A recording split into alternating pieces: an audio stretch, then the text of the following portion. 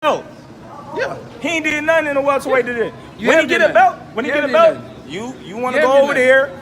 Keith Thurman want to go over there, and now y'all want to say, "Oh, I ain't fought nobody," but I got a belt now, so why? Okay. That Sean makes Porter got a sense. belt too.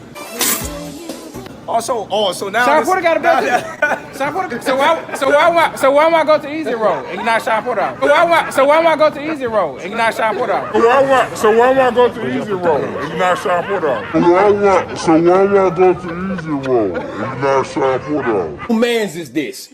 Get him the fuck out of here.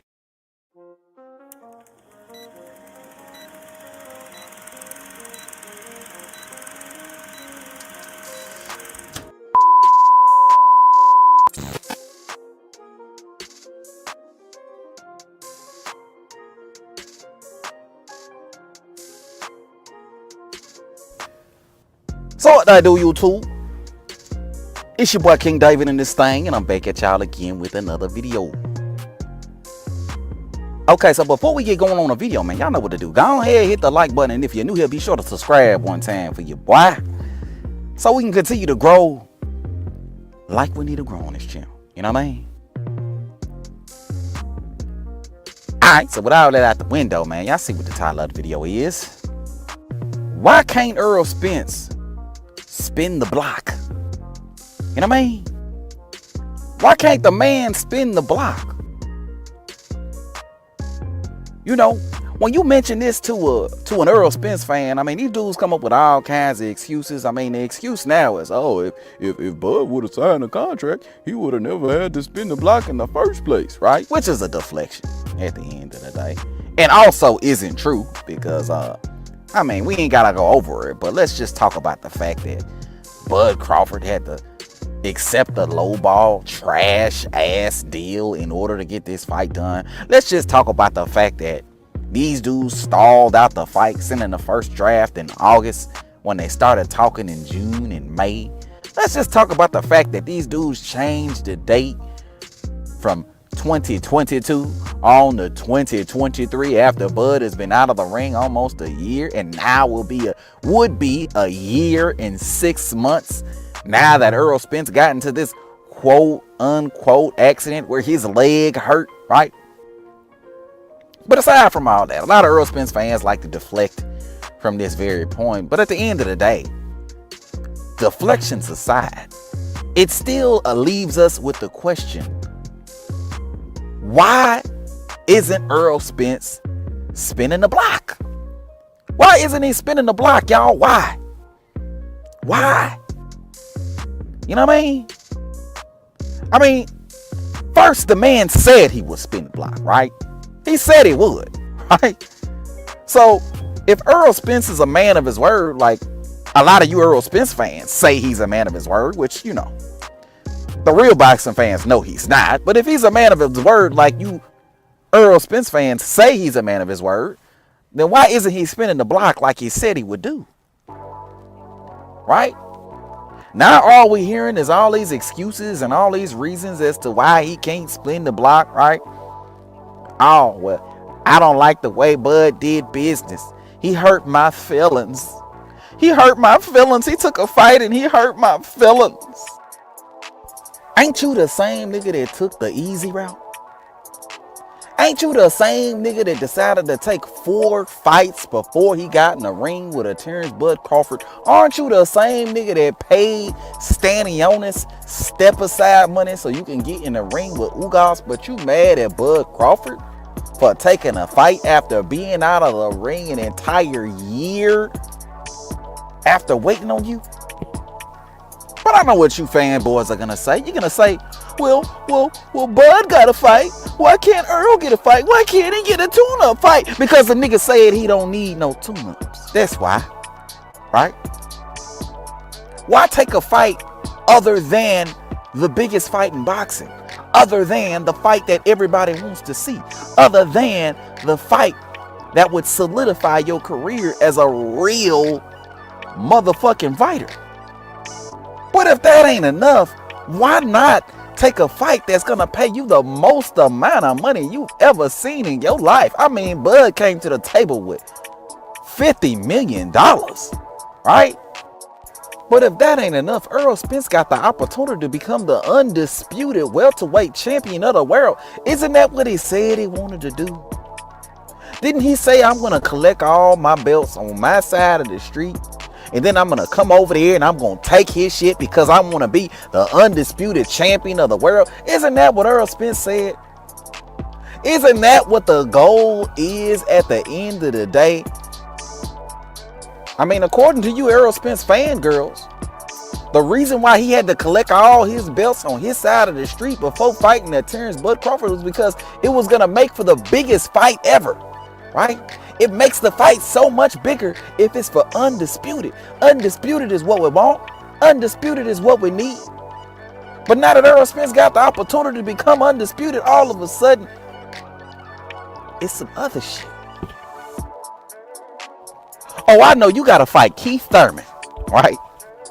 You got to fight Keith Thurman because he's your mandatory, right?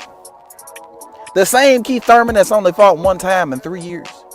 The same Keith Thurman that fought Mario Barrios, you know, the 140-pounder who was the WBA regular champion at 140, didn't even have the WBC belt, but the WBA belt, but somehow fought in a eliminator for the WBC belt to become a mandatory, right? That Mario Barrios.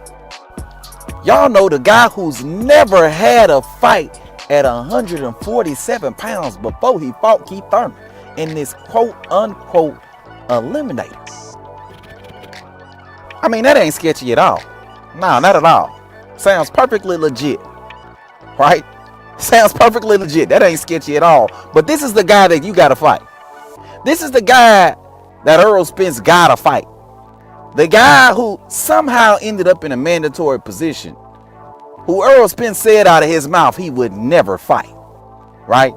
He has to fight this guy over Terence Bud Crawford, the guy who he said he would spin the block to fight, the guy who he said he would collect all his belts on his side of the street in order to get in the ring, right? Only so he can fight Keith Thurman and complain about the weight and go against his word on 2 occasions, by 1, not spinning the block, and by 2, fighting a guy who he said he would never fight, right? But according to the Spence fangirls, Errol Spence is such a man of his word. He's such a man of his word. But again, I asked the question that nobody seems to be able to answer. Why can't Errol Spence spin the block like he said he was gonna do? I mean, Bud's available in April. Earl's available in April. What's the problem? Why aren't we negotiating? Why aren't we making this fight? Right? But this is the guy that Bud Crawford's supposed to wait all this time to fight. Bud Crawford was supposed to wait on the easy route. He was supposed to go get a belt. He's supposed to take 60-40, 70-30, 80-20. He's supposed to cross the street, leave his promoter, cross the street over to the PBC side, also he can get the fight with an Errol Spence Jr. Right? But here he is right now, willing and able to make the fight with an Errol Spence Jr. But Errol Spence, for some reason, placing yet another barrier in the way of the fight. Because there's absolutely no reason why this fight shouldn't happen next. Absolutely no reason. Right? But you fanboys are going to try to justify it, right? You're going to try to come up with all these reasons for why Errol Spence shouldn't fight Bud Crawford next. Oh, he already got an agreement with Thurman. He already got an agreement with Thurman. He had an agreement with Bud too and then changed the date to 2023. Right? But hold up, King David. If Errol doesn't fight Thurman next, he's going to get stripped. But I thought unification fights took precedence over mandatories. So would he actually get stripped for fighting in a unification fight? Right? Would the WBC really be the only person to stand in the way of a Terence Bud Crawford versus Errol Spence fight happening next? I think not. Right? So again, I asked the question, why isn't Errol Spence spinning the block? Why, oh, why? Because the only reason that I can think of why he can't spin the block is that he don't want to fight. Like what me and a lot of other dudes have been saying for the longest. He don't want to fight. Never wanted to fight, never will want to fight. And that's all there is to it. But let me know what you dudes think about this shit, man. Hit it up in the comment section below. If you're new to the channel, be sure to subscribe. And everybody, and I do mean everybody, be sure to hit that goddamn like button on your way out, man. But until next time, man, I'm gonna holler at y'all. Peace.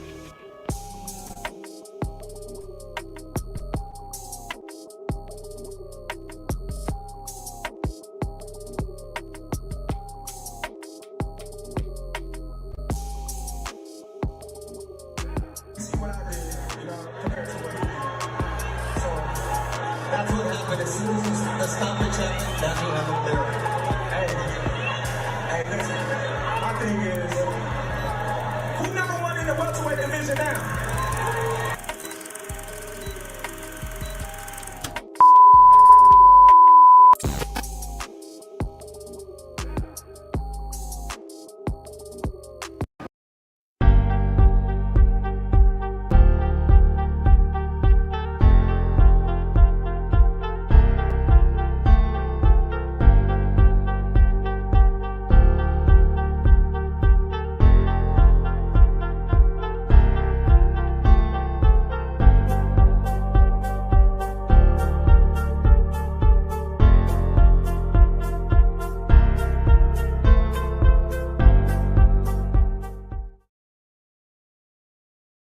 Welcome to the China Club. A China Tong Tang, a China Tong Tong Tang.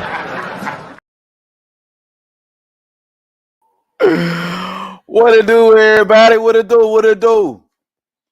I say, what it do? Salute to all the real boxing fans in the building, man. I say, salute to all the real boxing fans in the building. You know what I mean? Hey, Earl a duck in the chat if you can hear me good, bro. I say, Earl a duck in the chat if you can hear me good, bro. Salute to all the real boxing fans out here, man. We in the motherfucking building, man. Yes, sir. If you're new to the channel, be sure to subscribe. And everybody, and I do mean everybody, be sure to hit that goddamn like button one time for your boy. You know what I mean? And once again, Earl a duck in the chat if you can hear me good. Let me see if we got some Earls or ducks up in this motherfucker, man. I say, let me see if we got some Earl or ducks up in here, man. I don't see an Earl or duck yet. I'm worried about the sound. I'm worried about the sound. You know what I mean? We waiting on the Earls or duck. Okay, that's what I'm talking about. My dude Don Vaughn coming through with the egg roll, the biggest duck in boxing history. Facts, Don Vaughn. Appreciate you for sliding on through, man. Salute to everybody who's able to come through in the building, man. Let me see if we can let me read some comments real quick before we get going, bro. My guy Larry Lopez in the building say Earl don't want the fight, but that's the problem. Yeah, bro, that's the problem. Earl don't want the motherfucking fight. Point blank period in the discussion. My guy Bud Gonna Stop Spence is in the building. He say salute, gang. Appreciate you for sliding on through. Bud Gonna Stop Spence also says Ryan Garcia said exactly what Crawford said about PBC. However, Spence didn't want it. That's the main reason no fight. Oh, you know, we got a video coming about that. I say we got a video coming about that right there. Bud Gonna Stop Spence, man. You taking my content now, fam. Well, yeah, bro, we got a video coming about that, man. Yeah, bro. Facts on facts on facts, man. Modern King Boxer say the only thing Spence can do is keep staying in the spotlight. Can't force a leopard to stop running. Boxer die. Yeah, bro. Oh, yeah, all day, every day, man. You can't force a leopard to stop running. That's what they do. They run. They run. That's what leopards do. They run. You know what I mean? And for anybody new in the building, man, once again, bro, to the China Club. A China Tong Tang, a China Tong Tong Tang. Yes, sir. Yes, sir. We're in the motherfucking building. Let me keep going. My guy Don Vaughn say salute. Egg roll Spence busy blowing up in weight. Egg roll Spence. Oh man. Modern King say that's a good question, King David. Yeah, bro. You talking about a video from earlier? Yeah, bro. Yeah, bro. We got a lot of questions for Errol Spence fans that they ain't gonna be able to answer. You know what I'm saying? I just ask the right questions. That's what I do. I ask the right questions. You know what I mean? But let's keep it going though. My guy Modern King Boxing say the only thing Crawford can do is keep on being in the spotlight. Can't okay, I already read that already. XO Factor in the building. What to do, bro? Yes, sir. XO Factor in the motherfucking building. He's like, KD, what to do, bro? I'm listening, bro. Everybody smash that like button one time for my homie. Yeah, bro. Appreciate your XO Factory. And for anybody new in the building, man, be sure to subscribe to the XO Factory on YouTube. Brother put out some good content. And while you're at it, be sure to subscribe to Modern King Boxing on YouTube as well. Yes, sir. Yes, sir. Them my guys right there. You know what I'm saying? Modern King Boxing say, subscribe, share. Yeah, bro. All that good stuff, man. All that good stuff. All that good stuff. My guy Air Softener and Chef in the building. He say, salute, KD. Earl can't spin the block because Al took the keys to the car. Facts. Earl grounded. He on punishment, huh? He on punishment. He can't leave the house, man. Al took the keys to the car, said, you ain't going out on Friday. Hey, that what it looking like, man. I ain't gonna hold you. Facts there, soft the AC. Facts. Field studies say he already did something to make the fight, and y'all boy backed out. Is that right? He already did something to make the fight, and he backed out. That's what you said? Is that what you just said, film study? If Bud Crawford backed out of the fight, and you know we're gonna talk about this a little bit more today, but if he backed out of the fight, why do we have Steven Espinoza saying this? There were certain points that, there were a range of issues that Terence brought up that really didn't get resolved, and they lingered out there, and then then things all fall apart. If Bud backed out of the fight like you niggas say, why we got Steven Espinoza saying shit like that? They didn't give Bud what he was looking for in order to make the motherfucking fight happen? And the fight fell apart? Let me play that motherfucker one more time. There were certain points that, there were a range of issues that Terence brought up that, really didn't get resolved, and they lingered out there, and then, then things all fall apart. Range of issues brought up that did not get resolved and led to the fight falling apart, according to Steven Espinoza, president of Showtime, an affiliate of the PBC. So explain to me why he's saying that. If Bud ducked out of the fight like you niggas talking about, right? But let's keep it going, though. Let's keep it going. Hold on. Here we go. Here we go. Here we go. All right, EJ Duck. You don't want no smoke. Facts on facts on facts. Modern King Boxing say hit the like button. Stop lunch boxing. Yeah, bro. Appreciate you, Modern King Boxing. That's my guy right there. Okay, you talking to Modern King. Okay, never gets old. Show don't. It show don't never get old. Like this don't never get old either, bro. This don't never get old right here, fam. This don't never, ever, ever get old. Here we go. I got you. I got you. Oh, God damn. I got having a problem finding that motherfucker. Here we go. Here we go. Yes. Yes. Surprise. You gay. Never gets old. Salute to my guy GK Black in the motherfucking building. He say, so you go through a car window, have an eye injury, and pay step aside money, but won't do everything in your power to make sure the last strap for Undisputed after 5 long years just move up already. Facts. Facts. You went through all these trials and tribulations to quote unquote get Bud Crawford in the ring, and you gonna take his shit, and you've been talking all this shit just so you can move up to 150 pounds, 54 pounds, all willy-nilly at the drop of a hat. All the negotiations didn't go well. Bud ducked out of the fight. My feelings is hurt, even though we got Steven Espinoza saying that these niggas didn't give Bud what he was looking for, and there's a wide range of issues that were not addressed on behalf of the PBC and Showtime, but Bud ducked out of the fight. But after that little incident, you just ready to run away. You was willing to pay Stanionis step aside money, right? Come out your pocket and pay Stanionis step aside money in order to get Ugas in the ring, in order to get that fight done. But you can't even give Bud Crawford a guarantee in order to get him in the ring. Make that make sense. Make that make sense, y'all. These dudes was willing to pay Stanionis out their pocket step aside money. They came out their money. They say Bud Crawford don't sell.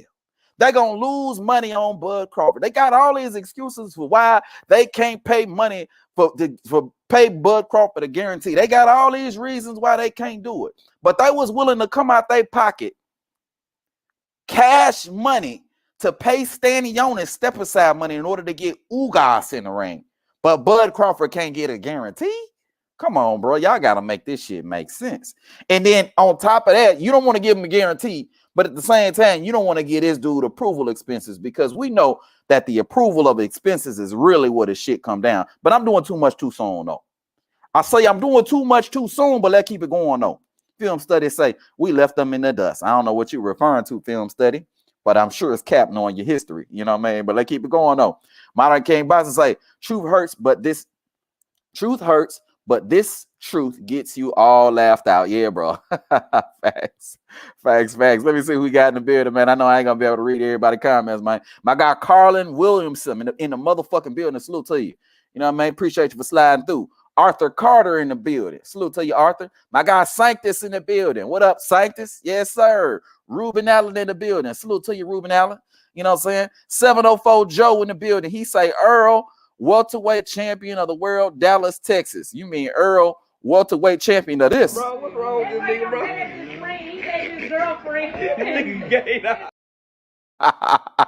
That's your boy right there. That's who you got repping Texas right now, 704 Joe. That's who you got repping Texas right now. I don't know, but let's keep it going, though. My guy Film Study said I'll answer them. Or will you now? Because I will be dropping the link like you know I inevitably do. So you more than welcome to come on the panel and answer each and every one of them questions. You know what I mean? Because I got at least 5 or 6 that I can't seem to be able to get a straight answer to. I get a lot of deflections and I get a lot of movement of the goalposts, but I haven't been able to get a straight answer to any of the questions that I asked in my last show. So, you know, as soon as I drop that link, Film Study, you more than welcome to come on through, you know what I mean, and give it a try to answer them questions. But I'm pretty sure you ain't going to be able to answer them, but let's keep it going, though. Let's see. We got Simone in the building. Okay. Pound for pound, my man Terence Bud Crawford. Yeah, bro. Yeah. That's the guy right there. My man, 100 grand, Bud Crawford, man. Pound for pound, #1 fighter in the sport of boxing. I don't get how these fanboys come out their mouth and say Bud ain't fought nobody, but he's pound for pound #1 in the sport of boxing. How does that work? How do you become pound for pound #1 in the sport of boxing, but you ain't fought nobody? I don't get these niggas. They make zero sense when they say the bullshit that they say, right? Because if Bud is pound for pound #1 in the sport of boxing, but he ain't fought nobody, what does that say about everybody else that's below him on the pound for pound rankings, or guys that ain't even on the pound for pound rankings, right? What does that say about them niggas if Bud ain't fought nobody? So, you know what I mean? Let's keep it going, though. These dudes all capped at the end of the goddamn day. Fresh Prayers 402 in the motherfucking building. Salute to you, Fresh Prayers. Yes, sir. I said what I said is in the motherfucking building. Salute to you. I said what I said. Appreciate you for sliding on through. Let me see who else we got up in here, man. Anybody new? James in that building. Salute to you, James. Appreciate you for coming on through. My guy Dan Tan in the motherfucking building. Salute to you, Dan Tan. He say salute, Boxer Die. Appreciate you, fam, for coming on through, man. Let me see. I got a James say Bud is really difficult to work with. Bob said it, and PBC. If a McDonald's was really hard to deal with, you would take your money to Burger King, even if you wanted the fries. It's interesting how a lot of dudes want to quote Bob Arum whenever it suits their purposes, right? But what about when Bob Arum said this, though? Spence knows he can't beat Crawford. Are we gonna take that quote as literal as we're taking this quote with Bob Arum as far as Bud being hard to work with? Because Bob also said this. Spence knows he can't beat Crawford. So is Bob Arum lying about Spence knowing he can't beat Crawford, but telling the truth about Bud being hard to work with? Or is he lying about Bud being hard to work with and Spence not knowing that he could beat Crawford? Which one is it? I'm just trying to figure out which one it is. Because you dudes like to pick and choose what Bob Arum lyric you're going to choose to listen to and choose not to listen to.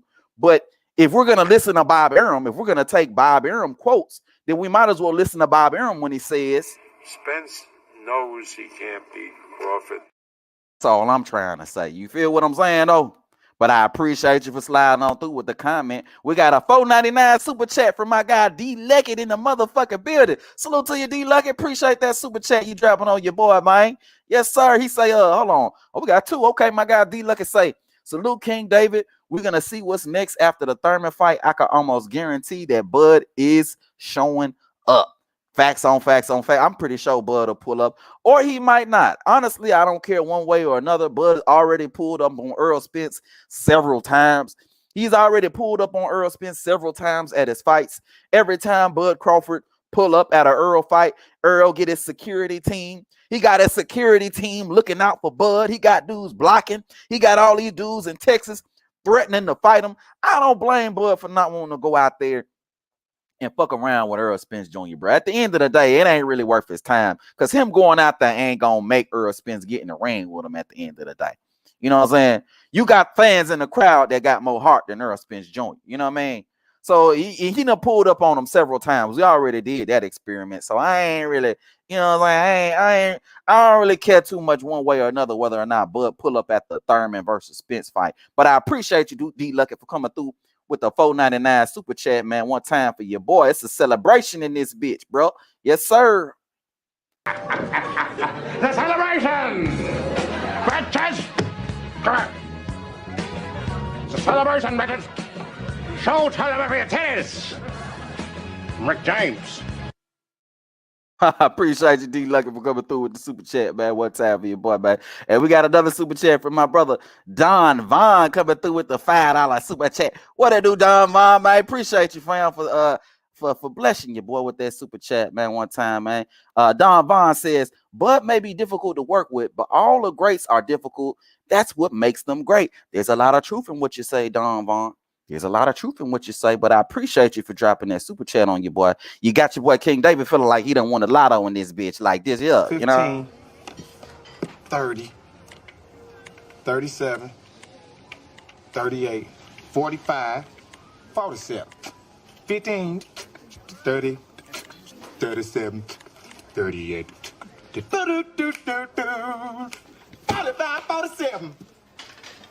Just hurry up. I got customers to serve. Appreciate you, Don Vaughn, for coming through with the $5 super chat, my boy. Appreciate that. Yes, sir. Bless you, boy. Okay, we got my guy Knockout Boxing 86 TV that made it up in the building. Salute to you, Knockout. Y'all be sure to subscribe to my guy Knockout Boxing 86 TV on YouTube, man. Put out some good content. He does fire debates, great content, man. Salute to you, Knockout. Appreciate you for coming on through, man. Yes, sir. Yes, sir. My guy Ben Deli in the building. I ain't seen you in a good little minute, my boy. He say, what good, KD? Bud making his rounds in Texas the other day with Shakur, and then went to Vegas to see Haney. Yeah, bro. My guy Bud solid as hell, bro. Pull up on anybody, anywhere. You know what I'm saying? I just want to know, when has Errol Spence ever pulled up to Omaha? You know what I'm saying? When has Errol Spence ever pulled up to Omaha like Bud be pulling up to Texas? Every time Bud pull up to Texas, you got all these other dudes that got more heart than Errol Spence trying to see Bud Crawford. But when has Errol Spence ever pulled up to Omaha? I'm just trying to figure it out. You know what I mean? These dudes want Bud to do everything, but Errol Spence to do absolutely nothing to make the fight. You know what I mean? Nevertheless, I digress, because we about to go ahead and we about to start cooking like you know we about to start cooking. But before that, let me go to the poll, right? Before we start cooking. Let me go to the poll. Hold on, y'all.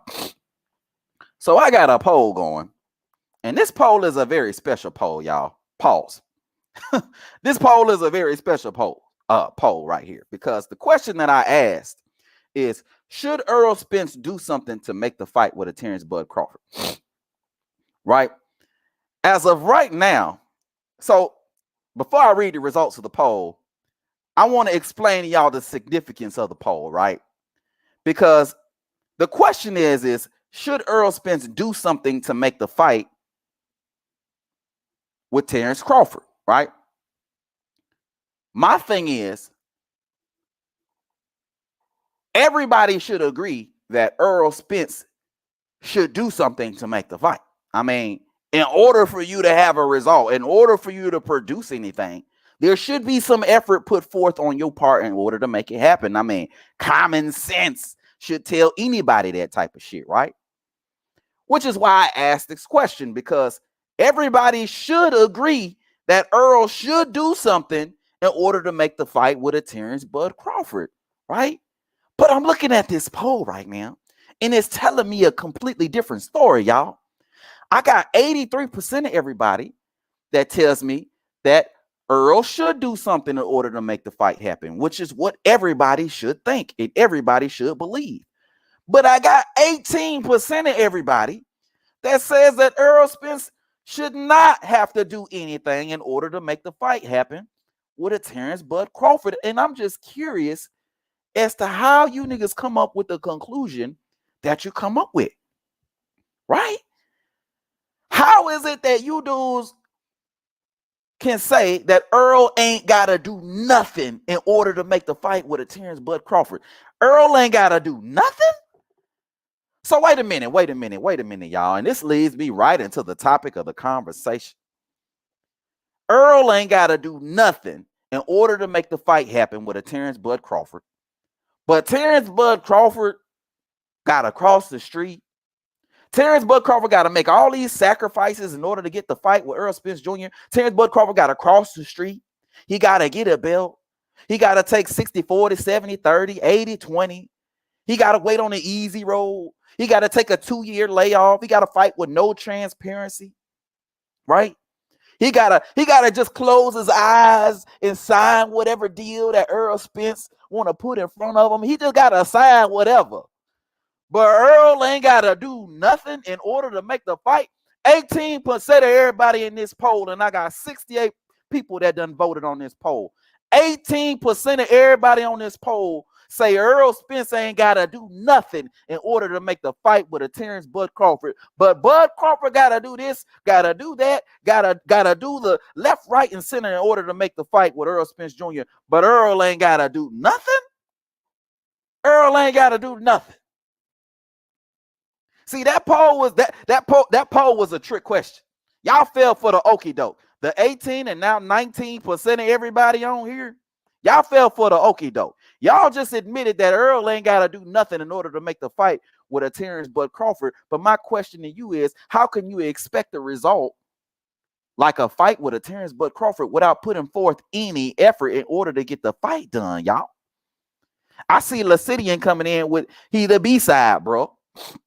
He the B-side, bro. Oh, so let's say Errol Spence is the A side, like what y'all like to say. The A side don't gotta make no effort in order to fight the B side. But according to y'all, Errol Spence want the fight. Errol Spence want the fight according to y'all, right? Errol Spence wants to fight. Y'all telling me that Errol Spence wants to fight. Y'all told us for years that Errol was collecting all his belts on his side of the street so he can get in the ring with a Terence Bud Crawford. It was all so he can become undisputed and get in the ring with a Terence Bud Crawford. But you telling me he ain't got to do nothing in order to become undisputed? Is that what y'all telling me? Is that what y'all telling me? I see film study in here capping once again, telling me that Bud backed out of the fight. But again, if Bud backed out of the fight, like you saying he backed out of the fight, then you got to explain to me why Steven Espinoza is saying this. There were certain points that, there were a range of issues that, Terence brought up that, really didn't get resolved. And they lingered out there, and then, then things all fell apart. Why did the issues not get resolved and lingered out there? Why did that happen? If Bud ducked out of the fight, if they didn't address Bud's issues, if your issues ain't addressed, how in the hell are you gonna be expected to go through with something? Right? How in the hell are you gonna be expected to sign a contract when your issues ain't addressed? He got to sign off on whatever. That's what y'all trying to tell me. But Errol ain't got to do nothing. According to y'all, Bud got to sign. Well, he got to get a belt. He got to get transparent. He got to take no transparency. because there was no, I mean, here we go, no He wants transparency. the power to at least know of expenses and ask Well, about see, expenses. now here's where it gets a little bit complicated. If you're saying I get the right to approve expenses, first of all, I have a problem with that. Espinoza got a problem with that, right? But you saying Bud got to do this, Bud got to do that, he got to jump through this hoop, that hoop, that hoop, that hoop, but Earl ain't got to do nothing in order to make the fight happen. Y'all got to make this make sense, bro. Y'all got to make it make sense. So this is what we're going to do today, y'all. This is what we're going to do today. Today, we're going to flip the script, and we're going to talk about what Earl got to do in order to make the fight happen with a Terence Bud Crawford. That's what we're going to do today. We're going to talk about what Earl got to do in order to make the fight happen with a Terence Bud Crawford, because I'm tired of hearing y'all tell me what Bud got to do. Every single day, there's always a new thing that Bud got to do. Bud got to do this, KD, if he want the fight. Bud shouldn't have fought Evanesian if he wanted to fight with an Errol Spence, even though Espinoza just told you his issues wasn't addressed. Bud gotta do this. Bud gotta do that. Bud gotta get a belt, KD. Bud gotta wait on Earl to collect the belts. But Earl ain't gotta do nothing. Nah, fuck all that. We gonna talk about what Earl gotta do in order to get the fight with a Terence Bud Crawford. That's what we gonna do today. Yeah, I know y'all don't like that. I know y'all feel, all 18% of you niggas out there feel like Earl ain't got to do shit in order to make the fight happen. I know you do. But the fact of the matter is, he does. He does got to do something in order to make the fight happen. Right? And it ain't going to be nowhere near as equal as what Bud did in order to make the fight happen. But Earl got to put forth some effort in order to make the fight happen. And those are the facts. Anything outside of that is some bullshit, and you know it, right? But when I drop the link, you niggas will have a chance to come on and rebut whatever it is you think that I'm saying that's wrong, right? But for right now, let's talk about what Earl need to do in order to make the fight happen. And just so y'all know, I'm not even going to be unreasonable with my demands, right? I'm not even going to say no crazy shit like Earl got to take a 70-30 split. I ain't even going to say nothing crazy. I'm going to talk about completely reasonable things that Earl should do if he really wanted to fight with a Terence Bud Crawford. But you know what? I know you niggas ain't going to like that, which is how twisted some of you dudes are. You dudes ain't even gonna like Earl putting in minimum effort in order to make the fight happen, because the stuff I'm gonna be asking him to do is gonna be very minimal. It's very minuscule things that Earl got to do in order to make the fight happen, in order to show the fight fans that he actually wants to fight, right? So without further ado, let me start. You know, before that, let me go to the comment section, man. Let me see what y'all talking about, and then we're gonna go to the first question. Real quick, man. Here we go. I'm just going to read a few comments, and then I'm going to go straight on into it, bro.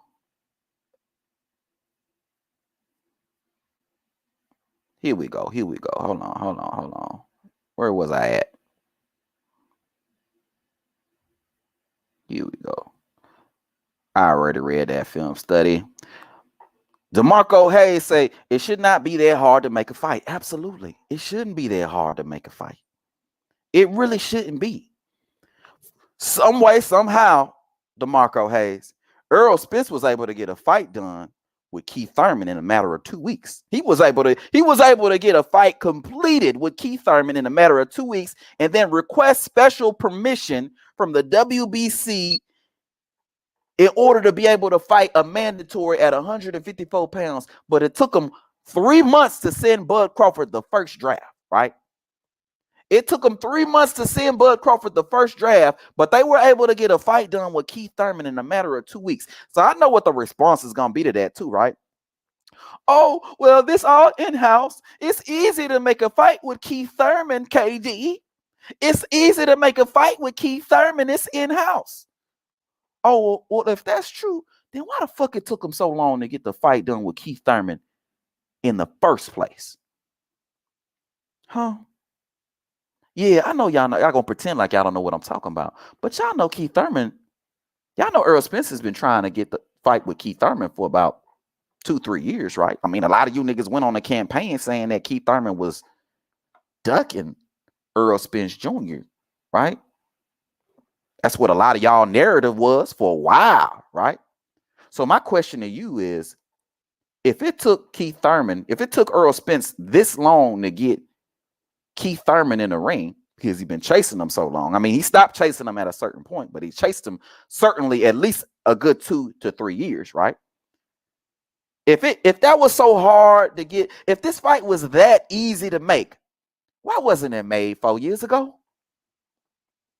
Huh? Somebody make it make sense for me.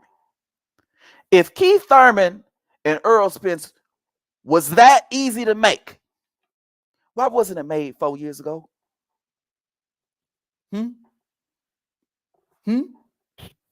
Why wasn't it made 4 years ago if it was that easy to make?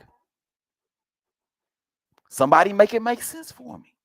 But somehow, some way, Keith Thurman and Errol Spence managed to get done in a few weeks, which took years in order to get done, while they were quote unquote planning to fight a Terence Bud Crawford at the same time. But I got a video coming out on that. Y'all be on the lookout for that. Let me go to my guy, GK Black. He said, Canelo made the effort to fight Caleb after walking away initially. Yay. Exactly. You know what I mean? Salute to you, GK Black. Knockout Boxing 86 TV says, the man already sent multiple offers that Bud claimed he agreed to. But how about you just ask Bud to sign the fight already and agreed to? You won't do that, though. Again, Knockout, you want Bud to, you want this what you want Bud to do. You want Bud to close his eyes. You want him to blindfold himself and just sign whatever contract that's put out there. But we got Steven Espinoza on record saying that there were certain points that, there were a range of issues that Terence brought up that really didn't get resolved, and they lingered out there, and then then things all fell apart. Steven Espinoza saying it was a range of issues that were not addressed on behalf of a Terence Bud Crawford, and that's the reason why the deal fell apart, right? You got what I'm saying? That. So you gonna sign a deal that you don't agree with? But we're gonna get into it. We're gonna get into it. All right, let me put the comments away. Let me start with the first thing that Errol should do in order to make the fight happen with a Terence Bud Crawford. Let me start with the first thing that Errol should do. If Errol wanted to make the fight, or if Errol wants to make the fight with a Terence Bud Crawford, the first thing that he should do is send a fair deal. I know Errol Spence fans are gonna go crazy. Oh no, what do you mean a fair deal, KD? He sent him a fair deal already, but agreed to terms. I'm talking about a fair deal, in which case there's a guarantee. Because a lot of these issues regarding transparency, and a lot of what Steven Espinoza is talking about being issues holding up the fight, is because there's no guarantee for the fight, right? So a fair deal would include either A, a guarantee, or B, the approval of expenses, right? That's what a fair deal would consist of. I mean, every other fighter that's gotten the ring with a Errol Spence Jr. from a Danny Garcia to a Yordenis Ugas to a Mikey Garcia to a Sean Porter, all of them got a guarantee. But for some way, it seems to be completely different when it comes to a Terence Bud Crawford, and that's not how you get fights done. You can't sit there and tell me that Errol Spence Jr. wants to fight with a Terence Bud Crawford, but he's sending trash ass deals like that. You can't sit there and tell me that Errol Spence wants to fight with a Terence Bud Crawford when he's sending offers that include no guarantee. And let's be clear when I say that they never, and I mean never, ever gave Bud Crawford the option to get a guarantee, because we got my guy Bud Crawford saying this. I never was offered a guarantee, not once. So what the fuck is the purpose of that? Right? If Errol Spence wanted to fight with a Terence Bud Crawford, if he really wanted to fight, he would send a fair deal. He would send a deal that consists of more than 35% right? I mean, Mikey and Ugas got more than 35%. Sean Porter and Danny Garcia got more than 35%. So why is it the guy with the biggest name, the most notoriety, and the most credibility got to take less money or less of a split than those guys? And the guy holding the other belt, which Earl himself said out of his own mouth that he wanted to become undisputed and become the undisputed champion of the world. We got to remind everybody what Earl said? Guys avoiding him. Like I said, I'm going to get these belts over here, then I'm going to come take Terence Crawford belt because I said I'm going to be undisputed welterweight champion of the world. So the only way to make that happen is to take his belt. So, I mean, nobody's avoiding him.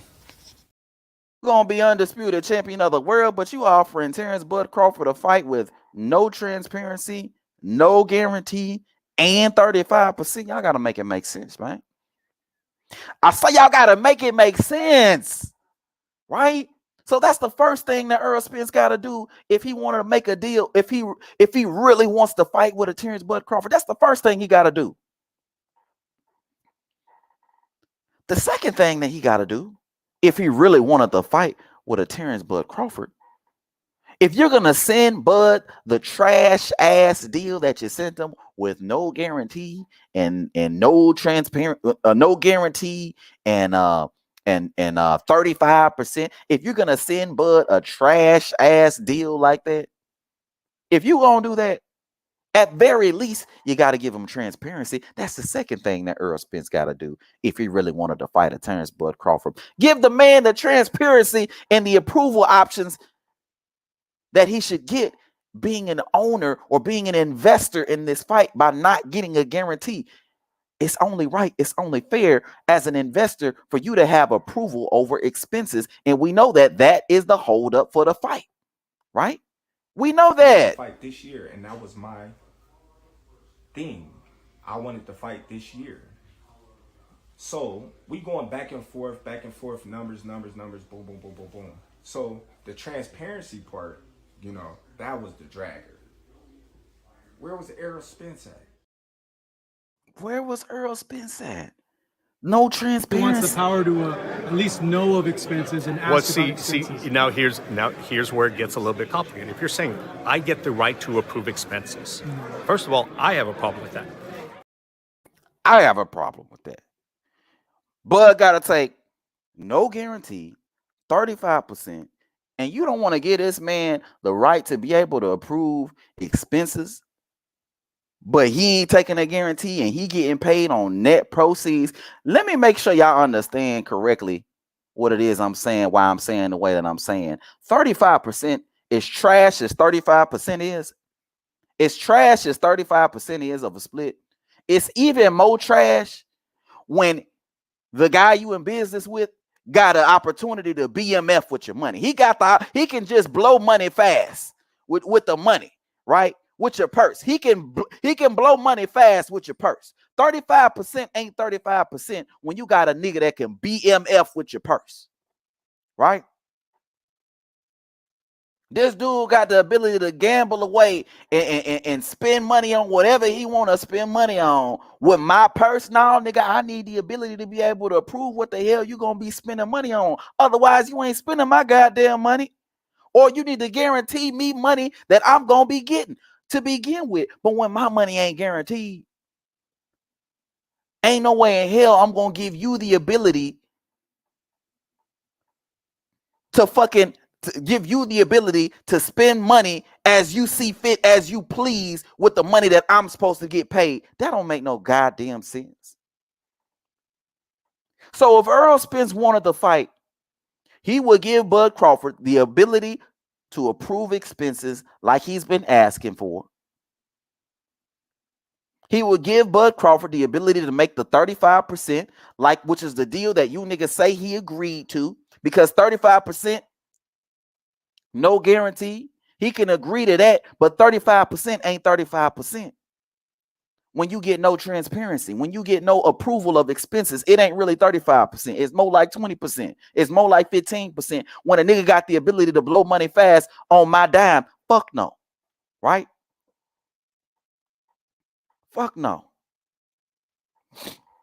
The third thing that Errol Spence would do if he really wanted to fight with a Terence Bud Crawford is he would spin the block. He would spin the fucking block.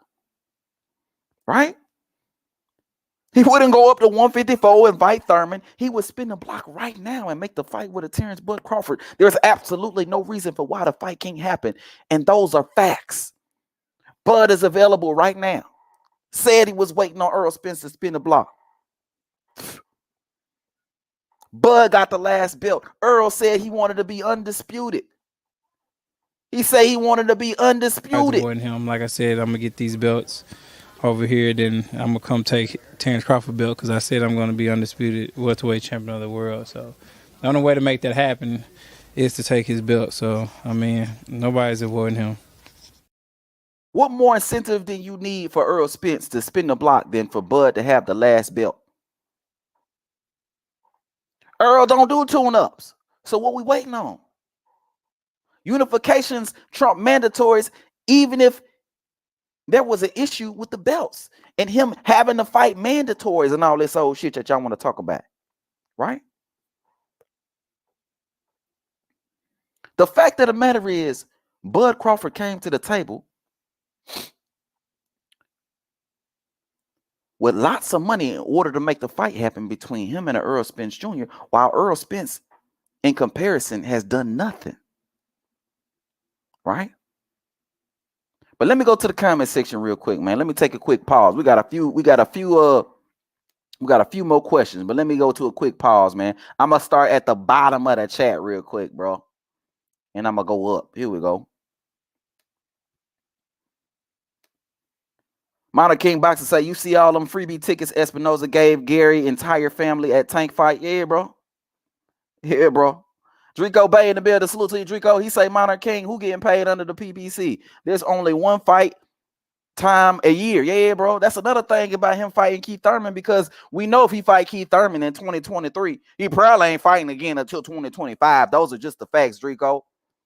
If he fight Keith Thurman in 2023, the nigga probably ain't fighting again until 2025 if we really keeping it a buck, because these niggas at the PBC only fight one time in 2 years.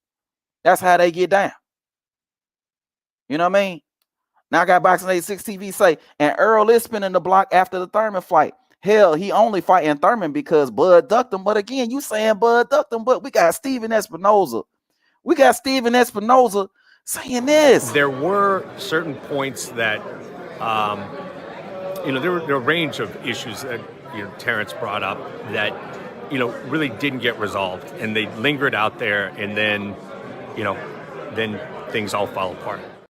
Man just admitted that he dropped the ball, that PBC dropped the ball on the negotiations, but you telling me Bud ducked out of the fight. I'm just really trying to make it make sense over here, out here on these boxing streets. But let's keep it going, though. James said, tell Bud, Earl busy, go fight Boots or Ugas. But the fact of the matter is, why Earl busy? Why is he busy? What is he doing right now? Busy doing what? Busy running. That's what we're talking about here. Busy fighting in a meaningless fight, because at the end of the day, this fight with Keith Thurman is a meaningless fight. And those are the facts. Tell me what significance this fight is with a Keith one-time Thurman. Tell me what significance this holds. James, that's what I want to know. Tell me what significance this holds. What does Earl prove by beating Keith Thurman at 154 pounds? Thurman ain't got no motherfucking belt. So you ain't winning no belt. Thurman ain't bringing more money to the table than a Bud Crawford, and those are the facts, right? So he ain't getting no motherfucking money. He ain't bringing no belt. So what relevance does this hold? Is Earl a better fighter? Is he the best fighter at welterweight because he beat Keith Thurman, a dude who fought one time in 3 years? Make it make sense for me, James. But let's keep it going, though. Knockout says Bud was available when he signed the fight Avanesian. He was available, but what was happening when he was available? Wasn't this happening? This right here? I said, since this fight is dragging on with me and Spence, and we can't get things together, why don't I come out and meet you with my lawyer, and we just wrap it up? just me and you, and my lawyer. Al said, you know, his mother was, you know what I mean, not doing too well, and I honor that and I respect that, you know. The PBC can't get the fights done because our mommy's sick. Let's keep it real. Because our mommy's sick, the PBC can't get the fights done. Because these dudes don't want to give Bud Crawford what he's looking for, right? There were certain points that, you know, there were a range of issues that, you know, Terence brought up that, you know, really didn't get resolved, and they lingered out there, and then, you know, then things all fell apart. Yes, sir. You know what I mean? But okay, my guy D Lucky coming through with the super chat. Hold on, let me go down to my guy D Lucky. Appreciate you, D Lucky, for coming on through, man. Yes, sir. Blessing your boy with the goddamn $4.99 super chat, man. Yes, sir. The celebration! Bitches! Correct.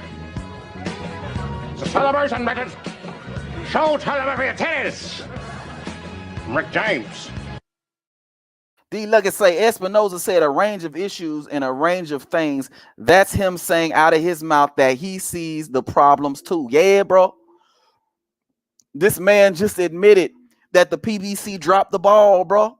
He literally just admitted out of his mouth. He said we dropped the fucking ball. We didn't address a multitude of issues that were brought up by Team Crawford. So explain to me, how is a fight gonna get done if you're not addressing the issues pertaining to the fight? Explain to me how that's supposed to happen. Somebody make it make sense for me, right? But dudes want to blame Bud Crawford for the fight not getting done and him quote unquote ducking out of the fight. But you got Steven Espinoza admitting that the PBC dropped the motherfucking ball when it comes to getting the fight done. You got Steven Espinoza saying we didn't give him the approval of expenses that he was asking for. Let me go ahead and play it again. Come on, y'all. He wants the power to at least know of expenses and ask about expenses. See, now here's where it gets a little bit complicated. If you're saying I get the right to approve expenses, first of all, I have a problem with that. You got a problem with that.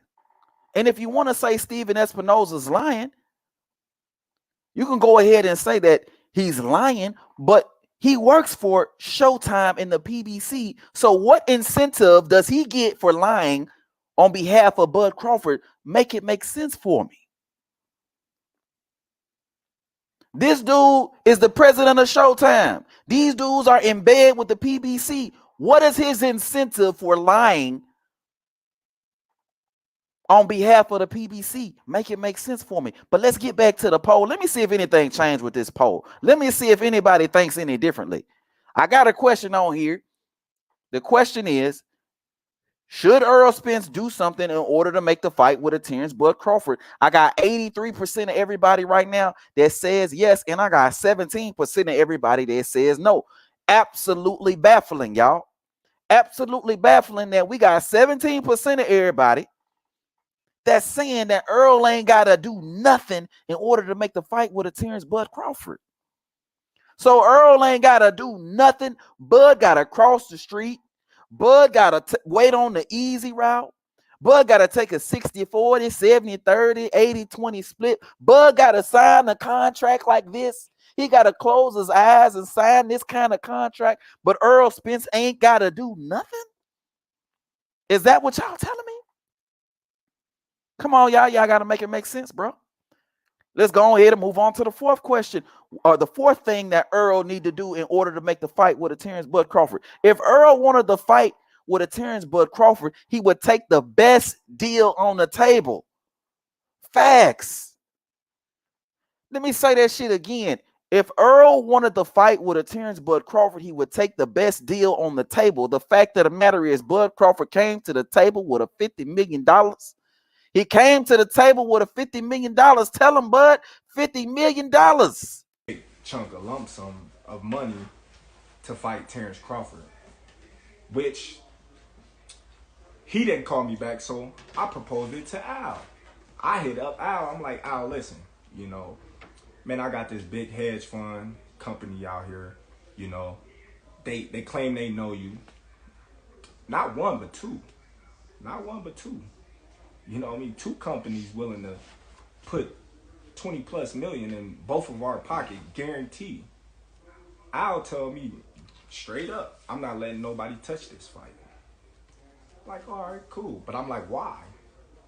He like, why would you want to put a ceiling on yourself? Why you want to put a cap? He had to go back. I'm not asking no unreasonable shit. Am I asking anything unreasonable of Errol Spence to do in order to make the fight with Errol Spence Jr.? Somebody correct me if I'm wrong. Am I asking Errol Spence to do the impossible, the improbable? Am I asking Errol Spence to bend over backwards in order to make the fight with a Terence Bud Crawford like you Errol Spence fans are doing? Am I asking Errol Spence to do something crazy, something that he can't do? Absolutely not. I'm asking Errol Spence to do something that should be common sense for anybody that's trying to make a fight. Take the best deal on the table. That was the fourth thing that Errol Spence needed to do in order to make the fight with a Terence Bud Crawford. Take the best deal on the table, right? Let me ask y'all a question. If you had a choice to take $25 million guaranteed with 80-20 split on the back end versus a fight with no guarantee, no transparency, and a quote, even in Errol's case, a 65% split, which would you take? In one scenario, you get a high guarantee, so you guaranteed to make money, along with back end. And in the other scenario, you taking no guarantee and net profit just on that guarantee with the no guarantee. So you depending on the net profit. Which would be the better deal? The high guarantee with the back end money or just the back end money? Which would be the better deal just based on that? Somebody answer that question for me. Somebody answer that question for me, please. Which would be the better deal?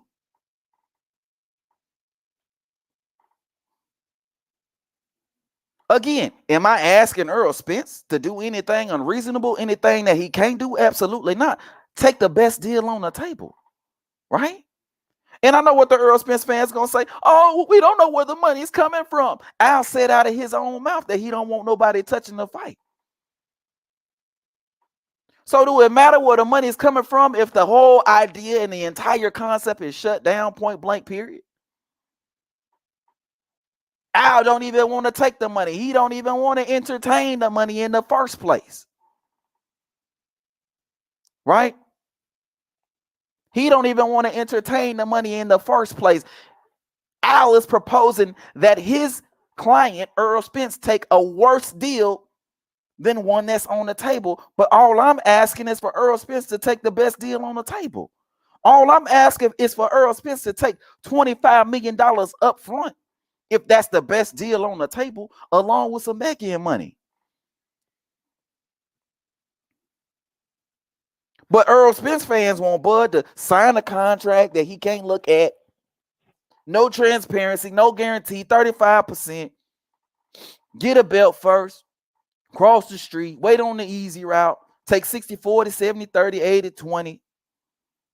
But Errol can't take the best deal on the table, but he wants the fight. Y'all want to tell me he wants the fight. But we can't even expect Errol Spence to take the best deal on the table. We can't even ask Errol Spence to do that. Because it's a no-brainer, which is a better offer between no guarantee and a back end, just straight back end with no guarantee, than a guarantee, a high guarantee, and back end on top of the high guarantee. Right? But I know Errol Spence fans, y'all want to deflect, y'all want to talk about other shit, y'all want to talk about this, talk about that, the third, all this other shit, instead of dealing with the issues, the fact that this deal is way better than this trash ass deal that was presented to Bud Crawford in order to make the fight with a Terence Bud Crawford, and those are the facts. But let's keep it going. Let's move on to the fifth question. The fifth question. The fifth question. If Errol Spence really wanted to fight with a Terence Bud Crawford, and this gonna rub y'all the wrong way, but he would have never told Bud to get a belt first and take the easy route. He would have never told Bud that shit if he really wanted to fight. Right? Again, Mikey and Danny didn't have to get a belt. So why did Bud Crawford have to get a belt? Right? Oh, those were money fights, KD. The biggest money fight on the table is a Terence Bud Crawford. Right? I gotta take the easy route, KD. If Earl wanted to fight, would he really have needed to take the easy route? Would he have really needed to do that in the first place? I'm just really trying to make it make sense. Because the fact of the matter is, he would have never needed to do that in the first place if his intention was to fight Bud Crawford to begin with. Right? It simply don't make sense, especially when you just move up to 154 pounds all willy-nilly at the drop of a hat. Especially when you just move up to 154. You tried to negotiate for 5 minutes, and then you just move up when the fight can't happen. You up at 154 pounds.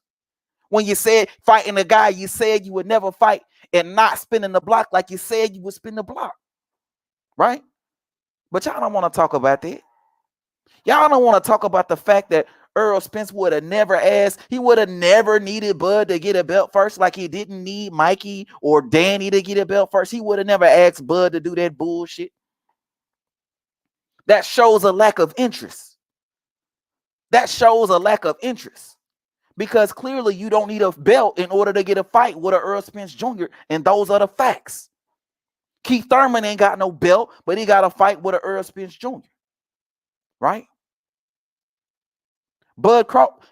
Danny Garcia ain't had no belt, but he got a fight with a Errol Spence Jr. Mikey Garcia ain't had no belt, but he got a fight with a Errol Spence Jr. So why Bud Crawford got to get a belt? And this is a question that none of you niggas are ever able to answer. I got a whole lot of questions that need answers, but y'all ain't got no damn answers. Y'all ain't got the answers. Right? Y'all ain't got the answers. He would have never told Bud Crawford that he needed to take the easy route first. When it came to Jeff Horn, he was ready to get in the ring, point blank period, into the sky. He was ready for some Jeff Horn smoke, wasn't he? Errol was ready for some Jeff Horn smoke, wasn't he? What do you tell Jeff Horn? I mean, let's fight. I mean, really nothing else to say. I mean, he has a belt, I have a belt. Let's unify. What happens in that fight? When it came to Jeff Horn, it's let's unify. He got a belt, I got a belt, let's unify. But when it came to Bud Crawford, I got to take the easy route first. Somebody make it make sense for me. Somebody make it make sense for me. So with Bud Crawford, I got to take the easy route first. But it ain't no issue making a fight with a Canelo Alvarez, right? Can we be done with everybody else but Terence Crawford? Can we just do Errol Spence versus Terence Crawford? I mean, that could happen. We got to see how it go. But, you know, like I said, I can move up to 160 and fight Canelo Alvarez. Look, I want to... Come on, y'all. Y'all got to make it make sense. He would have never came out his mouth and said that soft ass shit if he really wanted to get in the ring with a Terence Bud Crawford, and those are the facts. Those are the facts. Would have never said that shit at the end of the day. That sounds like Al Heyman doesn't think that his guy is going to win and is ducking Terence Crawford. He ducking Terence Crawford so he can do this. You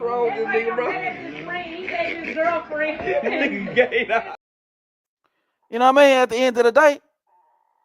But let's do this. Let's move on to the sixth and final thing that Errol Spence would do if he really wanted to fight with a Terence Bud Crawford. And the sixth and final thing that he would do if he really wanted to fight with a Terence Bud Crawford is Errol Spence would leave Al Heyman. Yeah, I said it. He would leave Al Heyman. If Errol really wanted to fight with a Terence Bud Crawford, he would leave Al Heyman, right? When it came to Bud Crawford wanting to fight with Errol Spence Jr., all I heard from Errol Spence Jr. fans all across the globe was, oh, he got to leave, blame Bob. He got to leave Top Rank if he wants to fight with Errol Spence. Blame Bob. It was excuse after excuse after excuse after excuse about why Bud Crawford can't get the fight because he's with Al Heyman. He's with Al Heyman, KD. I mean, he's with Bob Arum, KD. He's with Bob Arum. He got to leave Bob Arum, KD, in order to make the fight.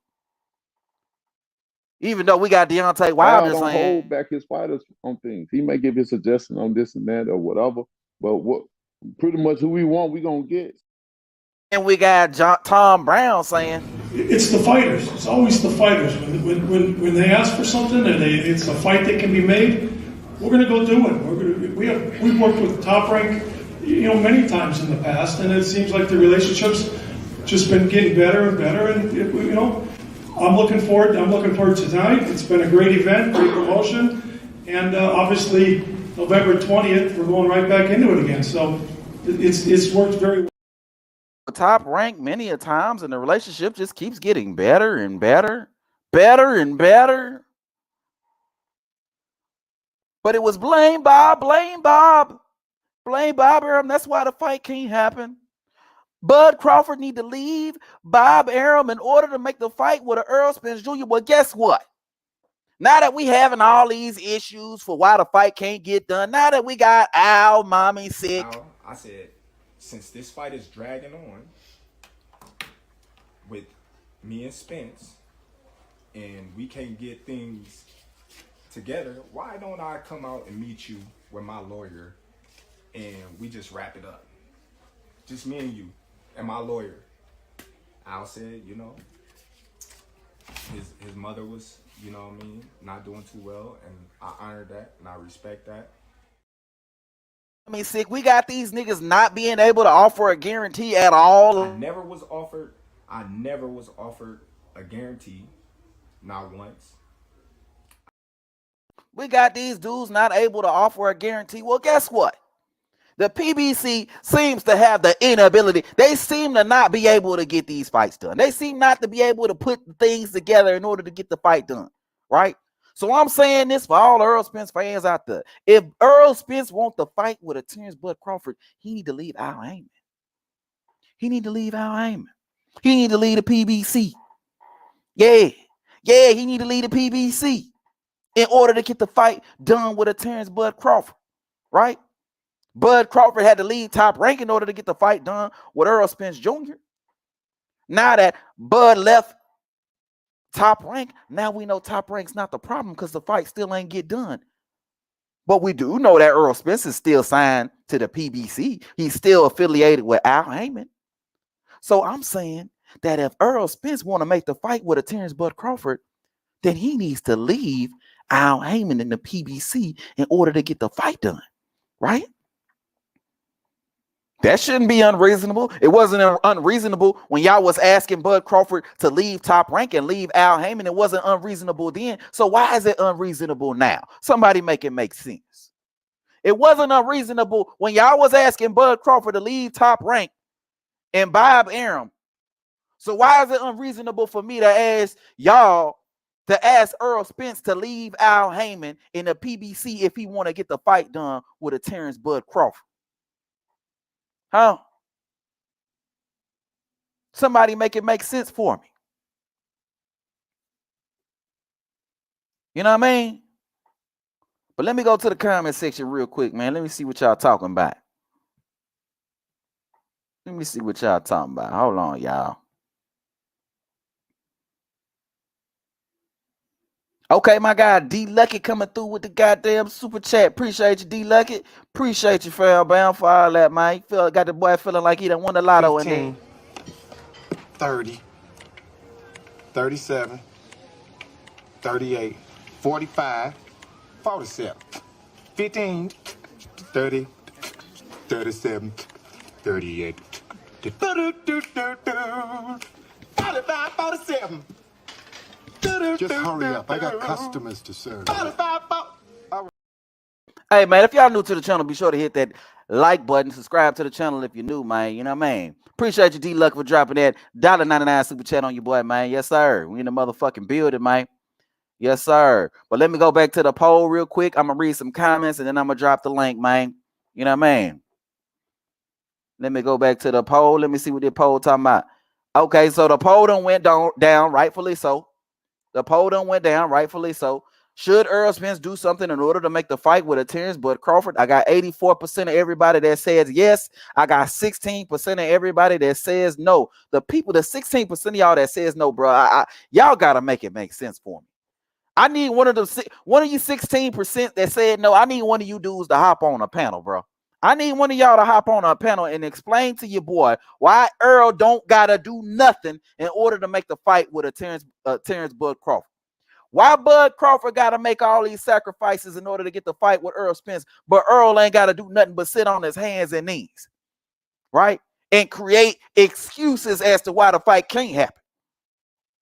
Why does Bud Crawford gotta put in all the work to make the fight happen, but Errol Spence ain't gotta do nothing? But according to y'all, he want the fight. According to y'all, he want the fight, y'all. You can't tell me that Errol ain't gotta do nothing, but he want the fight. You can't tell me Errol want to be undisputed champion of the world, but he want the fight. Come on, y'all.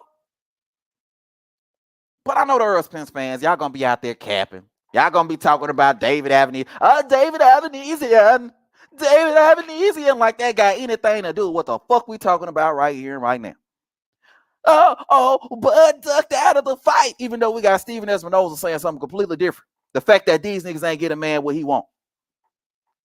You know what I mean? Let me read some comments and I'm gonna drop that link, man. Hold on. Here we go. Here we go. Here we go. I got you. Let me go to these comments, man. I'm finna start at the bottom. Let me see. First of all, let me see if I got any other super chats.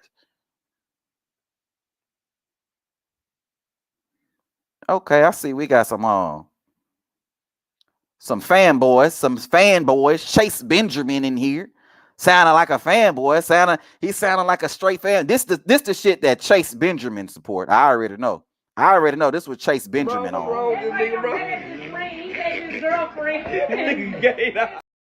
Chase Benjamin, I already know that's what you want. Do you want this shit? Yes. Yes. Surprise. You gay.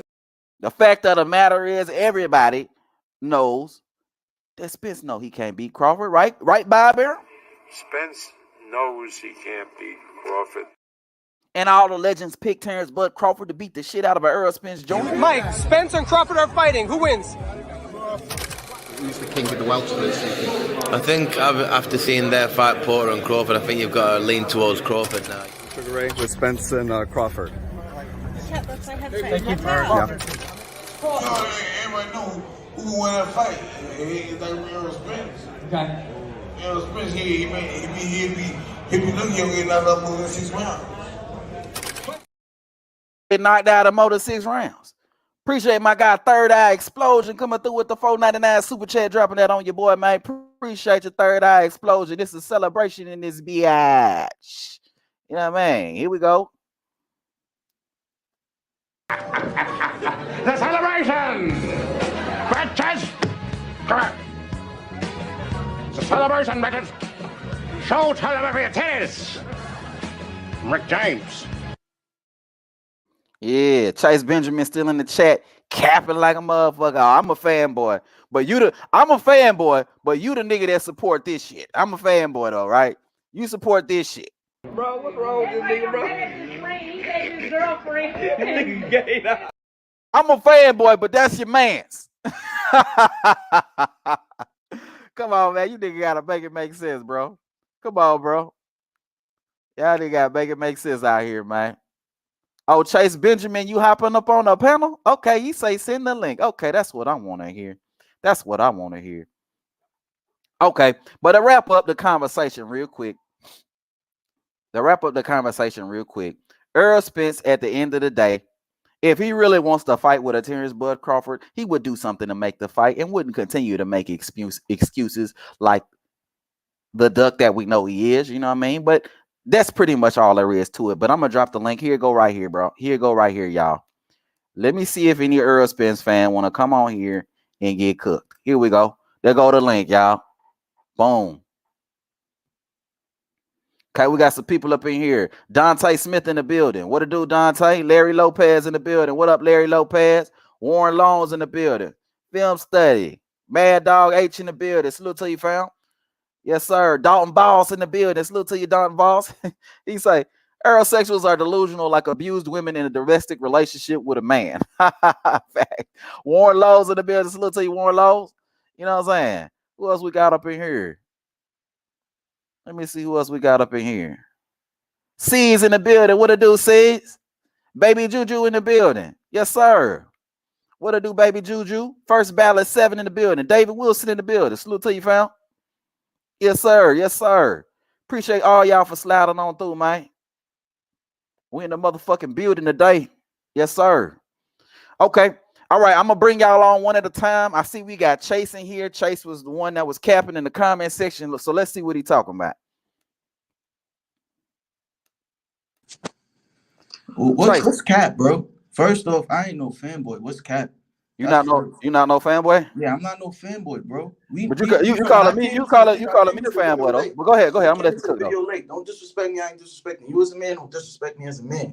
Ain't we nobody gonna talk man. We gonna talk man to man. Wait, hold on, fam. Hold on. You called me a fanboy in the comment section. You called me a fanboy. Because you can't, nigga. I called you a fanboy because you called me a fanboy. So I'm gonna say it back. Don't disrespect me. Nah, bro. Nah, hold on. All right, so man to man. I'm about to attack all your points that I heard from. Go ahead. That's what I want. That's what I'm looking for. Go ahead. Your man didn't fight nobody. Crawford has an amazing skill set. Nobody is doubting that. Your man didn't fight nobody until the motherfucker was 34 years old. That's one. Two, the man left the table. You're not talking about this man leaving the table. You're not talking about him turning down $8 million, asking for 15. He was turned down 8, then he turned down another 10. So they say, yo, we gonna do the no guarantee route. The same shit that happened with Caleb Plant. Caleb Plant took the 10 million. If he wanted to fight, he would have took the 10 million. But you're not saying nothing about that. You're not saying nothing about that. And he left the table to fight David Avanesyan. But that's okay. That's okay. As if David Avanesyan is a better fight for him than Thurman is for Spence. You sound like a whole fool on here, bro. You sound like a whole fool. And everybody that's going along with it, bro, if you don't know energy, you could look at the fucking interview that Crawford put up the first time and tell that he was off. Then come back at it and he turned around and say, oh, I was talking to them since July. When the first time he said he only spoke to them for 2 weeks before the fight. The boy lied to you and you still going with it. You still going with it. I don't understand that. Like, and y'all making all of this information off of hearsay. Ain't none of us in none of these fucking rooms, bro. None of us is in none of these fucking rooms. But what I could say is I seen Crawford's story change one too many fucking times. Errol's story been the same since he been saying it. Really? So yeah, really. His story's been the same. So he fighting Keith Thurman when he said he never fight Keith Thurman? I'm gonna clear my side of the street, then I'm coming to you. When they asked him why he don't want to fight Thurman, what he said? He said he don't want to fight Thurman because Thurman ain't never give him an opportunity. So who he fighting next? He fighting him at 54. He fighting him at 54 with a sanctioned bout with the WBC. With the WBC. Wait, nigga, you contradicted yourself about 17 million times, nigga. Yeah, you did. You said, wait, hold on, fam. Let me address your points. You said that Errol, a man of his word, and he doing what he said he was gonna do. But the nigga's fighting Keith Thurman in his next fight when he said he would never fight Keith Thurman. One. Why is he fighting Keith Thurman? Nigga, it don't matter. It don't. Wait. Hold on, bro. He was wait. He was bro. Hey, hold on, fam. I gave you the opportunity to speak. Now let me speak. Let me speak on your points. Thank you. Speak on it. All right. You said that Errol, a man of his word, but again, the nigga's fighting a nigga who he said he would never fight. Lie. All right, that's the first thing. Why the second thing, wait, no excuses. Wait, no. Hold on, bro. Let me talk. Bro. Wait. Hold on, fam. I'll let you speak. Now let me get my points across. Again, it's a lie. Ain't nothing. I don't care what kind of excuse you come up with for why he gotta fight Thurman. It's a fucking lie. A lie is a fucking lie. It don't matter what you say, nigga. He fighting a dude who he said he would never fight. Facts. Now this other shit about 15 million and they offered Bud 15 million. The fact that the matter is, Bud, yeah, you did, nigga. I heard you at the beginning. He wanted 15 million. They offered him 8. Then they didn't but even that's cap because guess what? That's cap because Bud, what did Bud say? Bud said it. What? Espinosa said it. He said what? When did he say that? Send a link to the interview. What a link at? It's in the interview. What interview? What interview? Go look it up. Nigga, you the one making the claim. But wait. Hold on, bro. Wait. Wait a minute. You the one making the claim. How the hell you gonna ask me to look it up? I'm gonna use my guy knockout point. How the hell you gonna ask me to look up a claim that you making about it? Send me the link and I'll pull up the video. Nigga, you got the YouTube channel. Nigga, you could. Don't you got You YouTube got too? the YouTube channel. Hey, am I the only one? Am I the only one that got YouTube? Research. Am I the only? Do the research. Hold on. Here go my research. I'm gonna show you my research right here. Here go my research right here. Hold on. Here you go. I got you. Hold on. That go my. I never was offered a guarantee. Not once.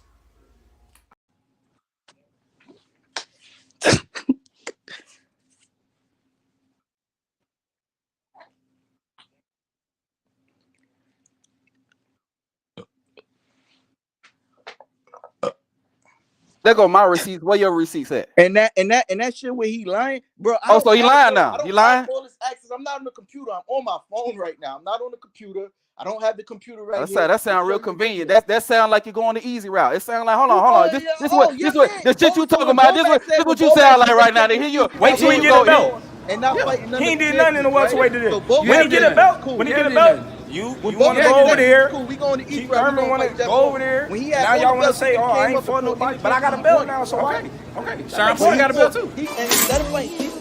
So now Sean Porter got a belt too. So why want to go to easy road and not Sean Porter out? So why want to go to easy road and not Sean Porter out? I can't even hear you. Nigga going the easy route because I was muted. Nigga going the easy route. That's what you're doing right now. You using YouTube as a convenient excuse. You got YouTube too, nigga. You can pull up the video, bro, send me the link. I'll pull if I leave, I'm on the website right now. I'm on wait. So you can't StreamYard.com. I'm not gonna be on the shit no more. So you can't. You wait. As simple as that. That's cap. But I hear I'm gonna send it to you outside of this. I'm gonna send it to you outside. Okay, go ahead. Send it to me. But you start my receipt. How they got to the no guarantee. Espinosa said in the interview how they got to the no guarantee. Okay, you saying what you saying, but I showed you my receipt. Yes or no? You showed me a receipt where the nigga was obviously lying. And that same shit, he obviously lying how? He started talking to them 2 months. He started talking to them, in October? He's like, yeah, I started talking to them 2 weeks ago. Then comes out and then says, I was talking to them niggas since July. What are you talking about, bro? He's lying to you right then and there. And that's the shit you're going to show me? I know nervous fucking energy, First of all, you deflecting because we talking about guarantees. We did, and I'm telling you, what were we talking about? What were we just talking about?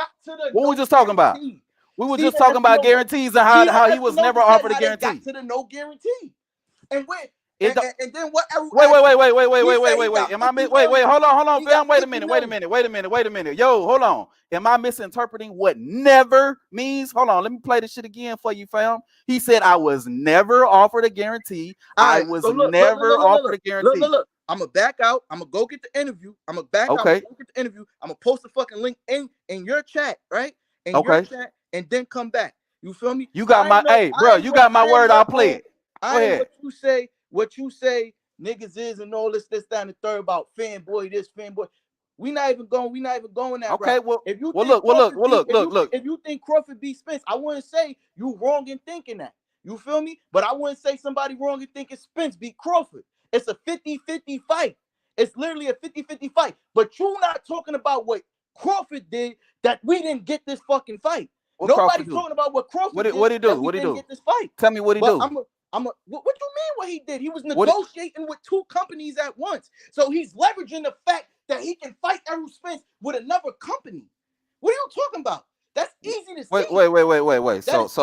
So Bud Crawford coming to the table with $50 million in order to get an Errol Spence fight done. How do you know he came to the table with $50 million? Because he said it. So he lying about that? So Bud lying? I don't know if it's true or not. But he was lying in that interview. Because he dead said he wait a minute. How the hell you gonna tell me it's not true if you don't know whether or not he lying? But you know it's true? How do you know it's true? Wait. I go wait.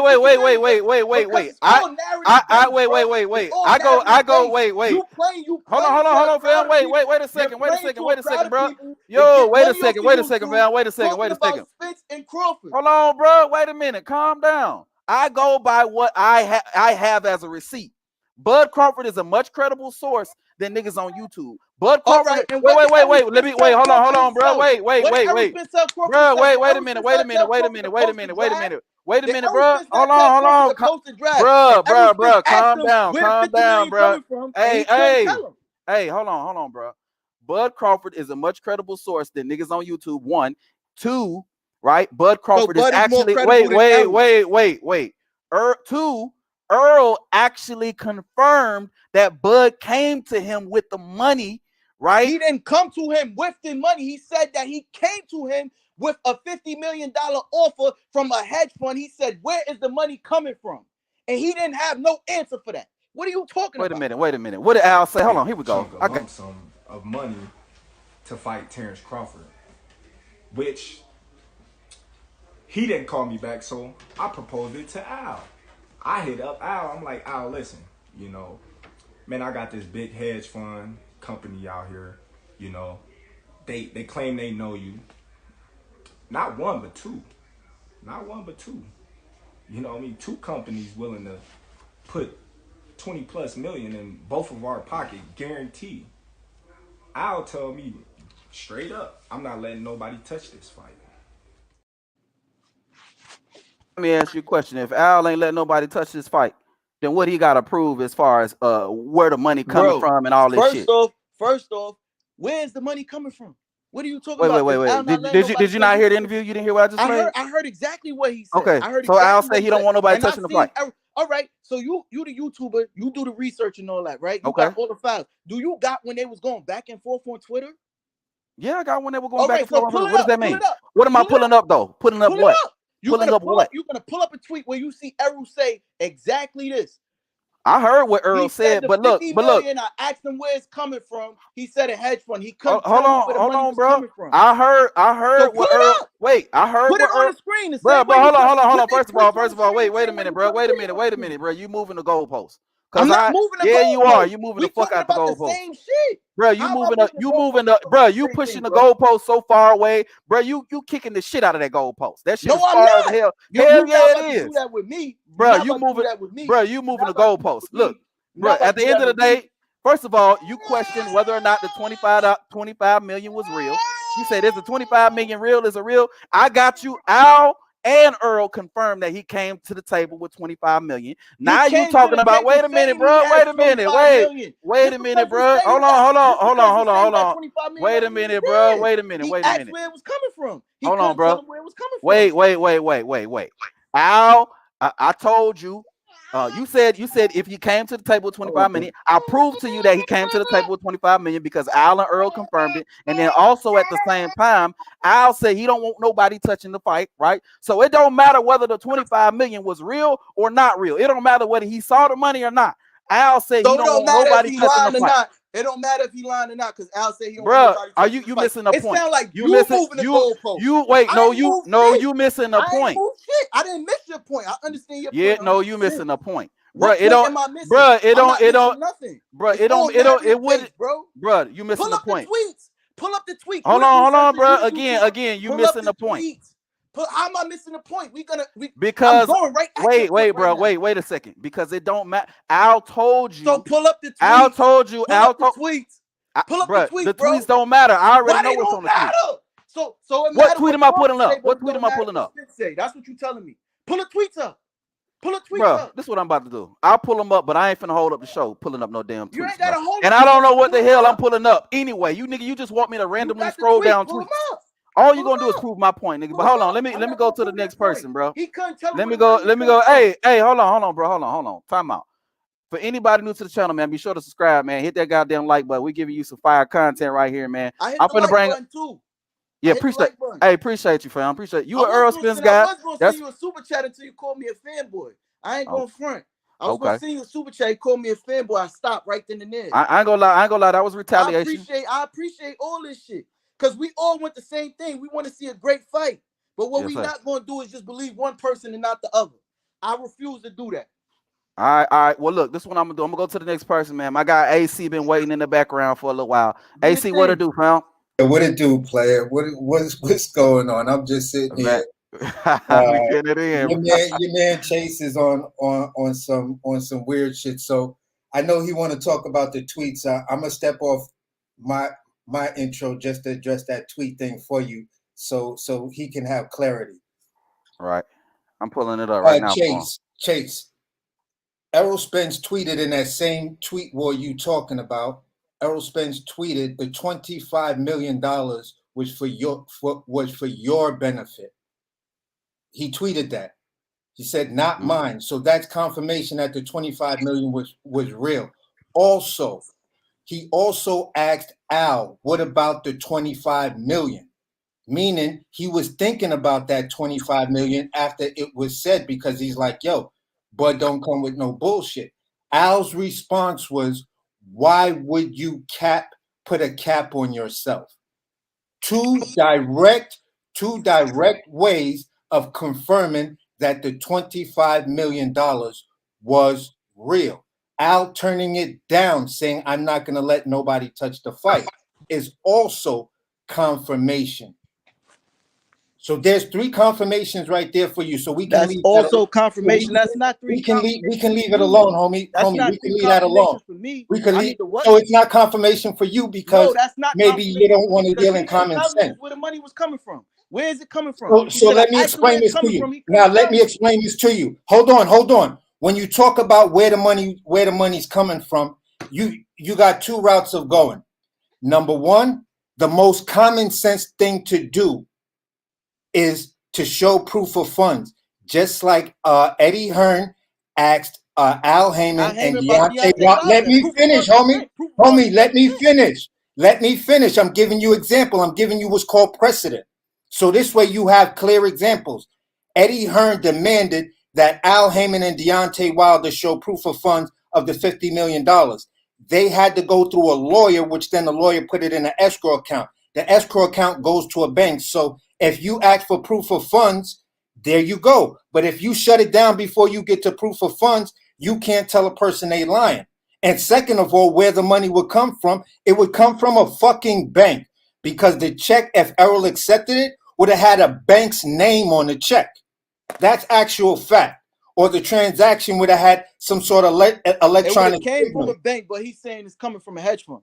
So the hedge fund has to put money in the bank. All right. So in order for it to go into escrow. Why he can't tell him what the hedge funds is? Because he's not obligated to tell anybody what the hedge fund is. You sound crazy. He's not obligated. There is nothing.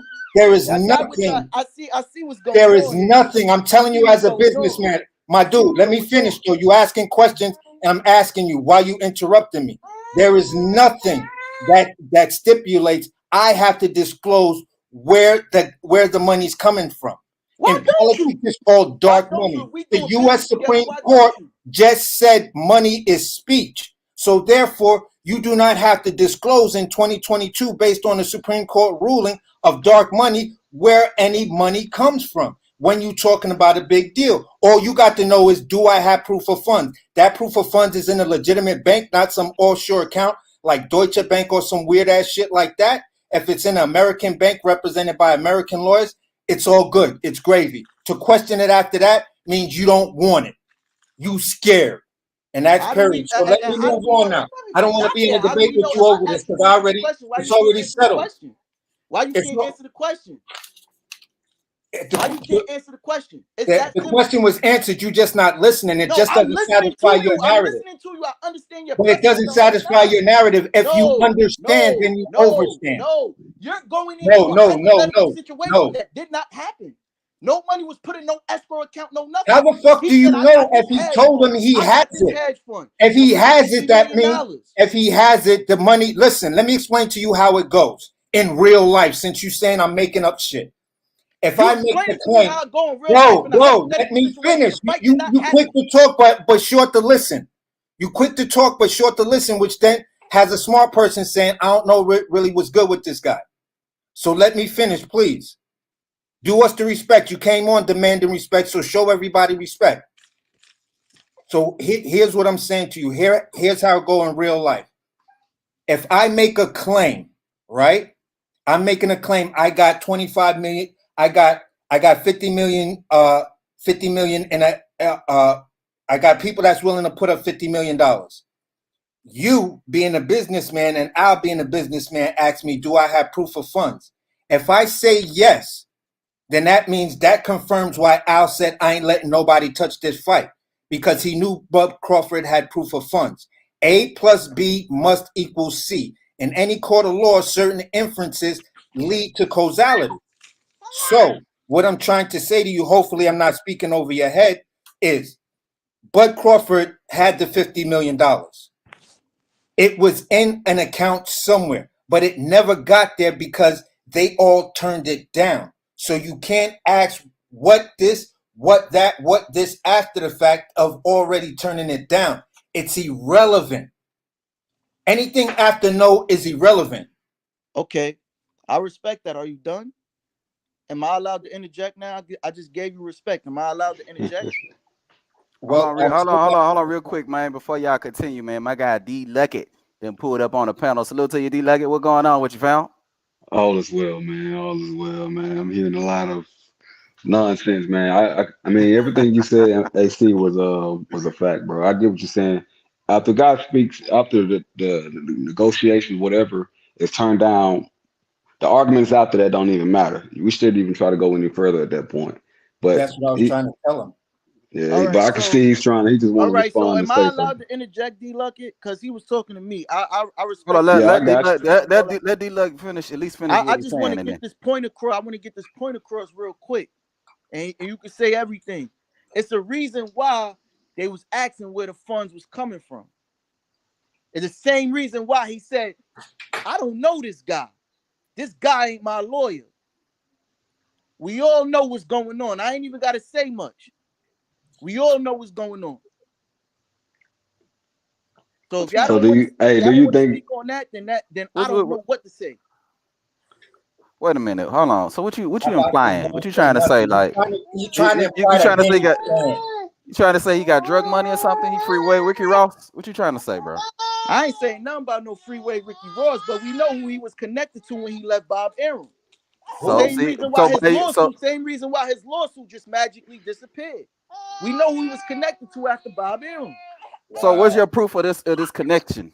Is what I want to know. As far as I know, he was connected to Jay-Z. Who put it up himself? He put it up himself. He said I'm connected to Daniel Cannon.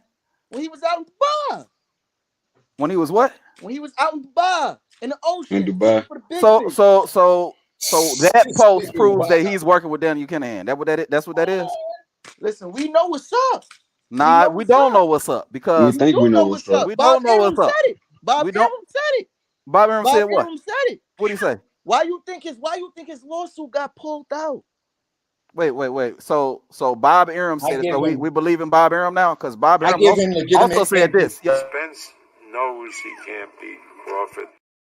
We believe in what Bob Arum is saying, and I don't remember Bob Arum saying it. I told you it's a 50-50 fight, bro. It's a 50-50 fight. Anybody. So why you don't believe Bob Arum right there? Believe Bob Arum in what? When he said Spence know he can't beat Crawford. If Spence know he can't beat Crawford, then that's what Bob Arum feel. I told you it's a 50-50 fight. Look, you can say it's a 50-50 fight, but the point I'm trying to make is, bro. And then Bob Arum say, "Oh, Terence Crawford can't beat Spence right now. He's not in the headspace to beat Spence." Then Bob Arum also say, "Oh, when did he say that?" I never heard that. I actually remember that interview, but look, the point I'm trying to. No. You listening to too much. Wait. Yeah. Your panel trying to make it seem like I'm crazy.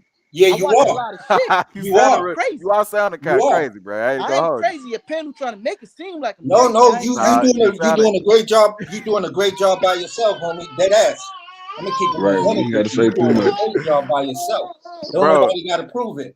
Bro, listen, hold on, real quick, bro. You know the point I was trying to make by saying that is that the fact is there's no actual proof that Bud Crawford was ever affiliated with Daniel. Oh yeah, the proof would have came out in court. That's why it's no proof. The emails. That's why. Oh, that guy. I'm not. Speculation, conjecture. So why did? Where are your sources? Why did the lawsuit magically disappear? What happened to the lawsuit? I don't know. Oh, all right. Listen, y'all can go. But everything else after that is speculation and conjecture. I don't know why. Still waiting for him to pull up that information. He don't have no proof. Speculation, conjecture. We still waiting for him to pull up it disappeared because Daniel Kinahan affiliation would come up. Come on, bro. You don't know none of that for a fact. You don't work with Bud. You don't work with Al. You don't work with none of them dudes. Oh, so it's you ain't okay for you guys to speculate. It's okay for you guys to speculate. What am I speculating? Tell me what I'm Everything. speculating. Actual facts. Tell me what I'm Everything. speculating. What facts are you talking about? I literally use Earl own words against him. Literally. Everything that I say came out of Earl's mouth. So what about Bud talking about negotiating with two companies at the same time? He never was. Okay, first of all, tell me what that has to do with anything first before I even respond to that. What that got to do with anything? Obviously, he didn't want to fight Errol. That's what. Because he's negotiating with two fights. Everything. Yeah. Who negotiates two fights at once? No, he was negotiating with a company, not necessarily. Didn't Davis just do that? Right. Didn't also, Davis just do that? That too, but excuse me, y'all. And Davis just negotiate two fights. One was a PBC Hey, let me ask Chase and the other something. one. That what got all these excuses. Let me ask Chase something. Did Bud come to negotiations or negotiations came to him? Did they come to him with negotiations? How did it go? I don't know. I'm gonna be honest. I don't know. So I'm just kind of sick of people saying like Bud didn't want to fight when he was the one that came to the table in the first place. And he was the one that left the table. Yeah, he left because of what? They didn't want him there. You think you? Wow. I can't wait. Yo, let me ask Chase this question. Chase, since you like receipts, let me ask you this. Didn't Steven Espinoza make a statement saying that everybody on the internet needs to chill out because it's going to be a 50-50 fight or very, very close to a 50-50 fight? Didn't Errol Spence say, I'm just kidding on 70-30, 80-20, 60-40? But yet they offered him, in reality, 65-35. So my question to you is, you keep saying we believe in something and we just making stuff up, but these are the facts. Espinoza lied about 50-50. Errol Spence lied about him joking about the percentage he actually offered Bud Crawford. Maybe the first contract was a 70-30. And Bud was like, is you niggas crazy? I don't know that. Like you said, none of us are in the room. Like you said, none of us are in the room. So we have to rely on the information that comes out and make a judgment based on history, on a person's character and their history of speaking the truth, whether that shit is true or not. Yo. All right. So look, I don't know about the contracts. Nobody knows because nobody saw the contracts. Because there were no contracts. We got asked one person. We got asked. Well, it was a draft. A draft was sent over. Plenty of drafts were sent back and forth. Exactly. A draft was the drafts are sent back and forth. Then where do people get signed a contract? He got up in the middle of negotiations, and it's only draft. Posted the draft, but they was told to post it, and he never posted it. Right? You can't post a draft. You cannot. Why? Because it's against the law when you're in active negotiation. If the other party chooses to sue you, then they can sue you. What did Ryan Garcia and Oscar De La Hoya just do when they took a picture with the contract? But it doesn't show any specific. It just shows the cover page of the contract. All he's doing is telling him to post the draft. You ain't got to show exactly what you just post it to say that you got it. So he said I got it. He already admitted it. So why do I need to take a picture when I made an actual admission? We have to stay within the realm of common sense and not take common sense and turn it into a conspiracy theory. And if you're listening to certain channels, that's what they have a habit of doing, taking common sense and turn it into a conspiracy theory. And it's all completely irrelevant to the actual business of boxing. This is right. So hey, hold on, real quick. Hold on, real quick, man. Let me read the super chat real quick, and then we got a guest that done pulled up on us, man. My guy Jamal Neezy say, "Whose man's is this? Get him the fuck out of here." Hello to you, Jamal Neezy. Appreciate you for coming through with the super chat, my boy. Here we go. That's for you right here, Jamal Neezy. Here we go. Feel like I don't want a lotto in this thing, bro. Hold on. Here we go. God damn. Here we go. 15, 30. 37, 38, 45, 47, 15, 30, 37, 38. 45, 47. Just hurry up. I got customers to serve. 45, Appreciate you for coming through with the super chat, Moving man. around. But I got Modern King Boxing that pulled up in the building, man. What going on with you, Modern King? Salute to you, fam. You there, Modern King? Yeah, I'm there. I'm on mute. Yeah, you can hear me now? Yeah, we can hear you. You hear me now? Yeah, we can hear you. What going on with you, Modern King? Okay. Yeah. Oh, you know what? I just wanted to elaborate, where my man just left off at, is oh yeah, I'm lagging a little bit. That's what it is. Damn, I'm lagging. Yeah, that commercial just finally went off on my end. Can you hear me now? Yeah, we can hear you. Okay. Okay, yeah. So I just like to pick up where he left off at where he was just speaking on damn, what was he just speaking on? That commercial threw me for a loop. I'm still laughing, yo. it's like it's looping on my end or some shit. I keep hearing it. Oh, you got an echo over there, huh? I don't hear echo on this end though. But... Me neither. Okay. Well, I'll let him continue. Go ahead, brother. You can keep continuing because he kind of threw me off with the commercial. I was laughing and shit. Okay, we got one person that done came through after you, Modern King. My guy CEO Films done pulled up on us, man. What going on with your CEO Films? I think this is your first time on the panel. What going on with you, fam? What's up, y'all? How y'all doing, man? Yeah, chilling, man. You talking that good boxing. Yeah, man. I was just, I always tune in. But I had to chime in because I was hearing my guy, he was talking about how they know about the money or whatever. So, I kind of do my research similar to what you do. When I talk, I like to talk with facts. So when I was watching the video of Bob, they was asking him about the money. He clearly stated, man, listen, he said, I can vouch that the money is in the bank and those guys have been paid. I mean, that the money is in the bank. That's and a bad video, bro. I know exactly what video you're talking about. He was talking about the fight with the Avenetian fight. He was not talking about no $50 million for the Spence contract. I know exactly what video you're talking about. It's the same video that Blue Bud posted when he tried to post. Hold on, fam. Let CEO Films finish, and then you will open up the panel again. You can address them. Yeah, right. Go ahead, CEO Films. So you said it yourself. That was the David Avenesian fight. Well, don't you know that they was negotiating way before the Avenesian fight? So if they had money for the Avenesian, then the money was there for the Spence fight. So I mean, that clearly shows that the money was for real right there. So what you're saying on the back on your end is, well, how do we know the money? Well, the money, they done been paid already, and the money was already clarified that it was in the bank. All the money was in the bank ready. So at that point, that money talk that you were saying, I think that kind of dismissed that. Far as negotiations, Bud walking away, man. I mean, come on, man. It's already enough that these guys only fight once a year. They should be fighting 2 fights a year. But with all the BS going on, they getting one fight a year.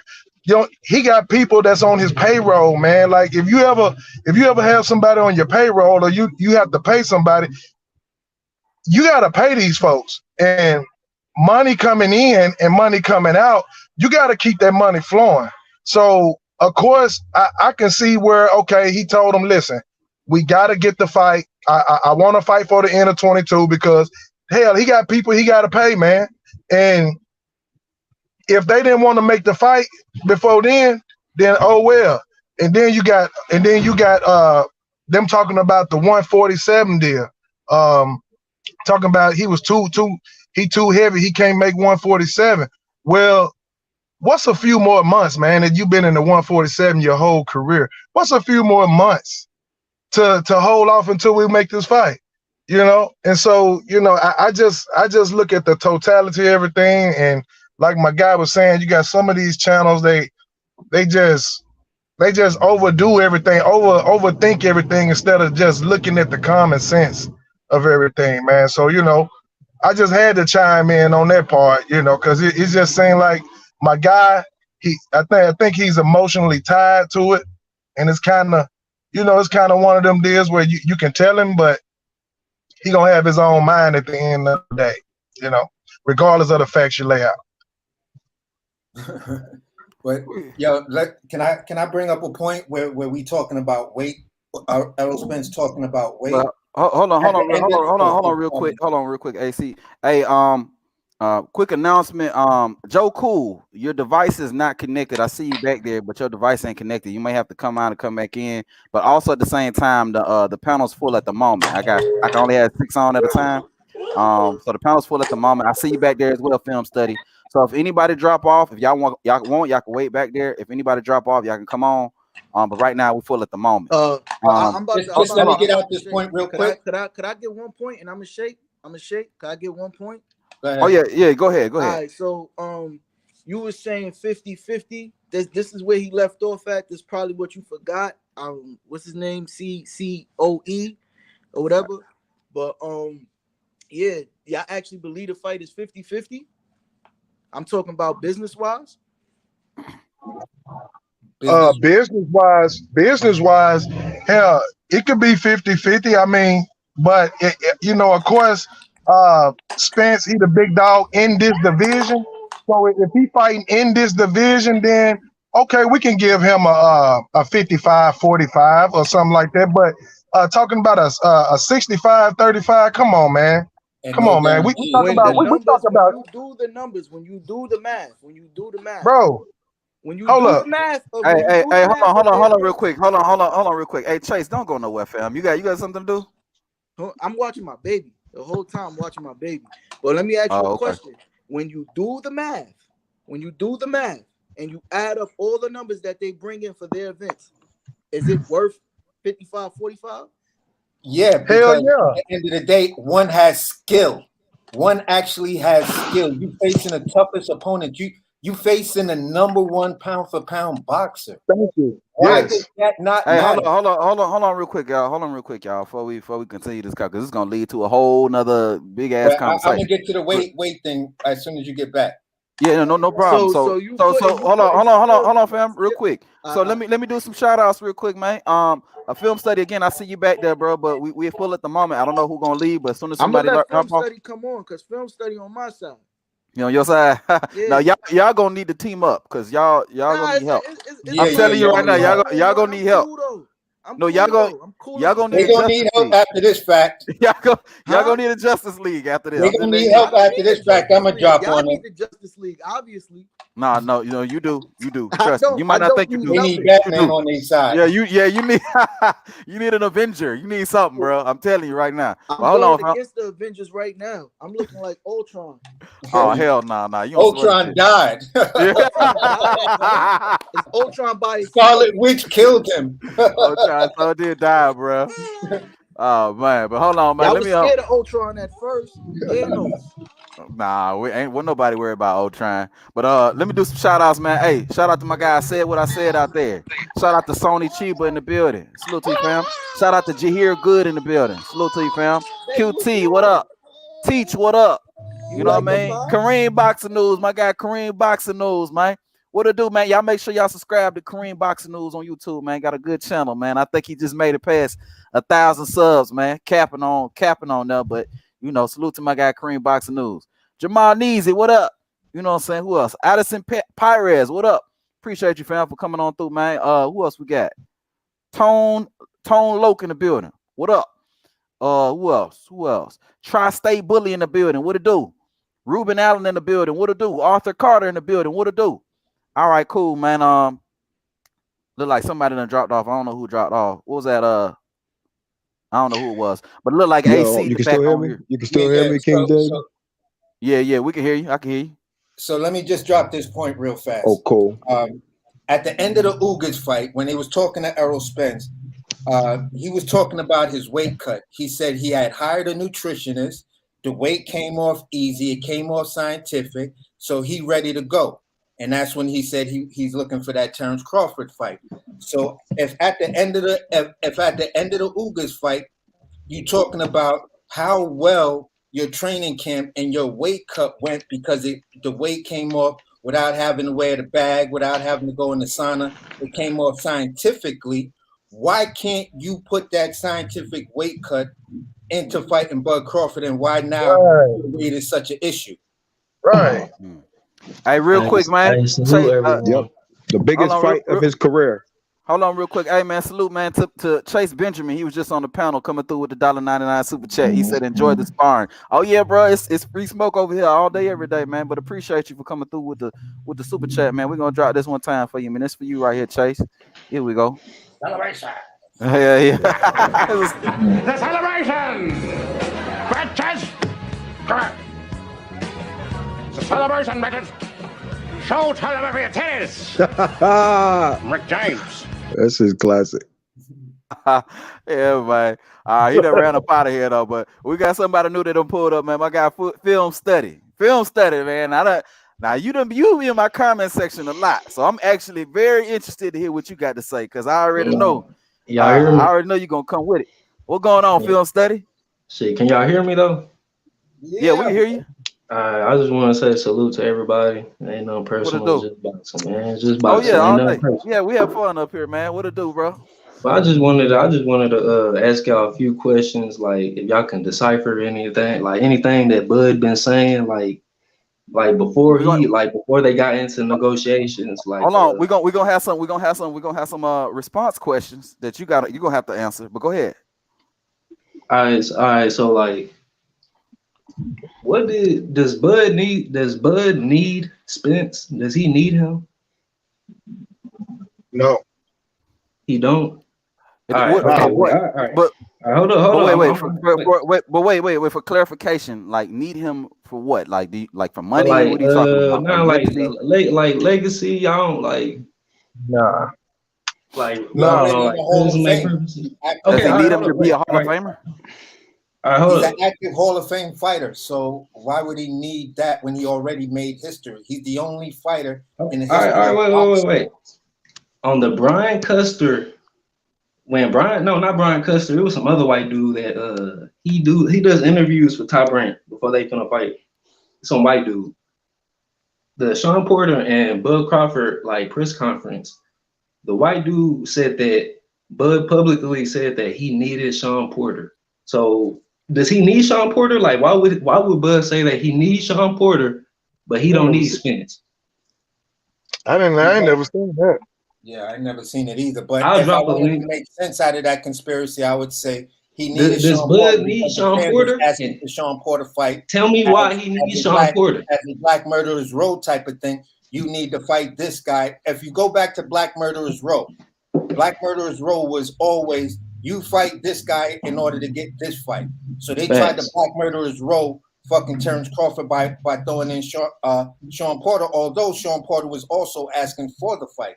So this is why you need the fight to solidify, maybe his space in 147. Okay, quick intermission. I got a few super chats I gotta read real quick, man. My guy Kareem Boxing News coming through with the $19.99 super chat. That boy Kareem must have got paid today. Salute to you, Kareem. He say y'all Bud fans are delusional. Errol gonna duck Bud. He agreed to 35%, sign the contract, sucker. This for you right here, Kareem Boxing News, man. Oh, hating that dude right here, man. You already know how he be getting down. Here he go right here. He don't want to fight. I bet you don't get it. I hope he don't get it. Gonna be like this right here. Yeah, they rolling hard too. They slanging real good. Y'all hear me? Might have to drop a dime on them. Yeah, my wife go do it. Y'all boys hear me? You know what I'm saying? I don't like that shit. For sure, bro. I don't like that shit. Hey, but I appreciate you though, Kareem Boxing News, man. Hey, if anybody new in the building, man, welcome, bro. To the Chinatown.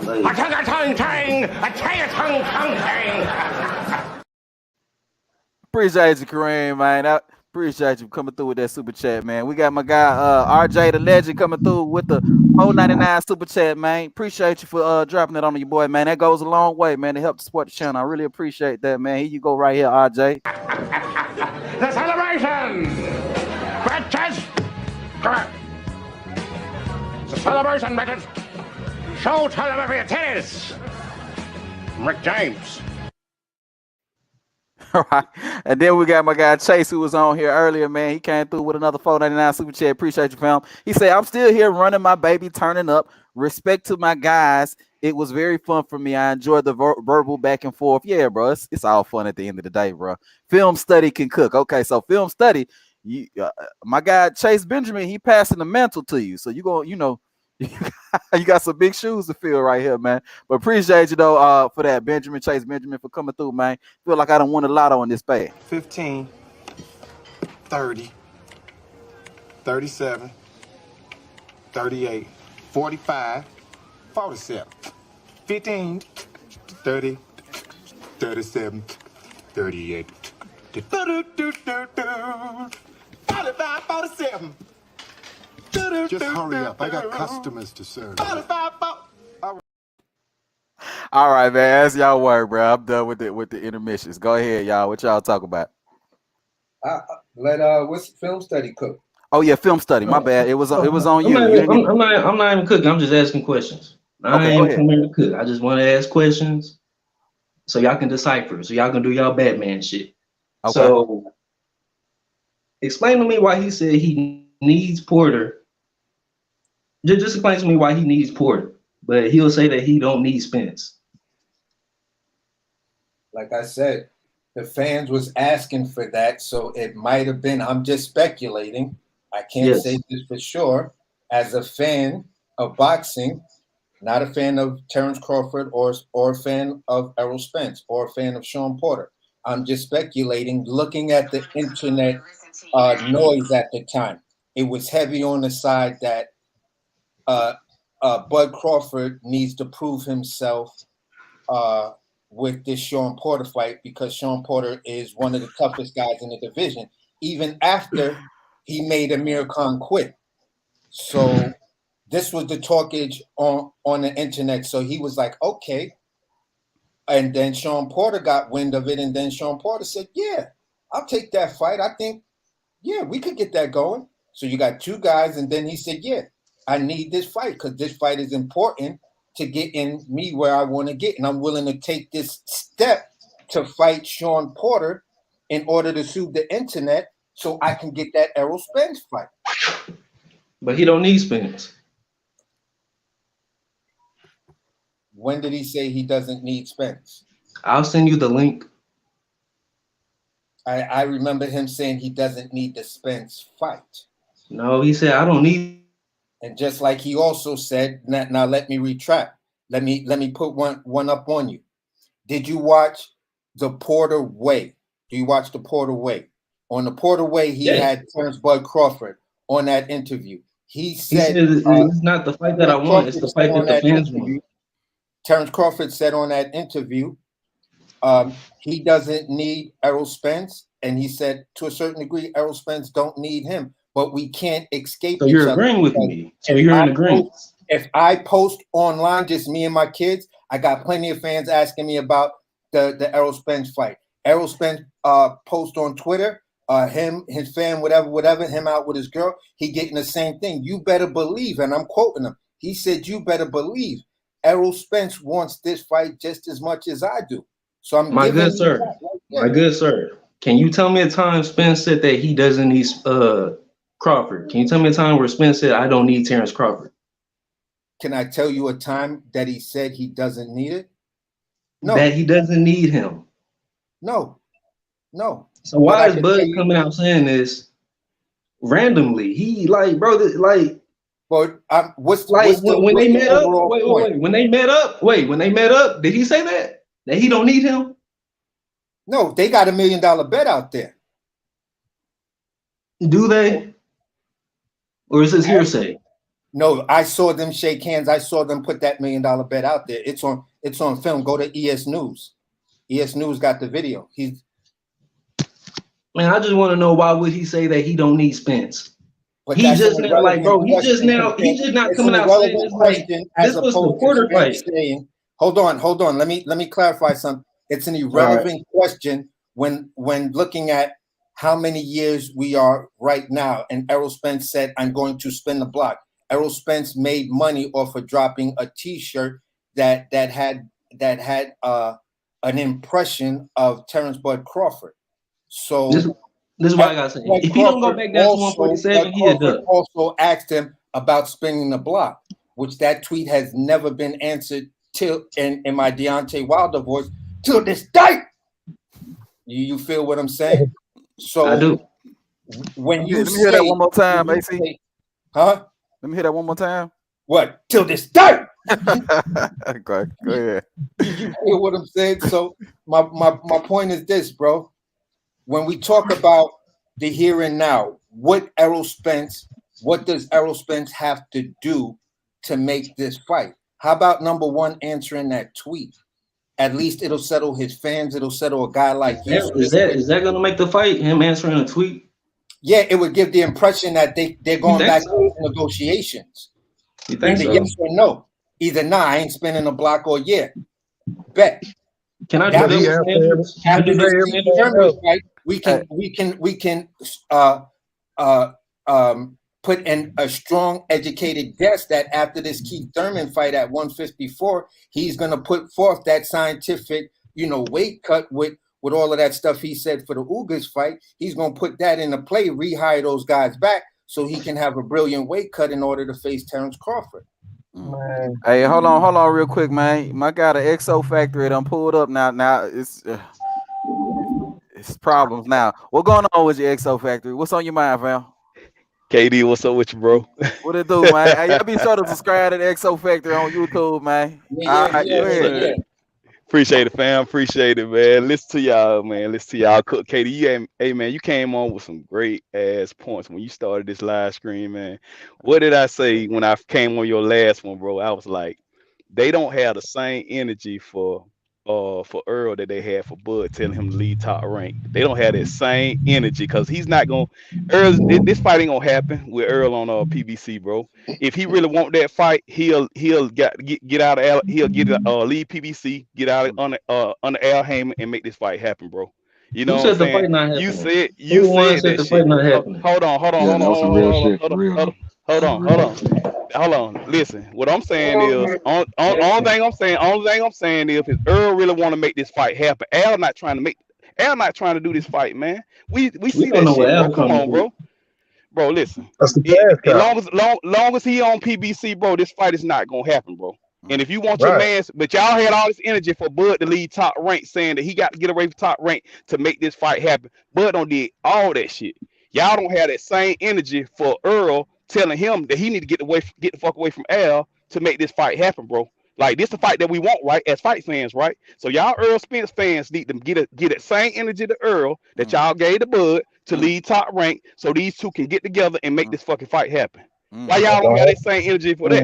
You know, that's what I'm saying. And KD made some great points. Were they in negotiations? Hold on, y'all. Let XO Factory finish up, and then we'll open up. Like they weren't in negotiations. Like they were negotiating. Hold on, film study. You gonna be able to respond to them. Let XO Factory finish up, and then you can go ahead. You can cook. Go ahead, XO. Okay, okay, he said, are they in negotiations? Okay, let me elaborate on that a little bit. Okay, we talking about negotiations, but then y'all sit here and say that what they say, what old boy say? I think the last dude that was on there, I was listening on. I can't think his name. Whatever, I can't think his name. Yeah, Chase. But I heard something come up, and I heard it. Yeah, okay, but I heard it come up to a degree where they were saying like, why didn't Bud expose who the hedge funds was and all that stuff. And my thing is as simple as I'm just gonna keep it as simple as I fucking can. Hold on. I'm gonna keep it as simple. I'm gonna answer your question, but I'm gonna keep it as simple. I'm just talking to Chase right now. I'm gonna keep it as simple as I can because I think a couple guys on here already said it. Man, why would he go further with saying anything or exposing anything if they already told him no? So let's go and throw that shit out the window. Why? Oh, they keep saying why he ain't say who it was. Why? What does it matter if they telling him no? The fight ain't gonna happen. Al already told him ain't nobody touching this fight. Okay, to you, my guy. You know what I'm saying? You said, are they in negotiations? But Hold y'all on, keep saying, hold on, Exo. Before you address them, Nah, they not in negotiations now. They were in negotiations. Hold on, fam. I'm just letting it be known. Exo, when you address him, I'm gonna let him go ahead and respond to you at that point, because I can't. You know what I'm saying? If you talking to him, I gotta let him off the leash, because I know he's ready to respond. Go ahead. Yeah. Go ahead. You want to keep going, or you want to start addressing them, or how you want to do it? Go ahead. Whatever you was doing, I just wanted to put it out there. Like I'm gonna let him come back with it. Oh yeah, no doubt. No, he was saying something about, are they in negotiations and stuff like that. But see, they were in negotiations. You said weren't they in negotiations? Hold on, you said weren't they in negotiations? Yeah. Yeah, that was in negotiations. Yeah. What happened? What happened was when the terms of agreement kept getting sent back and forth and back. What did Bud say? Bud clearly said he wants to fight in 2022, right? He clearly said Spence that. Putting up the roadblocks in the negotiations. You said what? Was Spence putting up the roadblocks in the negotiations? Was he putting up roadblocks? I don't know if he was putting up roadblocks, but he sure wasn't helping the situation. Well, hold on. You want to know what happened? Film study? I'll tell you what happened. You want to know what happened? Do. I'm gonna show you what happened. This is what happened right here. The Espinoza. There were certain points that, there were a range of issues that Terence brought up that really didn't get resolved, and they lingered out there, and then then things all fall apart. What happened? Facts. Hella professional. If you being honest, sound like he was being professional as fuck. I mean, professional and honest. I mean, they're not necessarily synonymous, but you saying he lying? That what you're trying to say? No, I'm not saying. I don't know what's going on. I don't even touch it. Well, he told you what happened. He told you what happened. I just know what happened. My thing is this. Go ahead. Sorry. Go ahead. Oh no. I was just saying. My thing is this. He asked what happened. My thing is when they were sending terms of agreement back and forth and stuff like that. Bud clearly said he wanted to fight in 2022. He was gonna fight. And now, did you hear Spence also say that regardless with Bud or without Bud, I'm gonna fight in November? He made that statement. Did he not make that statement? I remember him saying, "Man, I could have fought in November." I don't remember him saying with or without. I don't remember that. Well, go to BFB. Go to BFTV. Go to BFTV. He did a whole video on it. He did a whole live on it. Thank you. This was a tweet? No, it was a tweet Errol sent out. Okay, I'm saying, was it a tweet that he sent out? Yes. I'll go look it up. But you could look at the tweet, or you can go to BFTB, because BFTB did a whole live on it, where he had the tweet, and he was just shitting on Bud. But the question go ahead, finish cooking. Oh no, I was pretty much done. I was just hitting the guy with film study and stuff. I just wanted to tap into a few things, but I'm listening to y'all guys cook, man. I'm address it as I see need to address. But go ahead, my brother. I wanted to add real quick before you ask that question, AC. Hey, I need y'all to subscribe to a few channels for me, man. Subscribe to my guy Kareem Boxing News on YouTube. Subscribe to the XO Factory on YouTube. Subscribe to my guy Knockout Boxing 86 TV on YouTube. You know what I mean? And who else? Who else was on here, man? I do boxing debates like Knockout. Do we do boxing debates? Yeah. I mean, we debating right now, but shit. I do a little something I haven't done in a while, something called Head Up, where I just put two people in the arena and they just kind of battle it out. You know what I mean? One person 5 minutes, another person 5 minutes, and then like a little round where you battle it out. So you can challenge anybody at any point to that. And I appreciate the love, KD, man. I appreciate all the love, bro. You know, I am doing a little live commentary tonight game. Are you doing live commentary? Okay, yeah, talk your shit, bro. Well, tell us about it, and then you know what I mean. Tell us about it, XO. Can you hear me, KD? Yeah, we can hear you. Okay, yeah. Now I said I'm gonna do a little live commentary for the Giant, because you know my channel is boxing, but it's all sports. So I'm gonna be doing a little live commentary on the Giants and the Giants and Eagles game tonight and stuff like that. And I'm gonna catch the Cowboys. I'm gonna do the live commentary on the Cowboy game tomorrow. So y'all boys want to fight? Yeah, I want to follow through. Y'all can, man. Y'all more than welcome. Fly Eagles fly, baby. Let's get it. Hey, hold on, real quick. That Jackson Chiefs game gonna be good. Hey Kareem, I see you back there, fam. But the panel full at the moment. As soon as somebody drop off, you can come right back. Come right on, fam. All right. This is what Well, he catch my spot. I just want to say one more thing, man. Hey, Damn, Kareem, okay, he done left already. God damn, Kareem, that nigga heard that shit and was like, left well, look, check this out, man. Check this out. So, okay, they talking about Bud fighting this person, that person, and Spence got the better resume and all that. So, I got to looking, and I'm like, man, it ain't too much difference between Spence, the fighter Spence done fought compared to the ones that Bud done fought. So, and if you look at it, some of them done beat some of the people that done beat some of the fighters that Spence done fought. So it's kind of like, man, it's an evenly matched deal, but as far as their records. But when you get to talking about, oh man, Spence, he want the belt this strap season and all that. Well, I get to looking about how many fights have he fought since Bud done had the belt, that he done fought fighters that haven't had belts. So it can't be strap season if you fighting people, man, with no belt. Facts. Like, come on, man. Like, you gotta see that. Like, there's no way you can get around that without matching them up and looking. Because if you go down the list and you see who had a belt he fought, and within these 5 years, who he fought that had a belt, had belt. Facts. Yeah, he said it's scrap season, but he fought Mikey Danny. Now he finna fight Keith. But it's scrap season. Right. So you gotta look at that. You can't just throw that to the side, man.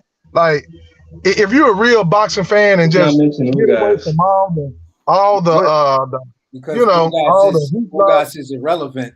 Here's the point. How? He's a belt holder. He was a belt holder, right? Y'all were just talking about belt. Y'all were just talking about strap season. Y'all were just talking about strap season, no? Ever said, let me clean up my side of the street. Oh no, AC, let film study. Let film study get his point off. Go ahead, film study. Y'all were just talking about how it wasn't strap season, right? What was his last fight? So what's anybody in the panel? It was Ugas. What did Ugas have? I mean, he had a scrap. So what are we talking about? But he said scrap season, bro. He making a point. It's scrap season. When he said that, after he said scrap season. Hold on. Okay, go ahead. I'm sorry. Go ahead, bro. The point was film study, and I'll just elaborate. The point is that if Earl was really about strap season, if he really was trying to collect all these belts like he's been claiming for the last 5 years, he wouldn't have fought guys without a belt. There was no reason to fight Mikey or Danny or Keith because none of them have a belt. That's the point of it. Yeah. And Danny was a comeback fight. See, was it not? I thought Earl didn't do tune-ups though. Here we go. Who said Earl don't do? Danny Garcia's a tune-up, or did Earl tune his ass up? You said he a comeback fight. What's the difference between a comeback fight and a tune-up fight? Ain't that the same thing? No, I mean not necessarily. If it's Danny Garcia, how they different? So a top 5 welterweight is a tune-up. You said it was a comeback fight, didn't you just say that? Yeah, was it not? Didn't he come back from an injury? Okay, so Earl don't do tune-ups. So why he fight Danny? He had no belt. Why Bud fight David A? Look. He fought David A. I can show you why. He said it was a stay busy fight. Don't give me that Steven Espinoza, bro. Don't give me the Steven Espinoza, bro. Don't give me the Steven Espinoza, bro, because you deflecting that. Hold on. Bud never said he don't do tune-ups. Bud never said he don't do tune-ups. Earl said he don't do tune-ups. Bud said if anyone has to take a tune-up, they're not confident in their skills. He fought David A, right? Those are Earl's words you used. That wasn't no tune-up. Earl said that. Bud never said David A wasn't a tune-up. It was a title fight, though. Dude, his belt was on the line. Wait. Let's get to this real quick first. Earl's the one that said he don't do tune-ups. Bud never said that. And then also, Bud has been out of the year. He's been out of the ring a year waiting on Errol Spence Jr. to get a fight. So at some point, he got to take another fight. How long is Bud Crawford supposed to wait on Errol Spence in order to take another fight? I'm just curious. Right.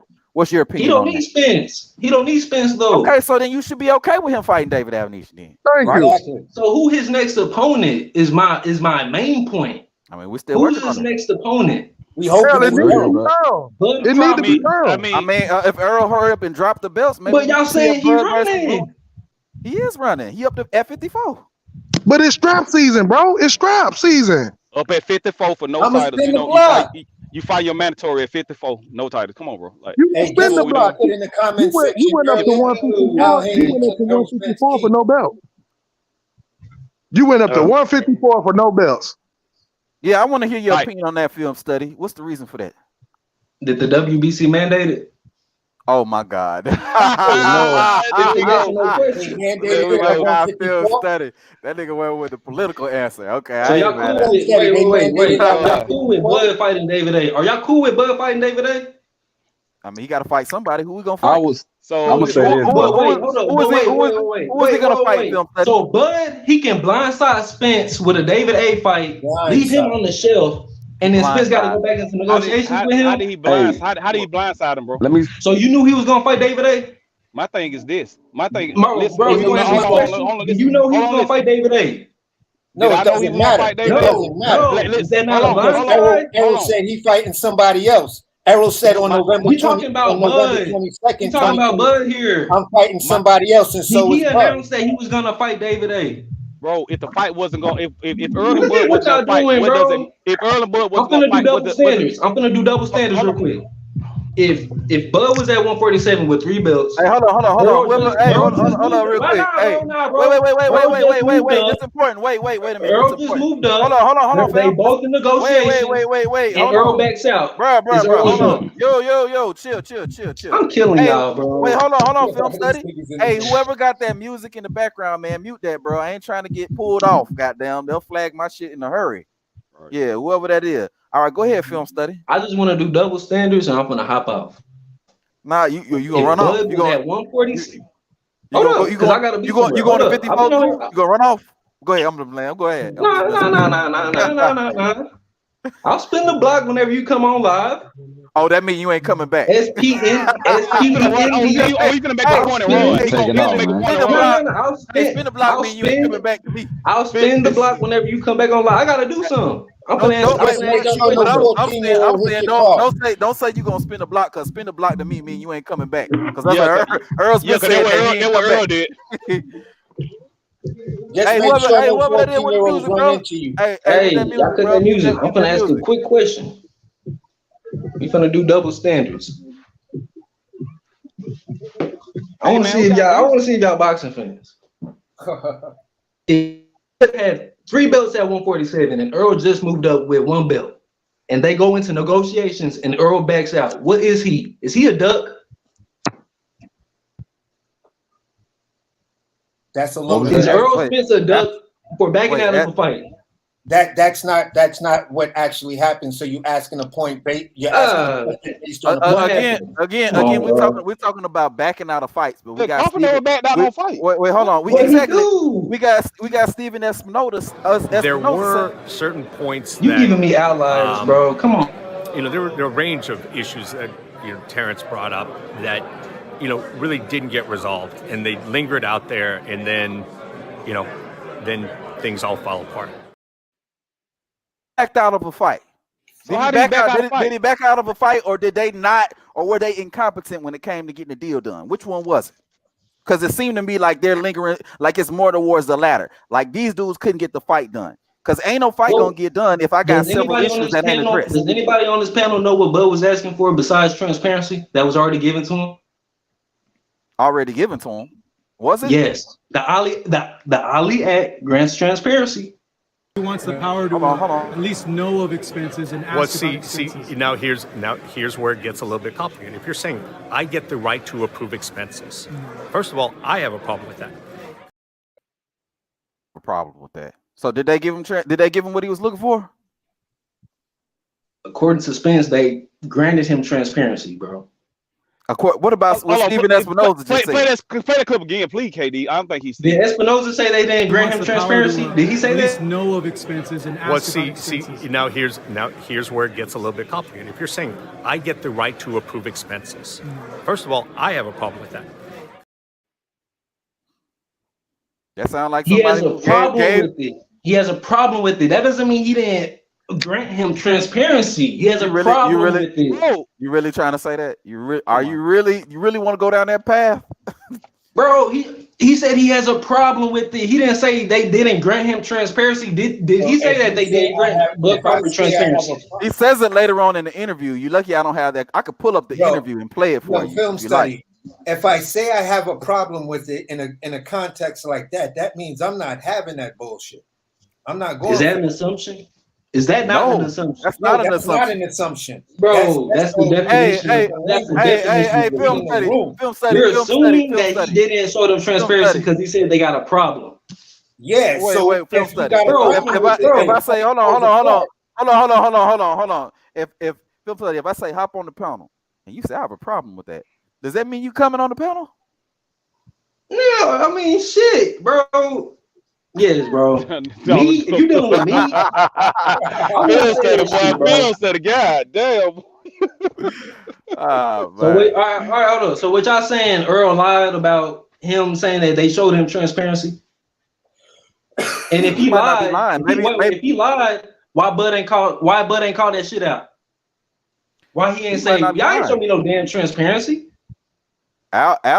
He might not be lying. Maybe he said yeah, and maybe Al said fuck no. Hell no. You know, Bud could have sued them, right? No, could have sued for them no transparency, right? No. The Ali Act grants transparency. You know this, right? You do know that Al Heyman. You do know that Al Heyman. You do know that Al Heyman breaks the Ali Act every single day when he operates as an advisor and a manager. You know that as well, right? So he figures out a loophole around this shit constantly. Yo, let me explain this to him? You give me an example? Can you give me an example? Can I give him an example? How are you acting as a promoter? Wait. How are you acting as a promoter of Premier Boxing Champions? You promoting fights, but at the same time, what fight has Al Heyman promoted? Wait a minute. So who runs PBC? Bro, a white dude runs PBC, not no damn Al Heyman. Oh, of course. Okay. Wait. Who the white dude? What is Man Down Promotions? What fight has Al Heyman came out and promoted like Oscar De La Hoya, Eddie Hearn? You proving my point. That's a loophole. Listen, it's a loophole for transparency. Okay. Wait. This is what I want to ask him. Who does the matchmaking? Is it Errol Spence or is it Al Heyman? Who decides whether or not Errol can fight who he want to fight? I said be Al. It'd be Al Heyman. Does that mean he's promoting the fight? Do you know what promoting the fight is? Who has the type of power to control who fights who? Who has that kind of power? Bro, is he promoting the fight? If you want to be technical and say that he's not promoting the fights, fine. He's not. But who owns the PBC? Bro, it's a fucking white dude. Not no damn Al Heyman. Who is this white dude? Who is this white dude though? Here go right here. Here go. Chunk of lump sum of money to fight Terence Crawford, which he didn't call me back, so I proposed it to Al. I hit up Al. I'm like, Al, listen, man, I got this big hedge fund company out here. They claim they know you. Not one, but two. Two companies willing to put 20+ million in both of our pocket, guaranteed. Al told me straight up, I'm not letting nobody touch this fight. Like, all right, cool. Al said, I'm not letting nobody touch this fight. The manager have that kind of power to tell somebody that they don't want nobody touching the fight. Al said, I'm not letting nobody touch this fight. Bob Arum has that type of power. He's a what? That's what you asked me, right? What is Bob Arum though? No, you just said what manager has that type of power, and I said Bob Arum. Bob Arum's not a manager. Bob Arum is a promoter. He didn't Bob Arum didn't manage Bud Crawford? No.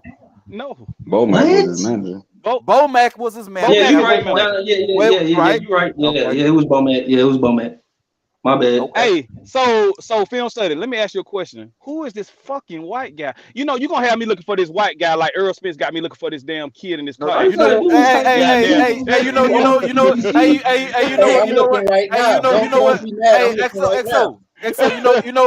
what white guy he talking about? He talking about this white guy. He talking about this one right here. He talking about It's this the guy. fighters. It's always the fighters. When they ask for something and it's a fight that can be made, we're going to go do it. We've worked with Top Rank, many times in the past, and it seems like the relationship's just been getting better and better. And I'm looking. Guy. Hell no, man. God damn, man. This shit is funny, man. This white guy. God. Go ahead, though, film study. You want to rebut that? Go ahead, fam. Not sure we're heading towards, because like you saying that Al Heyman promotes fights, and I'm saying he doesn't. Can you tell me a fight? What's your definition of promotion, bro? Of promoting a fight? What's your definition of that? Oscar De La Hoya. That's not a definition. That's a person. That's not like what's Eddie the definition of promoting a fighting, bro? Like you putting your fighter out there. You fucking going back to them. Huh? Man, look. The one thing. My thing is, man. You even know what Al Heyman sounds like? Film study. The thing is, you being intellectually dishonest, bro. Because Al Heyman somehow found a way to supersede the Ali Act. He found a way to act as a promoter. That's an assumption, bro. That's an assumption. It's not an assumption because there's a lot of receipts that prove. Let me right? explain Hold it to on, him. but real quick. You just gave me an assumption. But real quick though, because we're getting away from the original point. Real quick though, because you see that he does that. So my thing is, if you see that Al Heyman finds these kind of ways to somehow supersede the Ali Act, what makes you think that he won't introduce those same kind of concepts in the contracts that he said? Wait. I can give him an example. Give me one, please. No, let me give you an example. Let me give you the example. Okay, I'm going to use Fred the Barbershop. You can go to Fred the Barbershop's channel. He had got a copy of a standard PBC contract. In that standard PBC contract, how Al Heyman is able to violate the Ali Act with his fighters is because, number one, the fighters don't know that they're truly an independent contractor. That's number one. Number two, he gets you to sign away your freedoms of speech, which states that you can't talk shit. Al has the right to say when you can interview, what you can say, and you can never talk bad about the PBC, which means you're effectively giving away your freedom of speech. If you give away your freedom of speech, you lose the ability to negotiate on behalf of yourself when it comes down to your best interest. You lose the ability to actually protest. So when Al Heyman turned down the $50 million that Bud came to him and told him about and said, listen, he said, listen, bro, I got this 50, and Al said, I ain't letting nobody touch this fight. He violated the Ali Act right then and there because he stopped the best offer that was on the table, which would have been a financial benefit to Errol Spence. It would have been a career benefit, and it would have been legacy. So it met all three criteria of violating the Ali Act. And the reason why he did it, because Errol Spence will not sue based on the contract he has with Al Heyman. Does Adrian Broner have that same contract? What? Does AB have that same contract? When he was signed with PBC being disrespectful as fuck, did he have that same contract? AB is not down with PBC. This is why. No, it don't even gotta be down with him. I'm saying when he was signed with PBC, was he not disrespectful as fuck? PBT, not PBC. He was why AB didn't sue them? Tell me why AB didn't sue them. Probably a different contract. A different contract. So you all tell me contracts are always the same, right? Each PBC fighter has different contracts. You never know.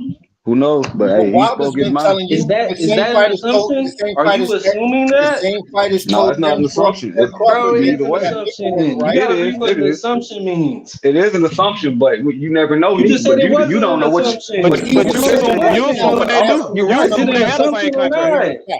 It is an assumption. You're right. It is an assumption. Okay. But what you're saying is an assumption as well, bro. You No, That's it's what assume I'm saying. not. when they do have the You same can't speak contract what You you're though. saying said, like it's bro, y'all fact. just said in the fucking shit that you cannot speak bad about PBC. Has or has not Adrian Broner been disrespectful as fuck ever since signing with them? So that's This you is why telling. Adrian Broner Go hasn't ahead. had a fight. You said what? He pulled out of fights. He was finna fight Omar Figueroa. Being Bro, disrespectful as fuck. he's being disrespectful as fuck by speaking facts. No, he's been fucking, bro. He's been. Are You see how you he's a talking fan to of Linda boxing or are Ellaby, you a bro? fan of PBC? After PBC and Al Heyman and Floyd been putting this nigga through so many fights to feed his family, putting him in a hotel, saying, nah, bro, that's AB. Don't do him like we It finna don't put him matter. in this AB fucking still got to hotel. fight the fights. Come It on, don't matter bro. what you did for me. I still got to fight the fucking fights. I still got to win. I still got to show up. Hey, hold on real quick, y'all. Let me read this super chat real quick, man. Salute to my guy Jamal Neezy coming through with the goddamn $1.99 or sorry, $2 super chat, man, on your boy, man. Hold on, here we go. My guy Jamal Neezy. 15, 30, 37, 38, 45, 47, 15, 30, 37, 38,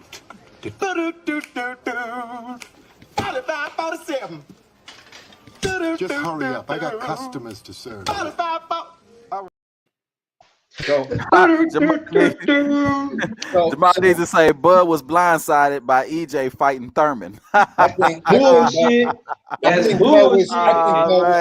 He always wanted to fight Thurman. That's bullshit. And you know what's so funny? Hey, hold on real quick. I got one more super chat, man. My guy, Mr. I Know Boxing, coming through with the $4.99 super chat. He say, mark my words, Spence versus Bud is happening at 154, not 147. Salute to you, Mr. I Know Boxing, man. It's a celebration in this bitch.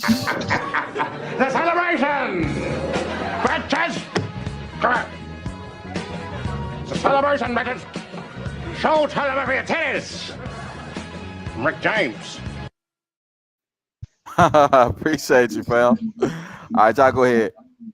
Yeah, I man. forgot what we left off. These guys, just like Bob Aaron, man. You know what I'm saying? You know, he's a promoter. He's a CEO of Top Rank. He's a promoter. But Bob doesn't physically do the work. He has a team of people that works for him and does all the work. Just like Al Heyman has people that works for him. He's not gonna sit there and say he's the promoter or the CEO of a or this or that. He's gonna use the advisor role to not violate the Ali Act. You know what I'm saying, and all that stuff. But just like KD was saying, every day he operates, he's violating the Ali Act. You know what I'm saying? Just by him people their contract. Why the fuck he not getting sued? Why he not getting sued by anybody? Nobody heard you. I can't hear you. Wait. If y'all know this, if y'all know he violating it, then other motherfuckers should know it, right? With higher credentials. So why is he not getting sued? Because it's what they signed. Hey, hold on, man. You can't sue somebody if they agree to it. No. AB, he's not with PBC anymore. Mickey Bay, he's not with PBC anymore. Why haven't they sued them? Because you're not violating it on my behalf right now because I'm not fighting with you. I'm fighting with someone who's doing it. But they know the shady shit that he's doing. Why they not taking action upon it? It has to directly affect you as the fighter being in the company. If you're no longer in the company, the first thing the PBC's lawyer is going to ask, then listen, if it is what you say it is, why didn't you sue when you were in the PBC? The fighter can easily then be honest and say, I didn't want to get blackballed or blacklisted. Like they should have done let me say this too, bro. They should have done what Bud did with Bob. Sue him while they still something. Hey, hold on real quick, man. Salute to my guy Drico Bay, man. He wanted me to play this video. real quick, man. Hold on. My Osorio round, bro.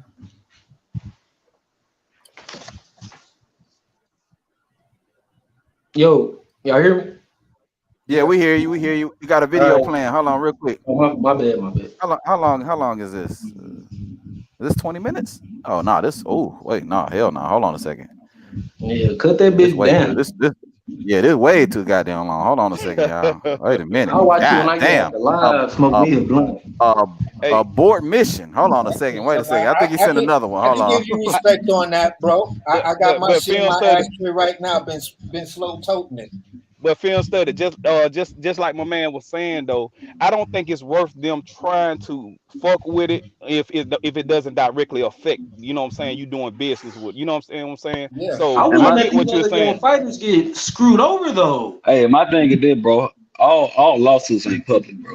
We don't know what the hell going on, to be honest. Yeah. I got another question. It's just like a big ass drug dealer he a big ass drug dealer. You know he the biggest motherfucking drug dealer around, but he got a couple of fronts out there just so you know what I'm saying. Shit can't be fucked. So he can't get fucked up. You know what I'm saying? That's a good analogy. Yeah. Hey, I got one more question, and I got to smoke this blunt. Can y'all tell? Wait. Can y'all tell me why has Bob Arum disrespected Bud Crawford, the #1 pound for pound fighter? What is the meaning of that? Why the fuck you disrespecting him? Can anybody elaborate on that?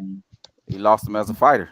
Yeah. No. This was before. This was when he was signed. Because he knew it was legal. You mean his last fight after he said that his contract was up? No. He always been disrespectful. Giving price to Lomachenko, Tyson Fury, and you got the #1 pound for pound fighter over on your fucking stable, and you saying he's not mentally right to beat Spence. He doesn't sell. What the fuck? But bro, understand this. Bob Arum gave the same shade to Andre Ward. Don't forget, these niggas allowed Andre Ward, who was pound for pound the best fighter in the world, undisputed champ.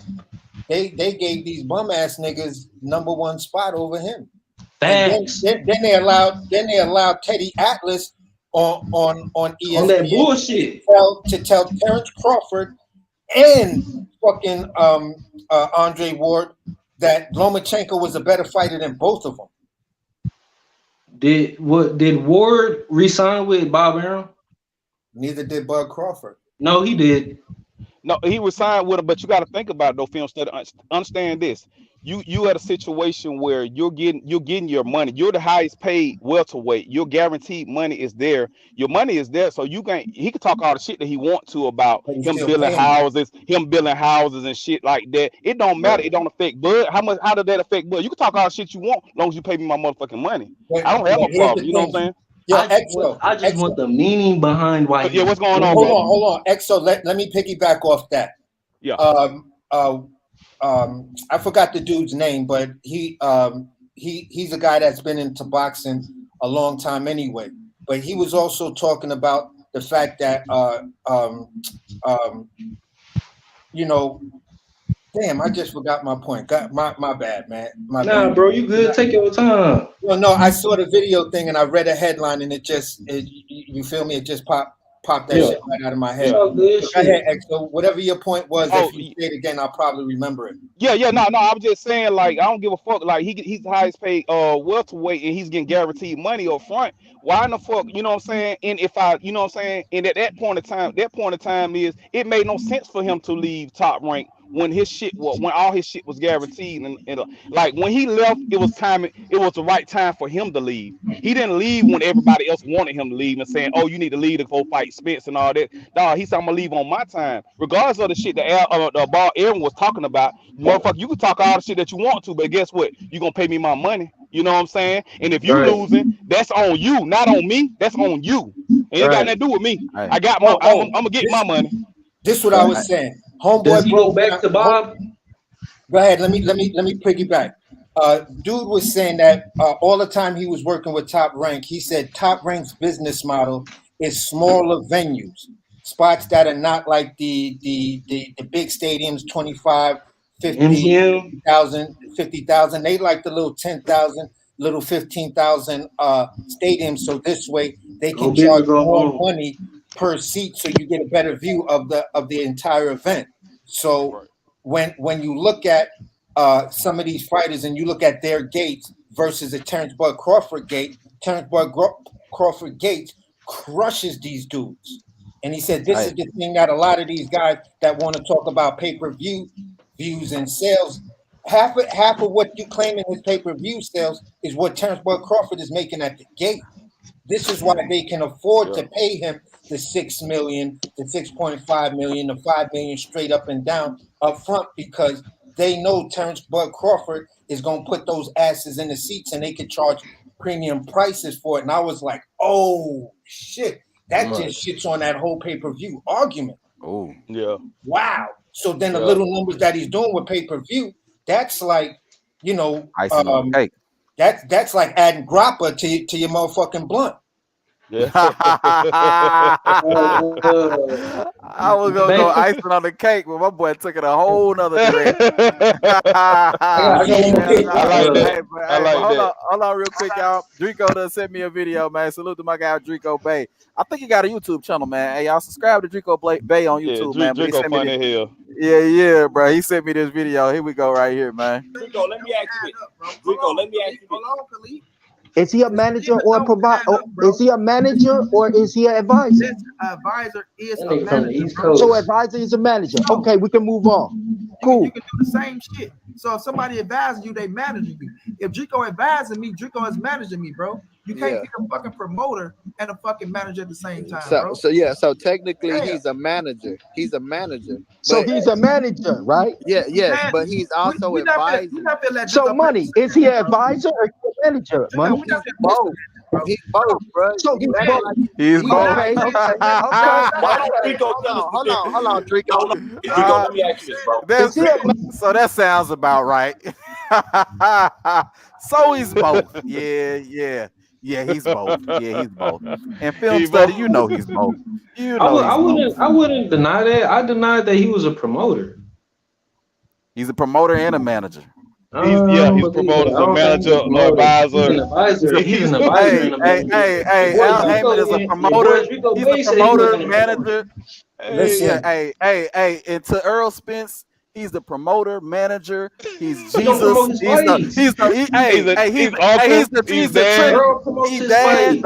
Holy Spirit. He's everything, bro. The Errol Spence Jr. man. Come on, man. Film study, man. Come on, stop this shit, film study, man. You cool, bro. You cool, but stop this shit, bro. We are. No, I'm being dead ass. Why is there film study? Let me put it to you like this: Al Heyman is Errol Spence's advisor / manager, and PBC is his promotional company. That's the company that promotes his fights. PBC is owned by who? Al Heyman. Yeah, you could say that. Hey, real quick, y'all. Real quick, let me do some shout I did say the white guy. You did. hey, but real quick though, let me do some shout outs, man. Shout out to my guy Mad Dog H in the building. Salute to you, Kevin the Truth in the building. Salute to you, Kevin the Truth. Jay Breeze at 4112 in the motherfucking building. Salute to you, fam. Miss Fistiana Fights in the building. Salute to you, Miss Fights. Yes, ma'am. Yes, ma'am. James, I remember you from a little bit earlier. Salute to you, fam. Appreciate you for coming on through. Sanctus already in the building. Salute to you, Sanctus. Who else we got up in here, man? Hold on. I think some of y'all already been in here. I shouted y'all out already. Y'all getting too much clout over here. I'm just fucking with you. Third Eye. Okay, I know Third Eye was already in here. Hey, Kareem Boxer News. I know you out there, man. Come jump your ass on here, man. We got a spot open for you, bro. Come on here, man. Film study needs help, get this smoke. Hell yeah. Get this smoke. Hey, yeah. Cause we getting film study all he can handle right now. Come on, bring it on. I'm asking questions. What are y'all giving me to handle? Nah, you good. You good over here. We fucking with you, bro. Hey, film study. We just messing with you. We fucking with you, bro. I'm just bullshit. Yeah, but Kareem Boxer News, though. I'm calling Kareem Boxer. Bring your ass on here, man. I know your capping ass. Come on over here, man. Get some of this smoke. But y'all go ahead, man. Hey, Phil Steady. Come on, man. Hey, show me them. Hey, Phil Steady. Bring Larry Lopez rabbit ass, his casual ass up here. Bring him. I want to know what the fuck he know about boxing. Larry Lopez, the motherfucker hiding in the comments. Oh, okay. Bring him on. Lopez. All right. Bring them, bro. Bring them Bud fans that think they know. Bro, I know y'all Bud fans, but y'all actually know some shit. The motherfuckers hiding in the comments. Bring your ass on here. Oh, y'all heard that? Hey, Phil Steady calling him out. I'll drop off. Hey, I'll drop him off. I'll drop off. Phil Steady calling him out. Sanctus, who the fuck else? There's some more of you motherfuckers in there hiding. Come on.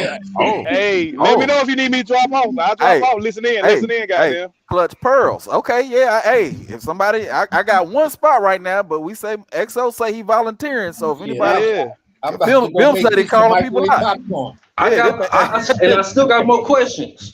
Oh, you got more questions? Okay, all right, shit. Can y'all tell me who's the best promotional company that puts on the best fights in boxing right now? Top Rank. Now? Top Rank. Top Rank. Top Rank. Yeah, hell yeah. They more consistent. They put on the best fights. All that shit. So they put on the more meaningful fights. Yeah, yeah, and they're more consistent. Yep. And they fighters fight more than they fighters fight more than once every 18 months. Exactly.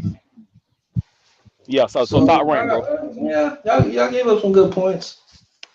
Yeah. Now back in the day, even though he didn't pay, goddamn, Don King Promotion was the one that got. He didn't pay motherfuckers. Hold on. You also had Lou Duva Promotions. Oh yeah. Yeah, Lou Duva used to put on some shows. Yeah, Holyfield, don't fight cards. Goose and Tudor used to put on some shows too, man. Yeah. It was some good promotion. It was a good fight. Yeah, it was good promotion. So y'all like the Teofimo fight card, that Tom Brady fight card? It was alright, but I mean, it was still better than a lot of the PBC fight cards, though. You know, but it was alright. I mean, I was on like Tio though, but it was a good fight though. We saw Tio got smoked. He really got a gift. Yeah, he got his ass out box. So it was a good ass matchup. You know what I'm saying? It was a good fight. I just don't like Tio, so that's the same night up against the Black Prime card, right? That was the same night. Yeah. Actually, there was a fire card. Now that I think about it, they had Jared Anderson on there. They had a fire card, bro. Yeah, they had a nice card. Yeah. I wasn't gonna watch that. I had to support Bud. Yeah, I paid for that shit. I had to support that. Yeah. I wanted to watch that Bud smoke live, and that's the thing. That's the thing. Dude was also talking about too. He was like, "See, what people don't understand," and I brought it up when someone was trying to debate me about pay-per-view buys, and I was like, "Listen, here's the thing. When people buy, you putting all of the onus on Tank. You saying Tank Davis and these dudes making these huge ass pay-per-view sales, but let's look at the Tank Davis card. How many people actually, what was the split between Tank Davis fan base and Jerron Ennis fan base? And that's the problem when you have a mega card like that, when you have two big fighters like that, because the top billing guy is going to get most of the credit for the pay-per-views, but you have to try to factor in the fact that Jerron Ennis was bringing mad shit to the table anyway, because that was supposed to be his coming out fight. So if the fight is reported doing less than 100,000, you could say maybe Tank sold 40,000, 50,000. The rest went to the other guys, or he could have sold 30,000, and the rest went to the other guys combined. Jerron Ennis and the Mexican dude and Speedy Rashidi Ellis. And that's the problem sometimes I see when they try to report these big pay-per-view numbers and attach it to one person. It's an undercard, bro. And you had Boo Boo on that card too. I don't know if he got a fan base, but he was on there too. Yeah, so that's my point. So Tank, what was Tank's real numbers when it comes down to a Bud Crawford fight? None of the guys that are on a Bud Crawford card are at the level of Bud Crawford. Most of them are premiering, or this is a fight for them to get in the top 10. So it's not really a fight that's affecting who you coming to see see who you. Well, you know they tried. You know the bullshit. Bro, you just shitting on the top rank. I mean, well, not really, but you kind of like shot on the top rank. This is genius for them because they guarantee their money. This is why they able to charge those premium prices because the guy who they putting all the money in is actually doing all the work, so he deserves this. Hey, you got a bullshit undercard, then yeah. They try to say Cyborg was bringing in a lot of that shit on the Black Prime. I'm like, Cyborg, come on, man, y'all. Cyborg. Even though she does have a fan base and she's from a different country, but no. Yeah, hell, she wasn't bringing all them fans. No. So Cyborg might have brought 10,000 true buyers, 5,000. Yeah. Bro, she's well known. She's well known buyer. She's probably the most popular female MMA fighter that ever lived or walked the planet. But let's be real. Cyborg ain't never been on no pay-per-view for a reason, though. Let's be real. You're right about that. She's always been on the undercard of a pay-per-view. Yeah, Rouser has some. I mean, Amanda Nunes, probably like two main events. That's it. But at the end of the day, all I'm saying is the way ESPN puts their fight cards together, it's genius because it guarantees the money. The way PBC puts their fight card together, it's a lot of hoopla, it's a lot of hype. It's a lot of risk taking. You're getting something that you're not. And then at the end of the day, the only thing that was actually relevant was if there was an upset. And then PBC, and then WC. I mean, PBC build their fighters off like names and shit like that. They try to build names and shit like that. So that's the thing. They won't pay. They trying to create top rankers actually making good fights. They're actually putting good fights on. PBC is in the business of making names, so they're trying to, make fighters and make their names and shit like that. But they don't know the old model back in the day is when people were fighting on free TV and shit like that. That's how they were getting their names out, not by putting a bunch of bullshit in their pay-per-views out there that people don't give a fuck about. You know what I'm saying? Like, come on, man. Back in the day, I'm not trying. Can y'all tell me a good fight card that Top Rank put on? Like Ramirez versus Teller. Yeah. Ramirez versus Teller. Haney versus Cambosos. 1 and 2. Twice. 1 and 2. No, I'm talking about the whole fight card. Oh, the whole fight card. I mean, they fight cards are good fights. I mean, it's just not big name fighters like my guy D Lucker was saying. It's just they got good matchups on the card. Yeah. You're not gonna go there and see a one-sided ass whooping like how you go on the PBC card and you'll see a one-sided ass whooping like that whole Tank. We thought it was gonna be like that, but it wasn't like that. But it was supposed to be like that because the dudes that was in there with wasn't really supposed to be in the ring with them. And film study, when you look at it, man, go back and look at their cards, man. When they put matches together, fights together, they're actually good fights. The names are just not as big, but they actually good. They turn out to be good ass fights, man. And that's the thing, man, about boxing. People are so enamored about these names, trying to get these names and shit. No, I want to see good ass fights. Put me on a card where I can watch some good ass fights. I'm chilling, baby. I'm chilling. Yeah, y'all think what's that nigga name? Rashidi Ellis and Villa. Was that a good fight? Yeah. Hey, the big question is, do y'all think Rashidi Ellis, do y'all think he got cheated? No. Hell no. Okay. He got his ass beat that second half of the fight. I say definitely round 9 through 12. He was. I think he was getting drugged. Hold on, y'all. Stop the show. My guy Kareem Boxer them pulled up. Oh shit! Hey, do I need to leave? Do I need to leave? Hey, oh no, he here. Hey, look. What he do, what the business is, we're on the streets, Hey, get your mind right. Let me talk to him. Bitch, get your mind right. Let me talk to him. You can't start like that. You can't start like that and start capping afterwards, though. Hey. Yeah, he missed that cap. Let me talk to him. Hey, hold on. What song was that, bro? That shit that just came off the top of my head. What song was that? That's all. No Limit Soldiers. No Limit Soldiers, bro. Bro. That's my favorite rapper, bro. Chill out. Chill out. That's my Hey, favorite Kareem. rapper, Hey, bro. Kareem. That was Master P. Them, Miss Kareem. Who? That was all No Limit Soldiers. Bro, Get your mind right. bro, I thought I bro, told you. man, get this nigga the fuck out of Nah, here. he talking about Jesus. Now he talking about Jesus, man. That was Yeah, man. Listen, I might fuck around, make me a new intro. Yeah, I might put that bitch in my new Hey, hold intro. on. He talking Bitch, about get your Jesus. mind right. That's Let me Snowman talk album. to him. What's going on? Oh, okay. I know what he's talking about. Damn, I thought you went back. Yeah, he talking about that Jesus. Yeah. Yeah. I know what I'm you talking about old too, school though. nigga. Yeah. I know what you talking about too, though. But Yeah. listen, That No Limit Soldier. Yeah. Nah, he talking about that Jeezy. but listen, Go ahead. listen. Hey, listen. Hey, I'm gonna tell y'all something. I appreciate everybody on here who subscribed to my channel, man. I'm at 1100. You feel me? So I appreciate Yeah, everybody that on was here up. everybody who subscribed to a real nigga, man. I'm coming up. Yeah. I'm gonna go subscribe to you, fam. Appreciate it. Yes, Yeah, sir. man. Y'all support Korean boxing news, man. Yeah. Hey, man. Say, I can listen. hear some of the propaganda. Listen.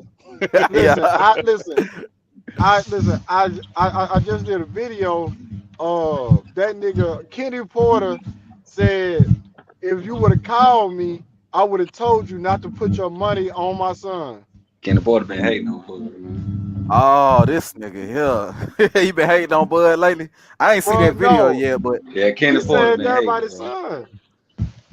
Damn, he said that My shit. son look good, man. Why he say that, Kareem? Kareem, why he say that though? Hey, look, you gotta go watch the video, cuz it's on my video. It's on my channel. I seen it. But nah, he was just like, cause Broadway Joel was like, man, I feel like you owe me $70. You feel me? And he was like, man, well, he said, man, if you would have called me before you did that, I would have told you my son wasn't ready. I said, what? I said, man, this nigga Kenny Porter, Sean Porter would have never been ready, man. I don't want to hear nothing Kenny Porter. That sound like he know that sound like he knew his son wasn't fucking with Bud like nobody else in the welterweight division. Listen, when his son was ready, his son went ready. Bro, that's kind of fanboy talk, bro. Hey, hold up. He said that he said if my son would have prepared the same way he prepared for Errol Spence, Oh my Keith God. Thurman, and Danny Garcia, he said that that they would have smoked Bud. That was his word. Oh my God. Oh my God. That's what he said, bro. You ain't add no extra. Listen, wait. What this is not his exact words. This is not his exact words. But he did say. Hold on, let me read this list. Hold on, Kareem. Let me read this list. Let me read this list real quick because I had to apologize about something where I said I thought Mikey and Danny were both was mandatory. In 2020, July 2020, the WBO list was Danny Garcia #1, Ortiz #2, Mikey Garcia #3, Sean Porter #4, and Keith Thurman was down at #8.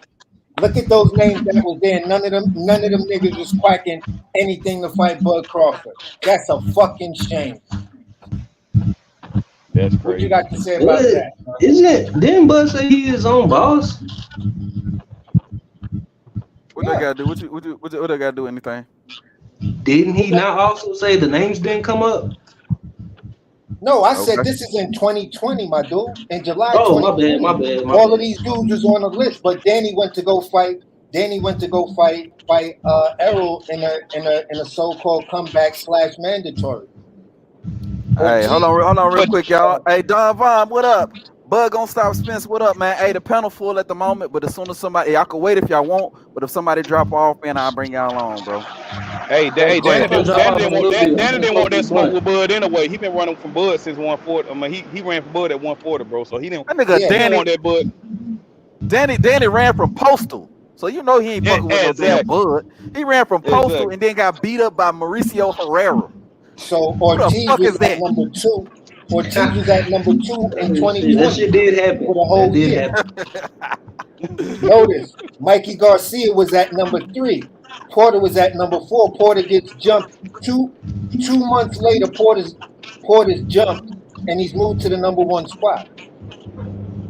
Wow. This is WBO. Yeah, wow. Because he's the only one that was calling Bud out at the time. With all of these other names on that list. Thurman wasn't saying nothing. Thurman was saying, I ain't never seen nothing about a Terence Crawford. You feel what I'm saying? Who guys called him out? Ugas didn't call him out. Hey, one of y'all. Who guys called him out? Don't do that. Ugas called him out. When did Ugas call Bud Crawford out? And when was Ugas on the WBO? Yeah, because I need to see that shit.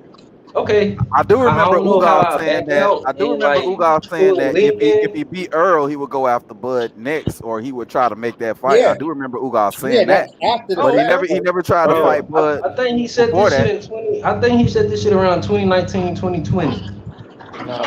No, I ain't heard. If I'm not mistaken, I could be wrong, but I remember this nigga calling Bud out. I think Ugas appeared on the WBO list in 2018, late 2018, early 19. He appeared like 13, and then 4 months later he was gone. So if he might have said something way down there to try to garnish a fight with Terence Crawford in some insignificant interview that can't nobody really prove because it came from some internet sources. So at the end of the day, I'll give you that because looking back on the list, yeah, Ugas was there, but he only showed up at like a 13, maybe moved up to 12, and then he was gone. So if he had something to say, maybe he had some shit to talk, but he didn't stick around to make it happen. But the thing about the crazy part about it is with the Sean Porter, they was shit. Sean Porter, they were willing to sacrifice Sean Porter to Bud because if Sean Porter just so happened to beat Bud and got that scrap, all the scraps are back on PBC. I bet you Earl would got his ass in that ring and said, Sean Porter, let's make this fight. Let's make this fight for undisputed. Let's make this fight for undisputed. Sean Porter would never ask for $25 million either. He didn't. He would never ask for 20. No. What Kareem talking about over there? What Kareem? Who asked for 25 million, Kareem? He didn't ask for 25 million. He wouldn't have got them. He wouldn't have got the money. No. You said that Earl would have made that fight, and I said, yeah. I said Porter would never ask for $25 million. Like he didn't ask for 25 million. He wouldn't have got the heads. He wouldn't have got the money. He didn't ask for it. What did he ask for? He wouldn't have got the money. He said he had 2 hedge funds and he made 25 million apiece. That's what he said. He wouldn't have got the money. He didn't ask for 25 million. Shit, he accepted terms with no guarantee. Well, why you still complaining about not having a guarantee? He wasn't. He wasn't complaining about not having a guarantee. No, he's still complaining. I didn't get a guarantee. When? Kareem, stop your shit, bro. Get the propaganda out of here. Get this nigga Kareem, man. God damn, man. That's my nigga Kareem boxer dude. Hey, hold on real quick, man. We got somebody new that they pulled up. My guy Bug Go Stop Spitz that pulled up on the pedal. What going on with you, fam? Yo, what's up, bro? What's good? Chatter panel. Hey, listen. Don't get Bug on South Spence rolling. When that boy get to rolling, man, that boy rolling like a motherfucking level. Let me hear it. Shit, I want to hear it. Listen, 200 miles an hour. You ain't finna cut them off or none of that shit. That boy coming for your neck. I swear to God, boy, when that boy I want to hear it. Hey, watch this. Go ahead, bro. Look, anyway, I let people talk, but when I talk, they be cutting me off. But I be speaking facts when I be talking, bro. Real talk, like what I'm about to say now. That Kenny Porter interview, Boxer Dad, you gotta watch that, bro, because Kenny Porter was just straight hating. He didn't even call Bud. He called Bud that guy. He ain't say his name the whole interview. He said that guy. Wow.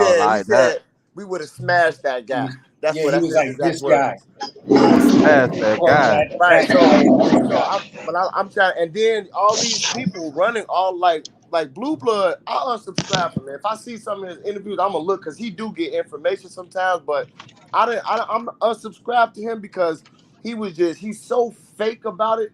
And I tried to give him respect because how he came in with the Buzz situation. But Hold on, real quick. Bud gonna stop spinning. This what Kenny Porter sound like. He sounding like right now. He sounding like this right now. They slanging real good, real good.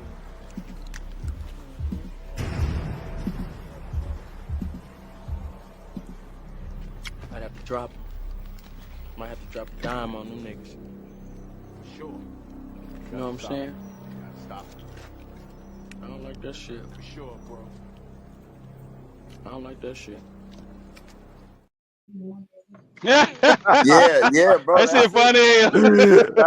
That's what he sound like. Cause he said, like, look, he talking about if he would have prepared like he prepared for them. He lost to them. He lost to Thurman and to Spence. So what you talking about?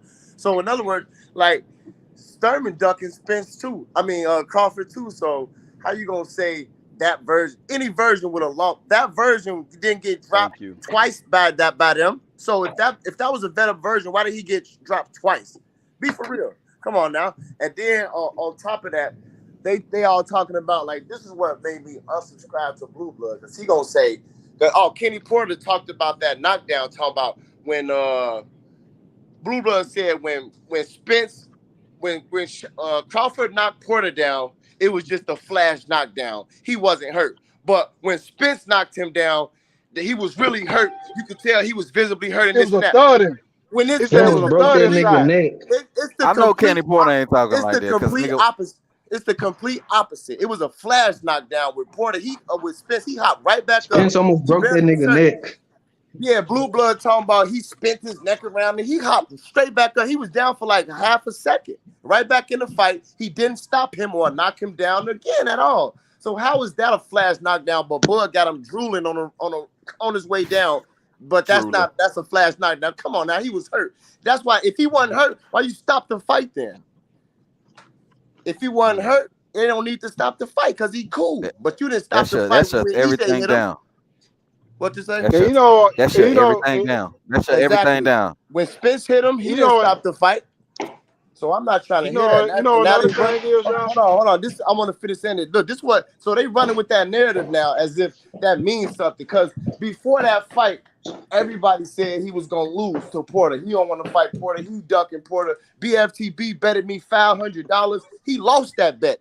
And he betted me if Porter, he betted me, we can't even bet until the fight starts. He said if Porter fight the same way, then it's a bet. If not, then it's no bet. So I had to wait till a whole minute passed when the fight started to see if he fighting the same way. That's the type of bet we made.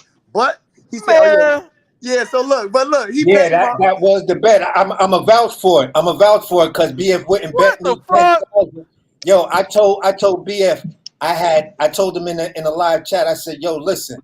I got 10,000 right now because I sell NFTs, and right now my crypto account is fat. I got 10,000 that Bud stops this nigga Porter. What? Yes, he cut you out. I don't know about that. I gotta wait and see how he said he want to see what version of Sean Porter come out. Exactly. So Sean look, Porter come out and fight like Errol Spence, then he gonna take the bet. If he don't, then if he don't, then he not gonna take the bet. So that's not a confident. So person. you know what it is, bro. So that's how we bet it. And but the whole fight he ignored me in the chat. But he paid me afterwards, so I wasn't tripping. You know what I'm saying? So now we got 700 on this Bud if he fights Spence or whatever. But man, he gonna stop Spence, man. Bud gonna stop Spence, man. Yeah, that's exactly. Bud is gonna stop that boy, and I'm taking all bets. That nigga ain't stopping shit. On my mama, he ain't stopping Spence. Hey, put your money where your mouth feel, Kareem. Kareem, put your money where your mouth feel, bro. Yo, Spence got man titties out here, man. What you talking about? Hey, Kareem. That nigga gonna make that nigga spit up the alcohol. Kareem, you know Dwight Anderson, right? Who be on Easy Route Channel, Dwight Anderson? Yeah. Yeah, we got $500 Two, don't let them forget. I didn't forget nothing because y'all. Salute to my guy Bud Crawford beats Easy Root Spence though, man. Good boxing channel. Y'all subscribe to Bud Crawford beats Easy Root Spence. Listen, hey, Y'all gonna be hating on my Read from guy. my side. Read from my side. King David. He put me in timeout. He put me in timeout for Errol Sexual and let him talk while I was in timeout.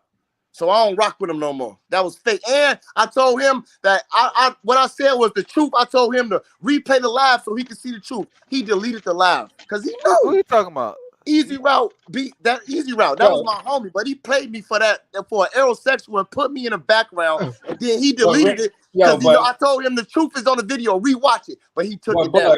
Bud gonna stop Spence. You be going in sometime, and this damn Hey, you know what's funny shit though? I listened to KD last live, and I heard Bud gonna stop. I heard him going on knockout. I think it was knockout on your last shit I listened to. I said that shit was funny.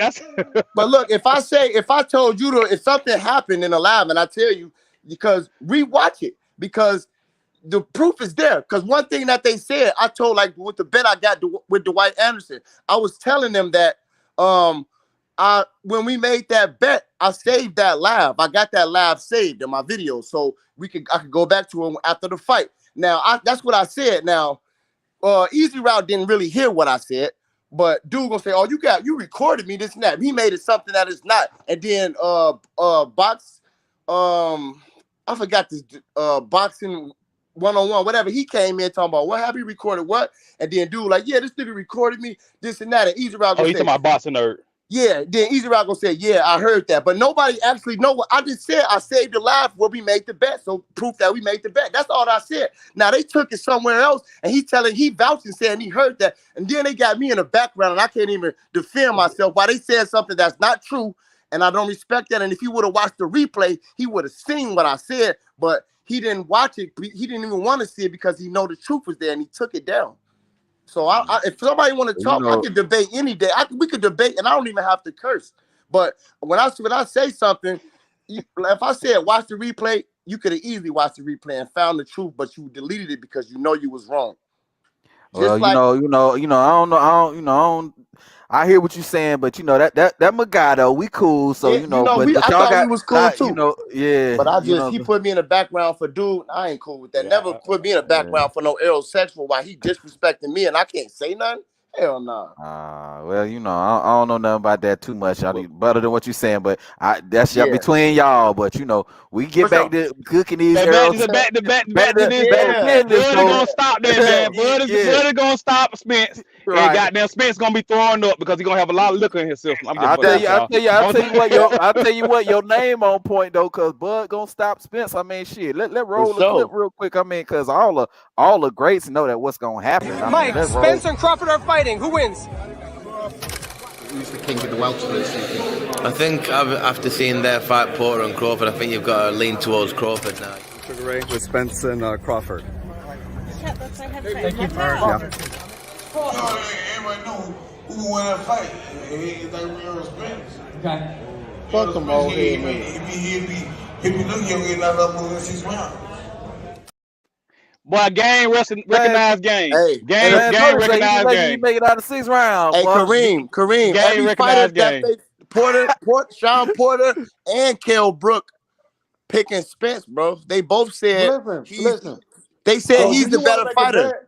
We can make a bet right now. Sean Porter been goddamn flip flopping like a motherfucker. But look, Sean Porter said Sean Porter who's the best welterweight at 147. He said it's got to be Terence Crawford, and he fought both of them.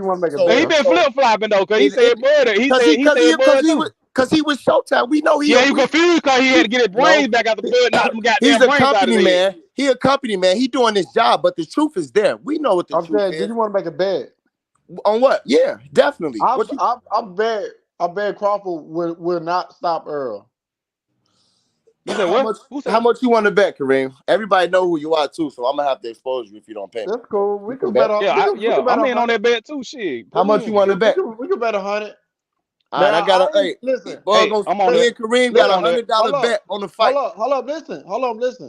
Listen, I'm not saying who gonna win or lose the fight. I'm saying Oh, you Crawford saying he not ain't gonna gonna stop him. Yeah, and you see that, right? Yeah, that's cool. We got a bet. But look, he know Bud gonna win, but he don't know he think Bud gonna win Because on points. I listen, get it. Bud gonna beat Spence. He gonna stop him, bro. He gonna stop him. He gonna stop him, bro. I But know. listen, let me. He gonna Yeah, stop he him. gonna stop him. The thing is, I don't want Errol Spence to get robbed. Then I have to pay $100. But you know what I'm saying? Kareem. Hey, look. One thing you should rest if assured. anybody Look, would get robbed, wouldn't it be Bud? Crawford stopped everybody at 147, so I don't think you Shit, gotta he worry ain't about that, stopping bro. Earl. You don't gotta worry about that. Hey, you know they shot Uga's game goddamn Spence. Think about it, Bud would have hit it with that shot. Yeah, I asked Knockout that too. He couldn't answer. He couldn't answer that question. He know he would have been asleep. He didn't sleep. Steve, he would have still been asleep right Still now. been asleep right now. Waking him up. Hey, we gotta wake that nigga up. We gotta wake that nigga up. Y'all sound more and more like that old nigga. What's that old nigga name? Tim Bradley. Yeah, that's the nigga. That's the nigga who's Doug Earl. Yeah, that nigga. You telling the truth though. Hey, if you feel like him ducking Earl don't got nothing to do with Earl ducking Crawford though, bro. Nigga deflected though. They trying to throw Hey, y'all remember how Costa Zoo? Y'all remember how Costa Zoo caught Zab Judah and he had the stinker legs? Zab Judah had them stinker legs and shit. That Earl gonna be when Bud catch him. He gonna have them goddamn stinker legs. Hey, Kareem. Why did y'all make any? Why is not one video from y'all telling Errol Spence to fight Bud next? Not one video from not one of y'all. Why? Why? So look, y'all doing all these videos about everything else, Crawford but could get a fight. Why Earl can't get a fight? Why? You sound like Spence right now, bro. Look, I'm asking you a question. y'all. Why haven't y'all made one video pushing for the fight? Y'all should be all of look. Hold on, let me tell you. All of us saying why, like this video, the name of this live, what he should be doing. We saying things he should do to make the fight. Y'all not making no video. All y'all making videos about is excuses why the fight shouldn't happen and why it didn't happen. Let's get it popping right now. Where the videos at, Kareem? You should make one. Tell Errol Spence to fight him next. Don't you want that? Hold on, say it again. What? I said you should make a video telling Errol Spence to make this Bud fight next. No Keith Thurman, no nobody. Tell him to fight him next. They can do it. They both free right now. Why not? Nah. See, the thing is, he should have took the fight in the first place. You sound like that. How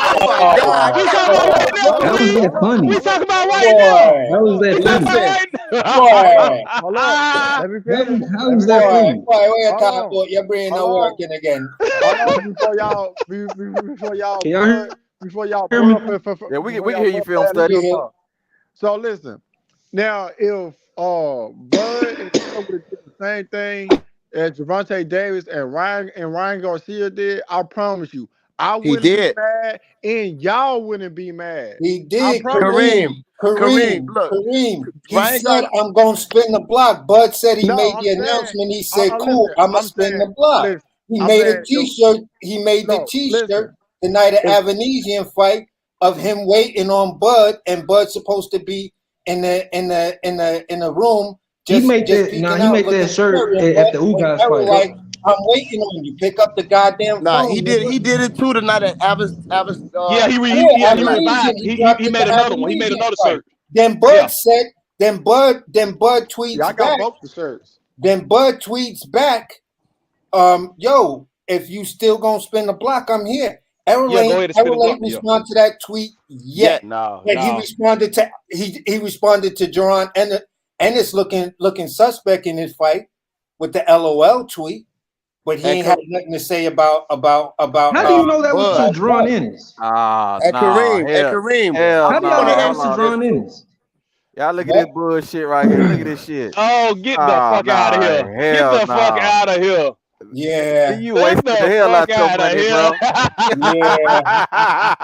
Hey, Kareem. Burn that shit up, Kareem. Yeah, Kareem. He got your money, bro. That's what we talking about. He lied to y'all, bro. Hey, you know if Bud beat the shit out of Earl, you know you gotta burn that shirt, right? Yeah. Hey, gotta burn that shirt, bro. I got the original one too. But look, Kareem, you still not answering the question. Why can't the fight happen next, man? Why y'all not pushing for the fight to happen next? Yeah. Because Bud blindsided him, and why can't Earl Hold take on, over hold the on, spin? Kareem. Is this? Get him the fuck out of here.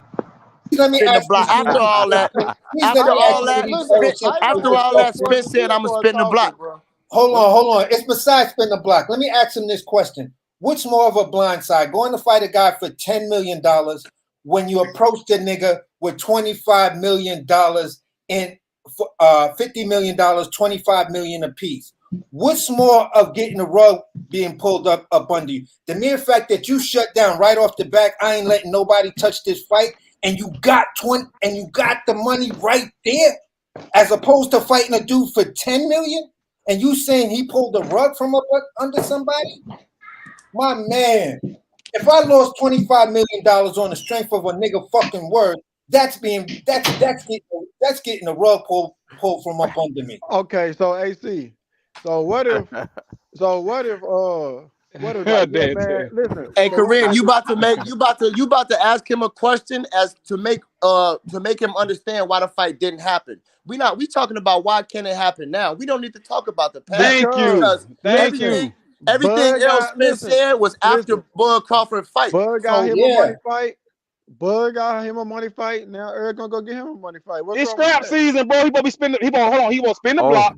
He's supposed to spin the block. It's So supposed to be okay, scrap look. So season. look. scrap All this season. Okay, bullshit. hold on. To debunk that, if he going to get him a bag, he's not gonna make 25 million. So he make more fighting Bud. Ooh. Nigga, did So how Bud does make that make 25 sense? million? How does that make Ooh. sense? How does that Did make Bud sense? did Bud get 25 million? He can get it. He No, I'm know it's there. asking. He No, know I'm it's there. You asking. know it's No, there. no, You no, know no, He no, brought. no, no. I'm asking, did he get 25 million versus he that? got people that's gonna give it to him. We know. Ask Nigga, the You only talk. You talking listen, about. He listen. talking about Albanese. He talking about Albanese. But he listen, got bro. $10 million for Listen. He got Avenue. 10 million, and they gave listen, and he Allegedly. the and he people that took gave that him 10 allegedly. million. Allegedly. Hey, and even Didn't the that 10 fighters on the million, undercard get their funds held? even that 10 million is still more than Earl ever made in a single fight. Allegedly. And so 10 look, million Kareem, Exactly. allegedly. if Exactly. that's the case, Listen, tell Errol, he said he promised us to fight. Tell him to call his bluff. If you doubting that he made 10 million and he telling you we're gonna give him 25, then y'all should be making videos saying, go get that bag. See if he for real, call his bluff. Because Yeah, I bet you didn't watch that Ryan Garcia interview for 28 minutes, did you?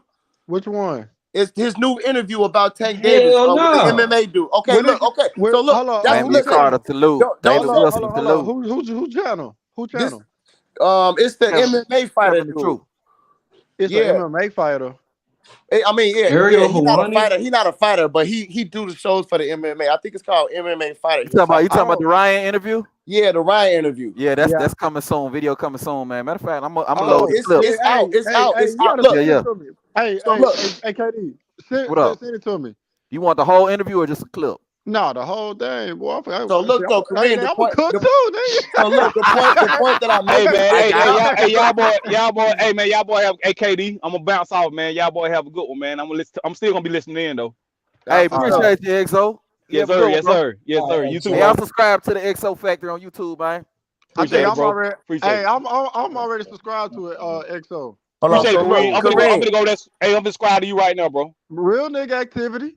Yeah, Yes yeah, sir, yeah, yes yeah. sir, yes Hey sir. Kareem, I'm gonna subscribe too, and I'm gonna wait for that video of telling them to fight. Hold But on, look, but I'm gonna wait, ask Yeah, bro. you. You yeah. supposed to have been subscribed. Wait a minute. Man, go Listen. 207. What up? Listen. I unsubscribe when all that stuff happens, but it's cool. I'm gonna subscribe to you, but look, hold Damn. on. I don't want to miss this point though that I'm making about Ryan Garcia because if you listen to Ryan Garcia, you can understand the move that PBC is making and Al Heyman. The same thing they tried to do to him is the same thing they did to Crawford. This exactly what he's saying. It's the same thing Crawford was saying, trying to give him the runaround, changing dates, doing all this stuff to make him not take the fight. He said he just accepted it all anyway. He's not gonna let them not make the fight. And look, everything he's saying is the same thing Crawford said. They're not friends, bro. So it's not a coincidence that they both saying the same thing. You got to look at it like that because if you look at it, then you can see the truth. But the only difference between Ryan Garcia and Tank and Crawford and Spence is that they did all that, but they still got their fight made because Tank ain't scared of Ryan and Ryan ain't scared of Tank. The difference between Bud and Spence don't want this fight. That's You why it's don't think not the made. difference is because So Tank and Ryan sell more than Bud? it ain't about selling. Listen, no.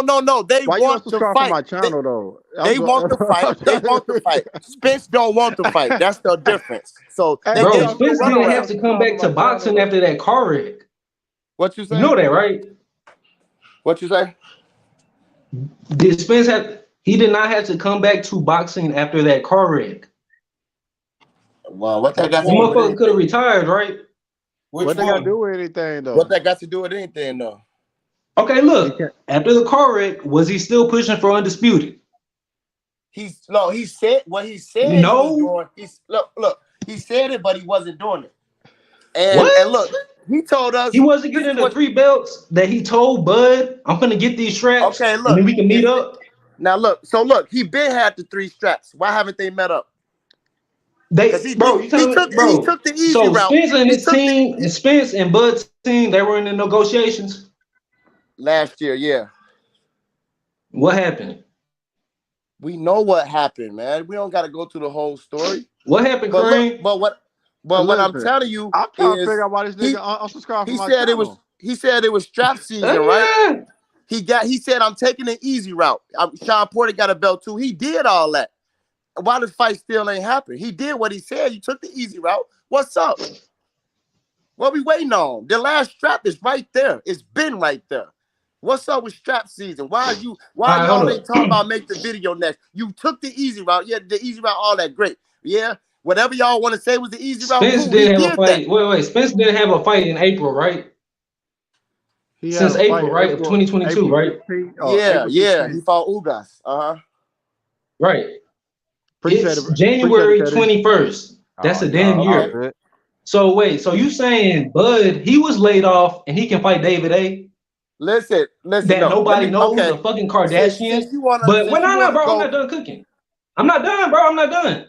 But y'all saying it's fucked up for Spence to fight Keith Thurman? Yeah. Yeah, at 154. You need to know elaborate on that, bro. Okay. At 154. No, you need to elaborate why the fight is sanctioned, why the fight was mandated at 147, yet they're fighting now. It's sanctioned at 154. You know, You're not giving Thurman a title shot. You're not gonna give Thurman a title shot, but he's gonna fight that nigga. So look, I could go back. I could go back to where you started at about the negotiations and all that. But not even going back to that, if he's mad at Crawford, he's even more mad at Thurman for what he did. So if you want to act like a little soft ass nigga and tit for tat, he shouldn't be fighting Thurman either. But if you felt like that, you got mad that at nigga both on his chopping block, bro. He been had that nigga on his chopping block. No, he said he would never fight him. Take the L out of Yeah, he said that, bro. I know what he said, bro. Bud said some, bro. Bud said some contradicting ass shit too. Hold on, listen, y'all use that over and over in videos. Keith Thurman this, Keith Thurman that, blah blah blah. Well, he fighting the motherfucker, bro. Let me finish, bro. We was saying I used to like Keith Thurman. I wanted Errol to fight. I thought it was pussy of him to not fight Thurman, talking about because he didn't give him a shot. Well, beat him up. That's how I felt.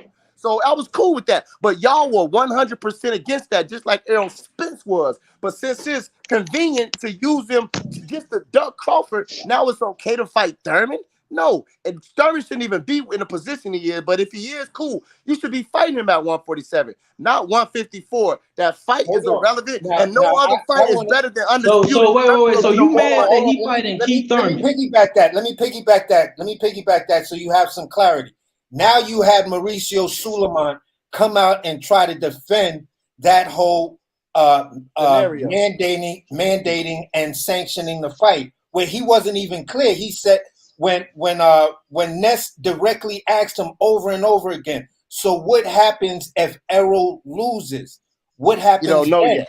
Yep. He was like, well, we have to determine what happens after that, because if Errol Spence decides to stay at 154, then there are determining factors, and then there are determining factors if Keith decides to stay at 154, and you just sitting there listening to the dude completely deflect the direct question over and over again. And why is he unsure about Errol going? How is Mauricio Sulaiman unsure about if he going back to 147? But every Errol, I'm not even gonna call you Errol sexual. I'm gonna say Errol, every Errol Spence fan just know he going for Crawford for undisputed at 147. Y'all don't know that. Y'all sitting here protecting that Thurman fight, defending it, and Spence didn't even say that. Spence probably like, I'm not finna fight this nigga. And here's the whole thing. Spence is probably what is that shit that they say? Guilty until proven innocent or some shit like that. Spence could be standing on his word, and y'all don't even know it yet. Y'all defending it. Because now, the fight hasn't even if he come out and denounce Keith Thurman, then y'all gonna be like, yeah, told y'all he ain't finna fight no Thurman. Told he a man of his word, but y'all defending it right now. You gotta be 100 with this, bro. Are we watching everything that happened? We said the same thing that Tim Bradley said. I don't know Tim Bradley. There's no way that we can have the same point of view on everything concerning this fight without. I don't know him. How can he say the same thing we saying? Because it's proof. It's true. We can see it. Because he's an ESPN guy. I'm not an ESPN guy though. You are. I'm not with them. Listen, I don't even like. Listen, hold on, bro. You just said Timothy, not head ass Bradley. Are you serious? I said Timothy Bradley is saying. Why would you even do that? Why would you even say his name? Let me ask you this. Listen to what I'm saying though. Listen, okay, you saying Timothy Bradley, but y'all listen to Kenny Porter and Sean Porter and people on PBC. Y'all listen to Ugas. Y'all listen to Ugas and said Ugas said that they gave him a guarantee of 15 million. What did y'all saying? Didn't you say that, Kareem? No. You didn't say that? You didn't say that? No, wait, no, I didn't. I always ask y'all to send that to me because I'd never seen it. Ugas, it was so many videos about Ugas and the 15 million for Nine and everybody. And now we just had Steven. Who said that shit? I want to know who said that. I seen YouTubers say it, but I never had Blue Blood. I never listen. So where did it come from? Everybody was just saying that. I never spoke on that. Bro, Steven Espinosa just debunked that. Listen, you could go to my channel right now. I never spoke on that because I never know where that came from. On my channel, I only speak about shit I can see with my own eyes. I only speak about facts. So Kareem, I don't know what that 15 million. I want you to make videos telling Errol Spence to make the fight next and stop giving excuses as to why it shouldn't happen. If y'all mad because he walked out of negotiations, y'all should be telling Spence to knock his ass out for it then. Not, let me fight him. Let me fight somebody else I wasn't gonna fight. I'm less mad at him. I'm mad at both of y'all, but I'm more mad at you. Get the fuck out of here. I'm not emotionally invested in this. Listen, tell him to fight Spence. Why don't y'all push him? That's my only question to y'all. Invested in this. We arguing. Y'all only argument is he fought anesthesia, and that's okay. Why can't he fight him? He can fight. You not mad he fought David A? Okay, listen. Okay, I'm gonna go back. Are you mad that he fought David A? Listen. Yeah, man. Okay, hold on. Let me explain this to you because you asked me. That's a question, bro. No, I'm not mad because hold on, listen. No, I'm not mad because look, he fought Ugas, right? That's a double standard. No, I'm not gonna give him a double answer your question, bro. Let me answer your question. I'm not mad. Let me answer his question, Bud. Let me answer his question. I'm pissed off at Bud that Bud fought Avanesian. I'm pissed off at the fact he had to fight a fucking Avanesian because he brought $25 million to the fucking table. I'm like, bro, they pulled David A off a fight card. $25 million and your they pulled David A off a fight card so Bud can have an opponent. Listen, hey, hold on. Do you know that? Film study. Look, when they were supposed to fight, he told Bud. Everything, Bud, he didn't get what he wanted. He took what they gave him. They gave him 35%. He accepted that. Hold on, let me finish. They gave him no guarantee. We know he agreed to all their terms. They said he agreed to all their terms. Y'all said he agreed to all the terms. They just didn't sign the contract. So look, hold on. So all they bullshit, it's the fact that he agreed to all of that stuff. Now, the fight was set for 2022. Bud wanted to have a fight in 2022 so he can stay active. They changed the date and made it till next year. We know that's true because we heard Steven Espinosa and Errol Spence talking on the phone, unsure of the date. They were hoping it was in February. So we know that it wasn't no time in 2022, which is I gotta hear that phone call. Which is okay, you can check that out, but I'm speaking facts and everybody knows that that's the truth. that phone call says that they was unsure. He said, "Man, I'm hoping it happened in February, this and that and the other." And he said, Al said Crawford asking for it, but he said Crawford said January. he For said no. He correction. said January, February. He Then he said no. said He Al. said He said Al January. Heyman. Al Want to said, bet? but Want to Al bet? said Want to Al bet? said, "Listen, come on, I'm not stuck. It wasn't in 2022 though, right? That's the point." Okay. Okay, now That's we all can you let's gotta keep. tell that nigga. Do you Okay, want to cool. So bet? He get some it act right. wasn't in But go ahead. 2022. It wasn't in 2022. So he said, Al said, Bud asking for stuff he didn't even ask Al Hammond for. Great.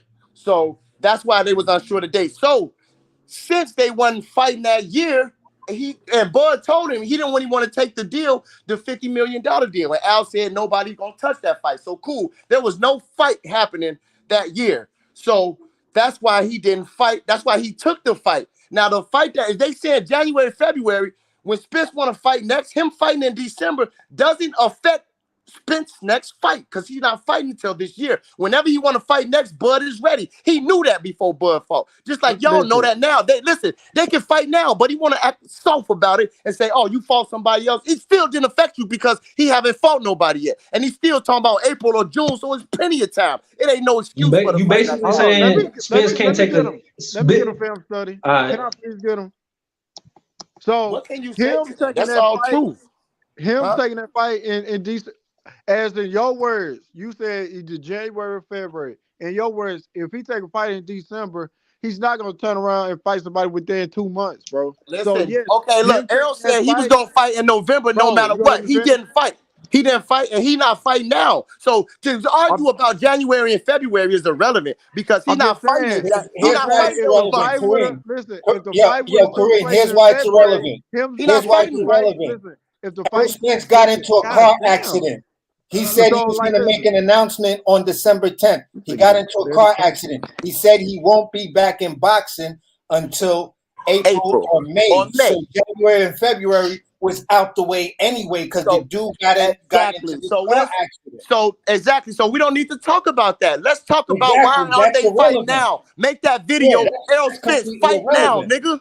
Make that video. You arguing about irrelevant stuff, bro. When you look at it, it ain't no excuse. Y'all using that as an excuse to not make the fight because y'all don't want to fight. Otherwise, y'all wouldn't be worried about no soft ass shit like that. Oh, Wait, you fought him. let You me fought say him for something. 10 million. Let me say something. point that Nah, bro, Errol let me say didn't something. Let me say that something, Errol bro. said You he fought didn't him for get Let 10 me say million. something, bro. You should have fought me for 2 million. Oh, they Let me say mad. Come something, on, man. bro. Let me say something, bro. What's It up? always been like this, bro. Earl doing the heavy lifting. Wow. Y'all basically just said Bud can take a stay busy fight, but Earl can't. No matter who he's fighting. Listen, bro. You making it something that is not. That's what y'all do, bro. Like I said, It the wasn't a stay busy conspiracy. fight. He You only take fought common against. sense and make it into a conspiracy. Yeah, Yo, man. Tim Come on. Steady, let me ask you this real question. This is a real question for you. Out of everyone Errol Spence fought in his entire boxing career, out of everyone he's fought, you said Errol did the heavy lifting. Who's a more heavier and more accomplished fighter than Terence Bud Crawford?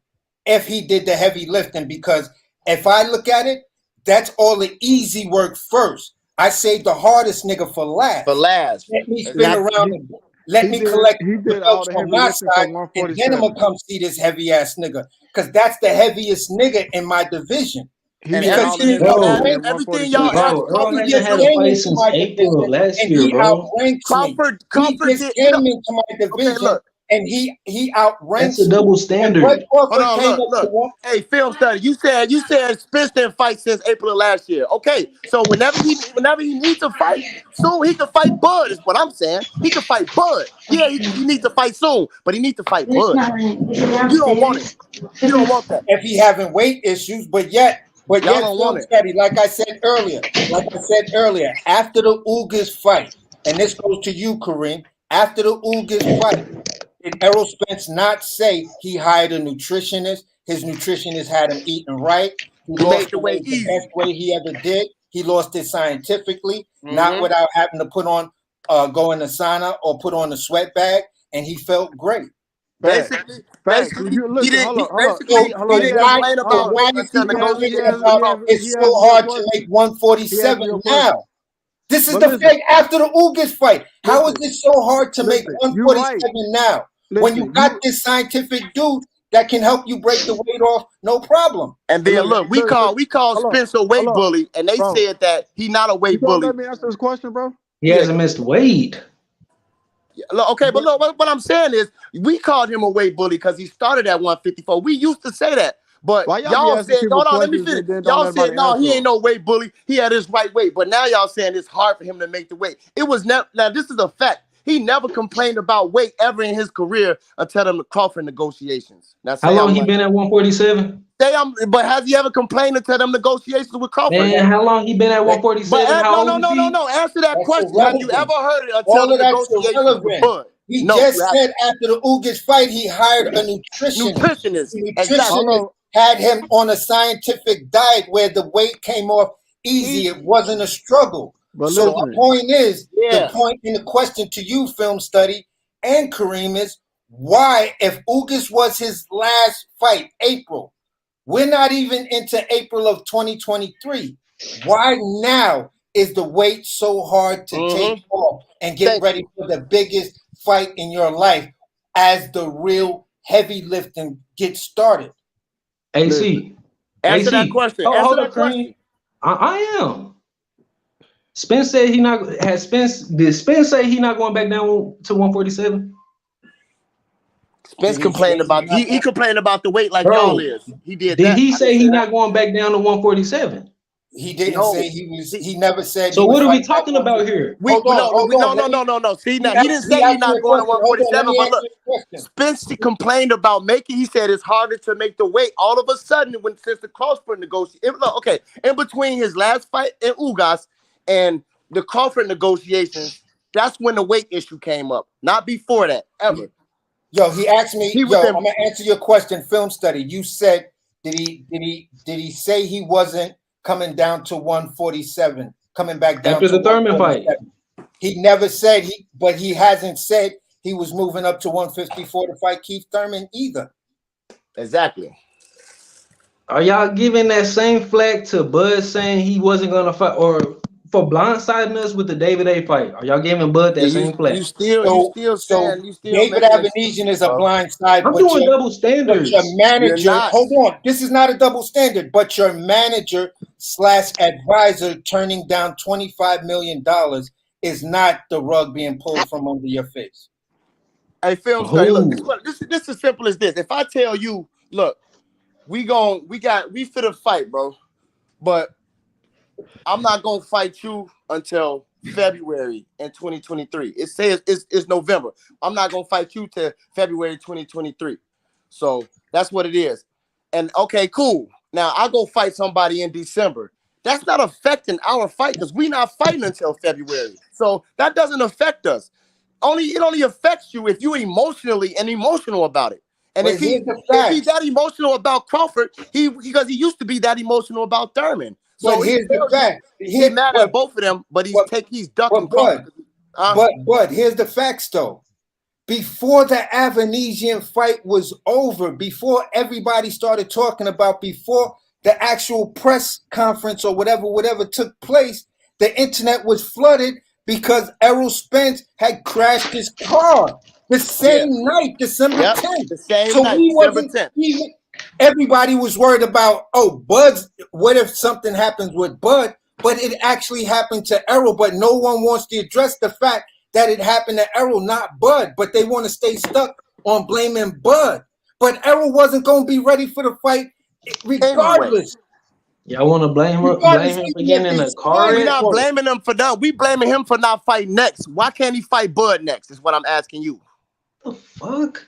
Why wouldn't he? So why don't say y'all the Thurman fight is a stay busy fight? So just like how you just said Bud fighting David A is a stay busy fight. That's because he wasn't fighting. Spence wasn't available. They weren't making the fight. But Bud can make the fight. Are you saying him fighting Thurman is in a stay busy fight? Listen, the difference is they're both available to make the fight now. According they couldn't. To Errol Spence, he fought David Avenesian because they wasn't fighting. But now they're both free. Wasn't Earl available during the negotiation? Are they both available now? Film study. Bro, yes. So Film look, study. so look. If you Hold said they on. both available now, why aren't they fighting? According to Derek James, according to Stephen Espinoza, and according to Errol Spence himself, Derek James, Stephen Espinoza, and Errol Spence himself, he don't do tune-ups. So every time Errol Spence is talked about, for a man that doesn't do tune-ups. So look, Even when he hold got on. his You don't got to go into details. That Bud. tells Don't you do that. he don't need Keith Thurman because Bud it's a doesn't tune-up. take tune-ups. Bud doesn't take tune-ups. Listen, don't give us If that. a fighter bro. has to take a tune-up, he's not confident in his skills. Bro, want to fight now. Why don't you want them to fight next? Why you want to see something else? Hold on. Let me ask the question. Why do you want to see another fight besides Undisputed at 147? The end of strap season, all that shit y'all talking. Why don't y'all want to see that next? I'll tell you this. Why you don't want to see that next? No, wait, hold on. I'm gonna answer your question. If he don't fight Bud after Thurman, nigga a dub. Listen, I mean that's true. That's rock true. with But that. I'll give why you that. fight Thurman though? Why fight Thurman? But look, also, why fight Thurman? If he goes down, if he goes back down to 147, that's the best we gonna get. Why fight Thurman? I don't want to hear shit. I don't want to hear no narratives. I don't want y'all pushing no narrative. Why fight Keith Thurman though? Now understand this. Now let's ask this question. See, let's pay attention to what he said. Hold on. You've been calling Danny Garcia for the longest. Why is fighting Thurman? Why is he fighting Thurman? Look, he's fighting. After that he's fighting the guy that's irrelevant that now. he called out when he was on his way up in 147. He's fighting that's those irrelevant guys. now because the And bigger y'all are question mad is, about it. the bigger question He needs to said be he'll asked. never fight him. He said he'll never fight him. Come on, bro. But let me why you ask fighting you him if he said he'll never fight him? You gonna punish him for that? No, Bud contradicted himself. I'm gonna try to ask Okay, y'all so look, you saying that why he shouldn't punish Thurman for not giving him a chance, but he should punish Bud for fighting for getting 10 million? But hold on, let me put this in perspective. Hold on, let me answer that question. No, wait. Say that again. Say that again. I'm gonna get back to you, AC. Say that again. You said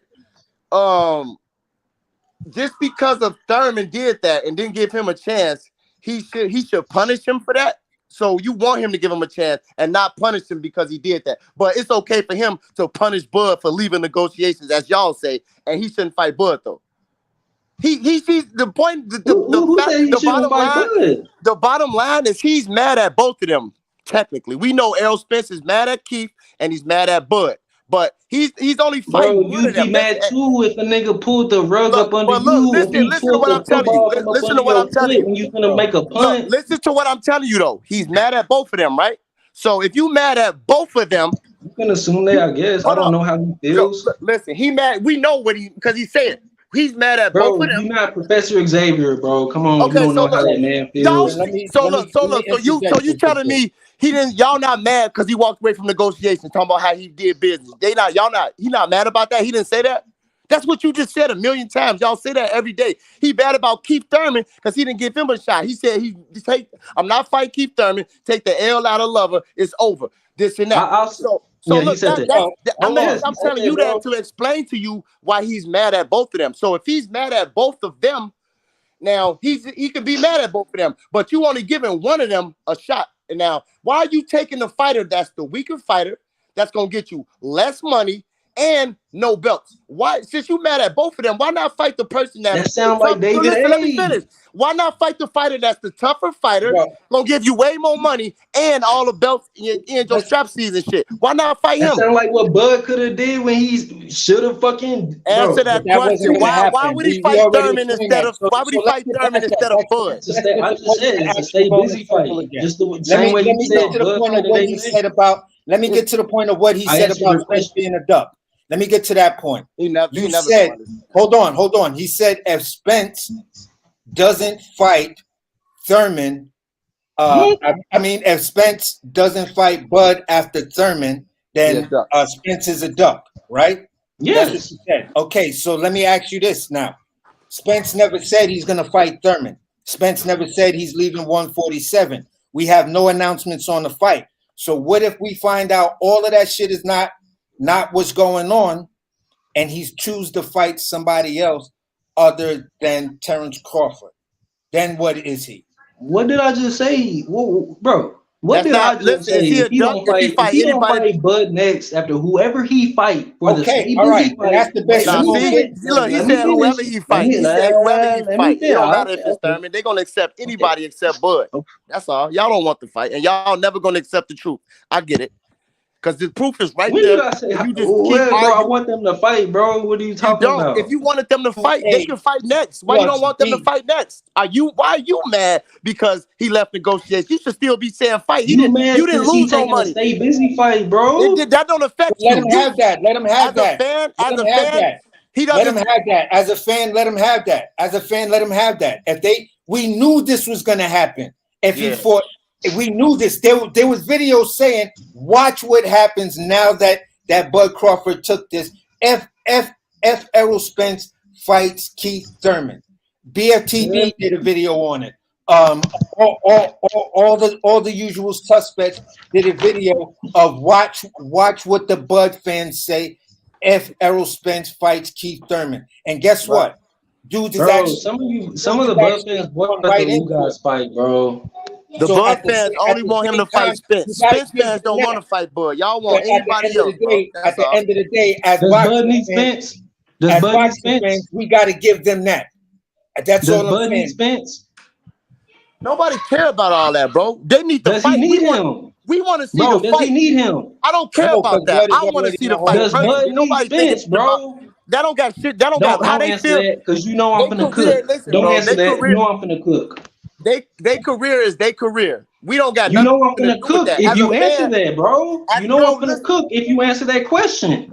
Listen, Spence said he want to be undisputed at 47. He got to go through Bud, and he not doing it. It ain't no excuse. Bud said he don't need Spence. It don't matter. Listen, come on, man. They've been Is that negotiating what he's way after saying that. right now? Is that what he's saying right now? Is that the title of the video? Is Right. the title of the video Bud don't need Spence? The title of the video is what Spence can do to help make this. So you're admitting that he said that he don't need Spence. So bro, he contradicted himself. I'll give you that. I'll give you that maybe 2 years ago or 3 years ago.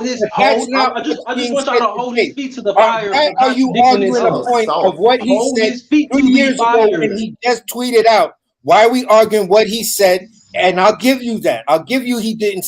Okay, look, Phil, hold on. I'll Did give he say you the that. Spence fight not It happening? don't matter if he said that because Errol Spence said he'll never come to Crawford fights, and he showed up. So who cares Did he say about the what Spence somebody fight not said? happening? What is his actions doing? Spence said he gonna make the fight for undisputed. That's the only fight he want. He want to become undisputed at 147. He can do it right now, and y'all looking for everything not to make it happen. Y'all don't want it to happen.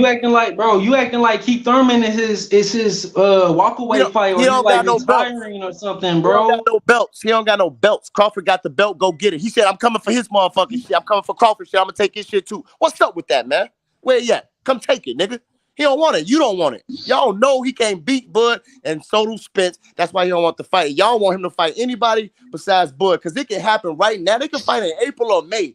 You know that. Why would you want somebody else? I don't want Bud to fight nobody. I want him to fight Boots, but I don't want to say, "Oh, fight Boots, fuck Spence, walk away." No, I want Spence to step up and fight, get that work, because he can't beat him. But Boots can't even beat Bud. That's why he going the opposite direction. None of these niggas is calling out Bud. Anybody who want to fight Bud can simply DM him and tell him what Who guys call him out? He don't play no game. You know, if you a real person, who guys called him out? Who guys didn't call him out, man? Yes, he did.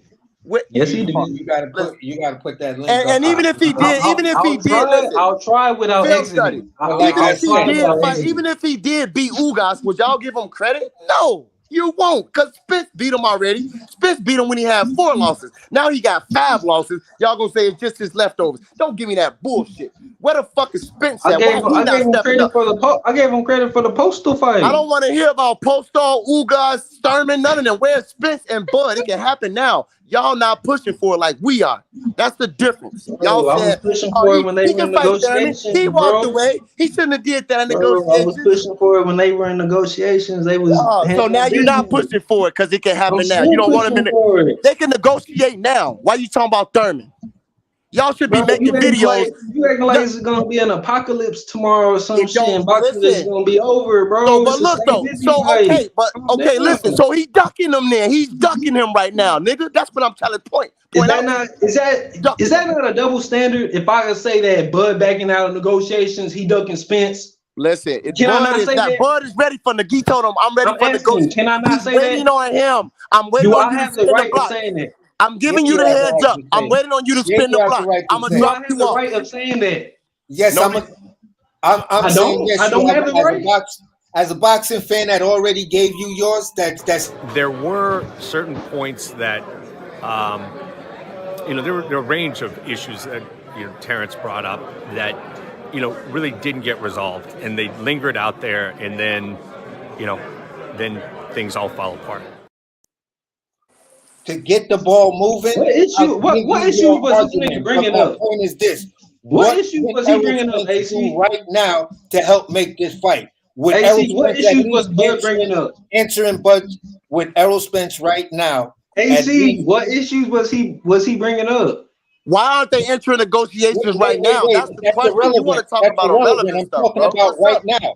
I'm talking about right now. I'm saying if Errol Spence at least just answers Bud Crawford's tweet about spinning the block, so we have clarity whether you're gonna spin the block for this dude or you going up to 154. Exactly. Right, he can at least do that. He can at least do that. Even if he gonna fight Thurman, then I accept that. If he say, all right, I'm finna fight this person and then Bud, you next. That's cool. He ain't said shit. Every time Bud call him out, hold on, let me finish. Every time Bud call him out and they got opportunity to fight, he don't say nothing for weeks at a time. Bro, they had a back and forth tweet when they were in negotiations. And ever since he called him out, ever since Bud stopped, ever since that fight on the 10th, he ain't said shit to Bud. Bud's tweeted 3 times.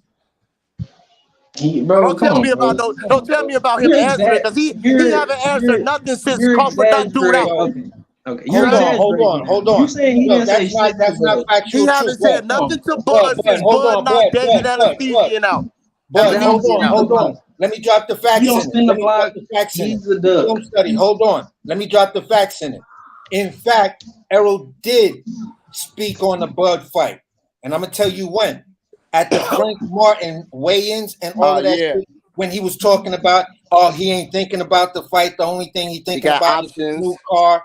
When he was asked about the $100 million, he said, him and Al Heyman is tight. Like this. You feel what I'm saying? The same thing when Derek James was asked about everything. The first day that they had the press conference, he was Mr. I don't know. Then after the weigh-ins, he's like, listen, the price of this ain't the price of that, and he can't do this and act for that. And Bud tweeted after that, and he didn't say a word yet. So during that whole Frank Martin thing, they talking. He telling Bud, if you ain't fighting me, you're not getting the Charlo fight. What's wrong with that? So, right, Charlo's PBC. He's an Why can't he get fighter. him? Why can't he fight Spence? That's all we want. Kareem, go make a video. Tell Spence to. Hey, Spence, you told us you want undisputed at 147. You need this fight before you leave 147. Why aren't you making it happen? Tell him to keep his promise. Tell him to keep his word, bro. He the truth. Keep his word. That's all y'all need to do. Y'all ain't saying that. Y'all making excuses for him to fight somebody else. Honestly, you got to be real. If you listen, bro. But y'all making excuses, man. Excuses are real, Kareem, because at the end of the day, Mauricio Suleiman repeated internet talking points. At the end of the day, franchise belt talking points. At the end of the day, Kareem, what's the name? Espinoza repeated internet talking points. So these guys are repeating internet talking points from blood hating channels. So at the end of the day, they're listening to what the fans are saying, and if the fans are buying into what PBC is selling, then we ain't gonna get this fight. So you think the president of the WBC is clicking on YouTube, listening to random niggas on YouTube, then saying that shit? Yeah, it's interviews that only Wilder been in, and he commented about interviews with Wilder, and only that was on. They talk about it, my dude. They talk about it. What the fuck wrong with you? They talk about it. Hold on, bud. So, what channel did he get this talking narrative from? I'm telling you, when No. I'm he talking didn't to specific. Hold on, you're asking me. See, there you go, Kareem, asking one of those dumbass questions. bud. There you go, look, let Kareem, me asking answer. one of I can those answer the dumbass question. questions Look, that you think I'm a fall trap for. That let you me think ask. I'm not fucking stupid. No. But here's the What intelligent Hold on, channel? let answer. me answer his Kareem, question, AC. let Look, me answer. Let me answer. hold Let me on, answer. let No, me hold answer. He on. No, asked me hold the on. question. You just asked a dumbass question, and I'm about to Now hold stretch on, it. bro. Let me answer his question. He asked No, me, so I'm gonna tell he him. asked I'm me. asking AC. Hey, He asked yo, me. man, yo, let somebody else speak up in this Hold piece, on, man. bro. Hold on. You let I'm asking somebody AC else a speak up in question. this piece, Hold all on, y'all bro. Bud fans, man. I'm in the building. Let's Hold on, talk. bro. Hey, go ahead, AC. Hey, Answer the yo, question. here's the answer. Here's the what's the question now? Because we was all distracted. God damn. What channel did Maurice Suleiman get this talking narrative from to get on here and So start here's talking? what I was saying. That's a dumbass question because you don't have to pinpoint the channel, and he's not going to say, "Well, I watch BFTV and I watch 7/8 Sports, and they're saying this." No, Mauricio You the Sulaiman one said that's where he got it from. to Nah, repeat look, hey, listen, hold on, hey, AC, hold on. What I want to say, hey, Kareem, he listened to 78 Sports because it's stuff that he said in interviews from Wilder that he only did on 78 Sports TV channel. So he had to have heard it from there because that's the only channel he did the interview on. That's my point. So Maurice Suleiman was on 7/8. He was also on Fred. He had He was to also know that on Fred. information. Otherwise, he wouldn't have never knew the He was information also because on that's where Fred's the interview channel. was. He was also on Fred's channel. Mauricio Exactly. Suleiman was also on Fred's channel. So he has an ear as the president of that company and as a president of any company where you generate billions of dollars in this industry. You better have an ear to what's being said in the social media space. And he doesn't personally have to sit there and listen. He may have a staff member that sits there and listens and says, "Listen, they talking about something relevant right here." So the guy he was talking to, Ness is an internet person I seen that one. online. I seen that So what interview. you talking about is a silly question. That's No, what I I'm just trying to asked point what out you Hey, think to you man, I want to because say he was something, on man. Let me say Ness's something. show, and Ness doesn't Hey, what support up, Kevin? Hey, anything with Bud let Kevin Crawford. talk, man. What up, Kevin? Hey, man, I want Go to ahead, say this Kev. right here, man. Boxing was always about the fighters. We as fans, we watch the boxing matches that they put in front of us. Now, while we all into the negotiations and all that, who right, who wrong, man, that's kind of childish, man. That's not what men do, man. Everybody talking about, oh, he didn't sign this, or they hold up this, and my man, he playing three seconds of the clip of the whole video. That man said a lot more than that, man. Not just he didn't That's get what he because want. they use it as excuses and duck tactics. So they use those points just to try to make an excuse for they fighter ducking.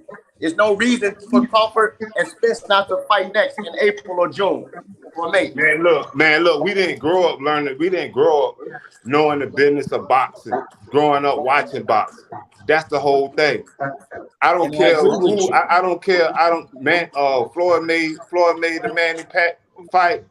But if Bud want to walk in his lights like a Mayweather or a Manny Pacquiao, he got to go ahead. He got to put for his best foot first because Floyd for Oscar at a disadvantage. He Man, accepted the B side. He went exactly. over See the there and thing. whooped Oscar behind, and So then that's how he 65, became the biggest fighter in the 35, no boxing in the guarantee sport. for Hey, an Kevin. undisputed fight. Hey, You the said difference. Floyd versus you mentioned the fight. That fight wasn't for undisputed. But That look, fight wasn't for That don't have 35 nothing to it do don't with matter. it, man. That don't have nothing to do with 65, But look, here's the 35 fight though. Errol The and got no three difference. belts. guarantee. Crawford only got one. That It don't don't have matter. nothing It to do don't with matter about. It undisputed, don't matter. man. It's just the point that he making is that it's the fight that matters.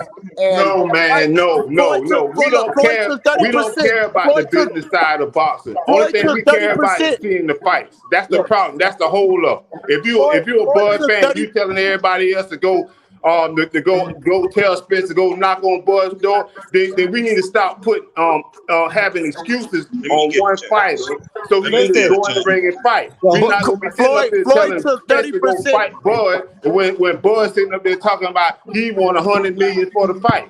He's not no Mayweather. Bud didn't say that. Floyd took 30% And Oscar took the big share, and he still made the fight. Just he took the lion's share, but Crawford took the 35%. He took the no guarantee, but the fight still didn't happen because one fighter don't want it. That's the no, man. No, he did not sign the contract, man. Just think about it. He said, I agree to everything. What but did he sign the contract? Yeah, now you talking about.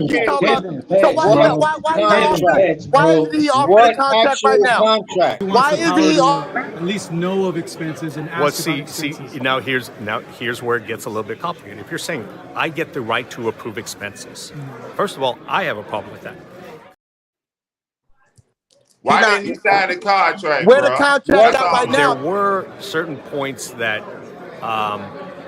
there were a range of issues that Terence brought up that really didn't get resolved, and they lingered out there, and then then things all fall apart. Listen, that nigga What were the issues that Terence Crawford brought up? Who cares? Why isn't the contract right why now? Why you playing that video? Stephen Espinosa said the fight can happen next. Stephen Espinosa said the fight can happen Video next. is being played because you guys are dwelling in the past. You're dwelling in the past. The title of this video is that's what I'm saying. Do now to make this fight. That's what I'm And then saying. you came up with anything. So you saying that video is irrelevant? You just bringing up the past. You bringing up David. So you're saying that video is irrelevant. All right, it's a tune-up fight for him. So after the tune-up fight, what happens next? You said film study. If you don't fight blood, it's a duck. I gave you that. You come on right here talking about we shouldn't be talking about that, but he ain't coming here telling us what Errol can do to make the fight happen now as a boxer. As the ace. One thing. Errol did all he had to do to make the fight. He put up t-shirts.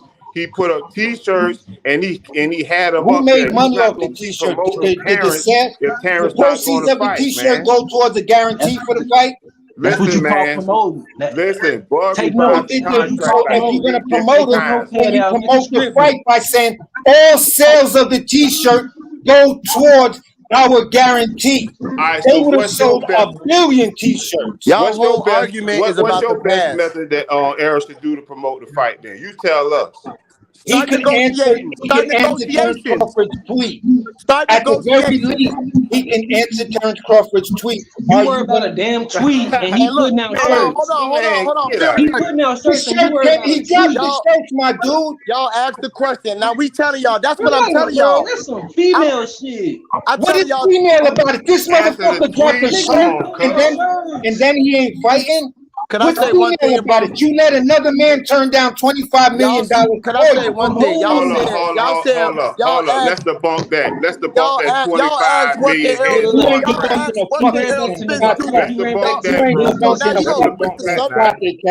you debunk? You ain't debunking a fucking thing. You said what can Errol Spence do?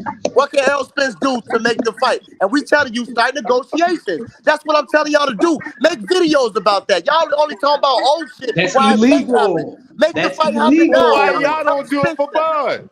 What? We doing it right now. That's what you want. That's the panel you on. Everybody in the comments saying on the panel right now because we're defending you niggas talking about this whole shit. We're defending the fact that you guys are talking about this old shit and we're trying to get you on. This whole live is named what Errol Spence can do to make the fight. What you talking about? Kevin, the truth. I told you, bro.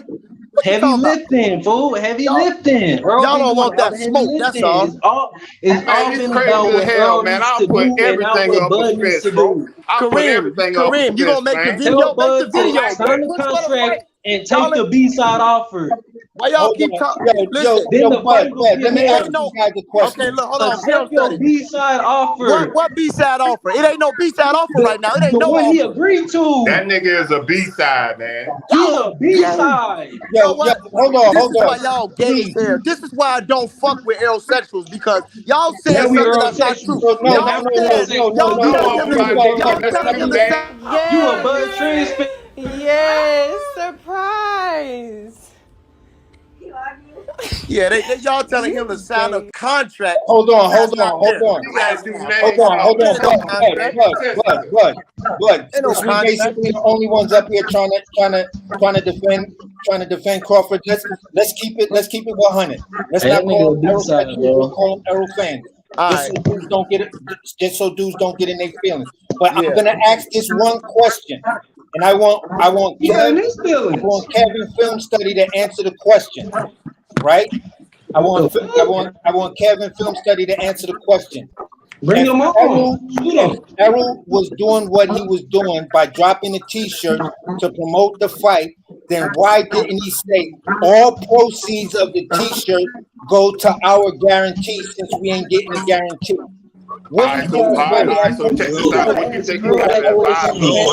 Why he take the T-shirts down? Why he take the T-shirts down? Let me answer the question, man. You ain't got to keep asking me the question same amount of times, cuz I understand that. I'm trying to listen to you. All right, for Now sure. let me tell you why. This man got an advisor. They can't just sit around. It's a business. They can't just sit around and try to fight one guy he done ran from the negotiations. They got to move on, man. They got to plan things out. But it's not that special for them to sit around and try to do this all year round with this guy. Kevin, the truth. Listen, what I want to say is this: they've been past all that already. And look, to debunk everything you just said about that, Stephen Espinosa. This is the reason. Hold on, let me finish. I'll let you talk.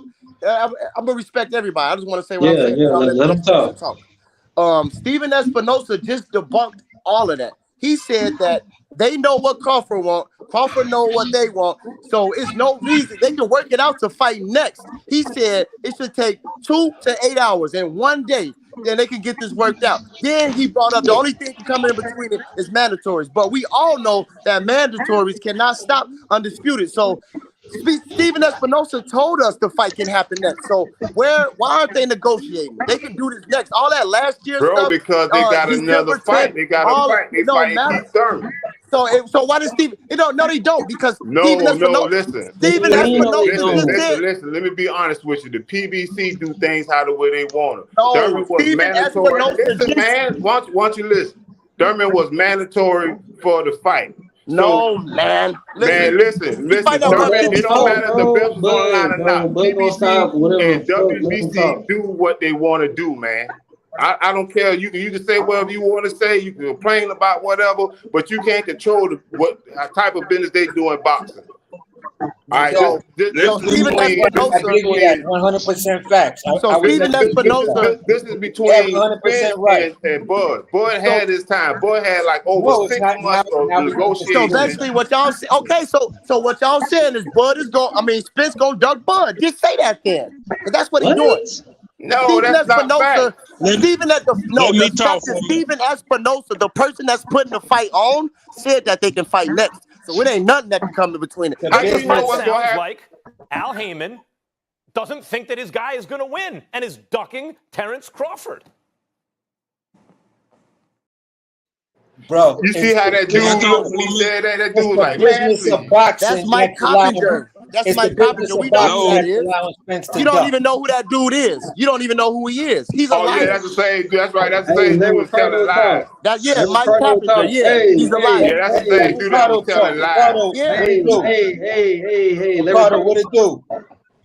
Ricardo, what's going on, y'all, man? First of all, I wanted to get back to the question where he said where that 50 million was coming from. That 50 million was coming from Warren Buffett, who is a multi-billionaire. Okay, that's where that money was coming from. Yep. Okay. Now, why Bud didn't say that? Earl he didn't tell Al that. Al Heyman knew. He did tell Al. He did tell Al. That wasn't the conversation. He did tell Al. He did tell Al. That wasn't the case. Let him finish. Hold on. Let him finish. Let nobody touch this. Let him finish.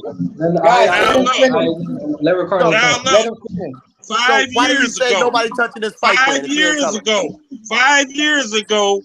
He knew he was fighting Keith Thurman at this point in time. Go back to that video with the red hoodie on. He named them all. None of that, he named why I won't go to Easy around fight Sean Porter. He said, then I got Danny Garcia next. Then I got Pacquiao and Thurman.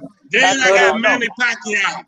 And then I got Keith Thurman. And Bud said, he didn't mention me. And he said, no, he didn't mention you. And we at that point right now. Hey, Bud brother, was never in the fight. he wasn't okay, brother, let me mix up. Wait till he get a belt. Yeah, he ain't did nothing in the welterweight today. When he get a belt, you want to go over there. Keith Thurman want to go over there, and now y'all want to say, "Oh, I ain't fought nobody," but I got a belt now, so why? Okay. Sean Porter got a belt too. So now Sean Porter got a belt too. Sean Porter. So why want to go to easy road and not Sean Porter out? That sounds like Al Heyman doesn't think that his guy is going to win and is ducking Terence Crawford. All right, now let me tell you this. I was 7 years ago. 7 years ago, I was in a discussion with journalists that we made the Keith Thurman and Sean Porter fight because Sean Porter and Keith Thurman were so stuck on Floyd Mayweather that they need to fight each other, right? So in that same journalist interview that we had, we spoke on Terence Crawford going over to the PBC after he done talk about Bob Arum, but he resigned to Top Rank. So Al Heyman was trying to get him to come over years ago, over 7 years ago. That's why Floyd got the video. It feels like people don't know these fighters. So that's why he was promoting Errol Spence. I done put a lot of links up there and I done told y'all. So y'all sitting up there talking about Spence, ducking, Bud, and all that, but y'all don't even have the insights to even know what's going on. You don't, bro. You said Tom Brady was the problem. Let me say something. Y'all do know that Bud said himself that Errol Spence is not ducking him. I don't listen, bro. That's what I said. It's no explaining nothing to y'all. So what are you talking about? He said it on the Porter way. He said there is no way Errol Spence doesn't want to fight me. He said it on the Porter way. I admitted that. I'm a fan of Bud Crawford. I watched the Porter way. AC, why does he contradict himself? And when he say that Earl not ducking me, why y'all not following suit? I'm not following. Yo, listen. This is what I'm saying. Just like you admitted, if A plus B equals C, if no matter who Errol fights next, if it ain't Keith Thurman or Bud Crawford, he's ducking Bud Crawford. So if we're on the same page about that, and I'm a boxing fan, and I can agree with someone who's a deep Errol Spence fan on that fact, I can also agree with the other deep boxing fan that says, as boxing fans, we really don't need to know or really give a shit about the insides of negotiations and the business of boxing. All we should give a fuck about is when the fight's being announced. But we do have to acknowledge that it comes first. Business comes first. We do have to acknowledge. Hold on a second. Wait a second. It's amazing how dudes want to pick and choose what Bud Crawford lyric they want to take and remix, right? But when Bud Crawford say he came to the table with $50 million ready for Errol Spence, and Errol Spence turned down the money because he got to answer to Uncle Al. Y'all don't want to believe that. That's all lies. We don't believe the money. But at the same time, what promotion company that you know that will bring two insiders into the company to do business? They have to sign contracts. Those guys like Warren Buffett, he's not stupid. He's not gonna sit there and just put up $50 million without getting the share of PBC. Or getting his investment back. Come on, man. Hold on. My thing is, you making a statement like that just based on conjecture. You ain't got no proof. But man, listen, but you don't have a proof that it's not. I got proof that he came with $50 million. But you don't have proof that they will have to do a full contract. Everything Paramount to make that fight, bro. Everything after the $50 million, you adding your extras on it.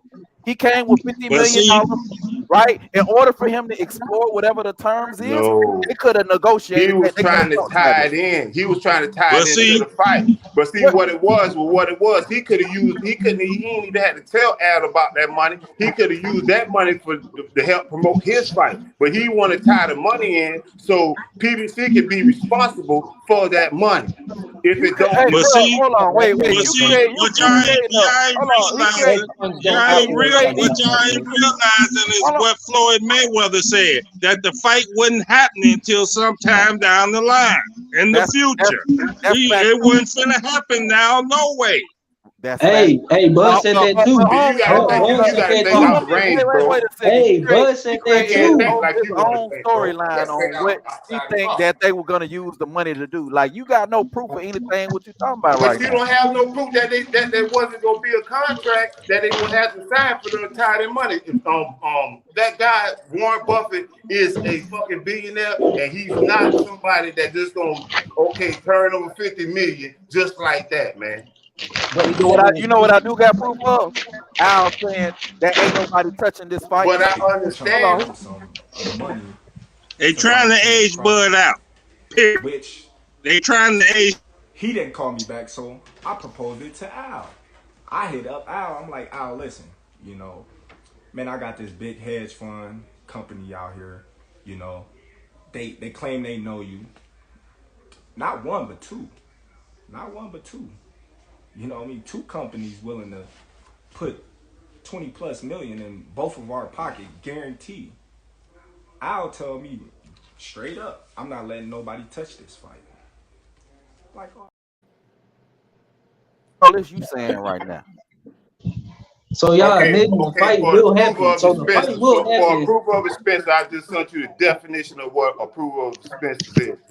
That means Terence Crawford want approval of expenses so he can go ahead and build and get these TV get all these TV live promotions and all this, and then here's a contract that PBC, once he get finished with promoting his fights, that PBC is responsible for the money. Terence Crawford is not signed to the PBC. Okay, he's doing a fight deal. If he want to do that, he turn down the fight deal. So he can't have it both his ways, man. Hold on. Wait a minute. Hold on, I got him right here. Wait a minute. He can't have it both ways, but you understand that the PBC is only allowing him to have it one way because they're not offering him a guarantee. No, they offer him a guarantee up front. Did they offer him a guarantee? Hold on. If he signed with the PBC, he throwing his life boxing career away. They gonna show. That's what they gonna do. Hold on. We're not gonna let him off the hook because he said that he was offered a guarantee, but we got Bud Crawford saying this. I never was offered a guarantee, not once. Boy, look like he's lying anyway, man. Never offered a guarantee. Boy, lying. They had 3 different contracts to try to revise it the way Boy was going, but it was a give and take.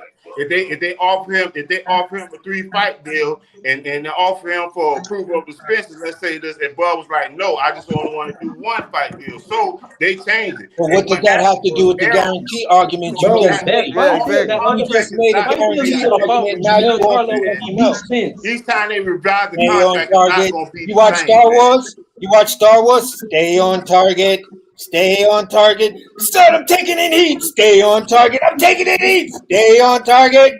Now you got blown up because you keep moving. Do you hear what I'm saying? No, the contract is not going to be the same each time they revise the contract. What you mean? What you talking about? What they got to do with what contract was the guarantee? You just did that BLK shit. Hey, Bud said he was never offered a guarantee. That means it wasn't no version of the contract that ever had a guarantee on it. But y'all don't agree with Uga said either, though. Y'all sitting there saying that Bud didn't get 15 million. It was a 3-way deal. If Ugas would have won that fight, he would have had 15. He would have had a chance to offer that fight for $15 million. Before Spence and Ugas before they match. Whoever got to do what Ugas brought those 3 together, man. Ugas brought everybody together. Wait a minute. Wait, what? So Ugas is a promoter now? Listen, man. He took that bet off of Manny. Manny wasn't finna fight Earl Moore, but listen. You could never tell who would win the fight between Ugas and Spence. So they already had it all mapped out before the fight. Since Spence won, They agreed to fight for $15 million. Bro, where are you getting this information? What are your sources? I don't have to get information. That's logic thinking, cuz. What? How is that logic thinking? What logic? Okay. Say for instance, because you not understanding. Hell no. Okay. I'm trying to explain to you. I'm trying to explain to you. It was Bud. I don't want you to explain nothing. Share it with me. Bud. It was Spence and it was Ugas. So when Ugas and Spence fought, whoever won that fight was supposed to fight Terence Crawford.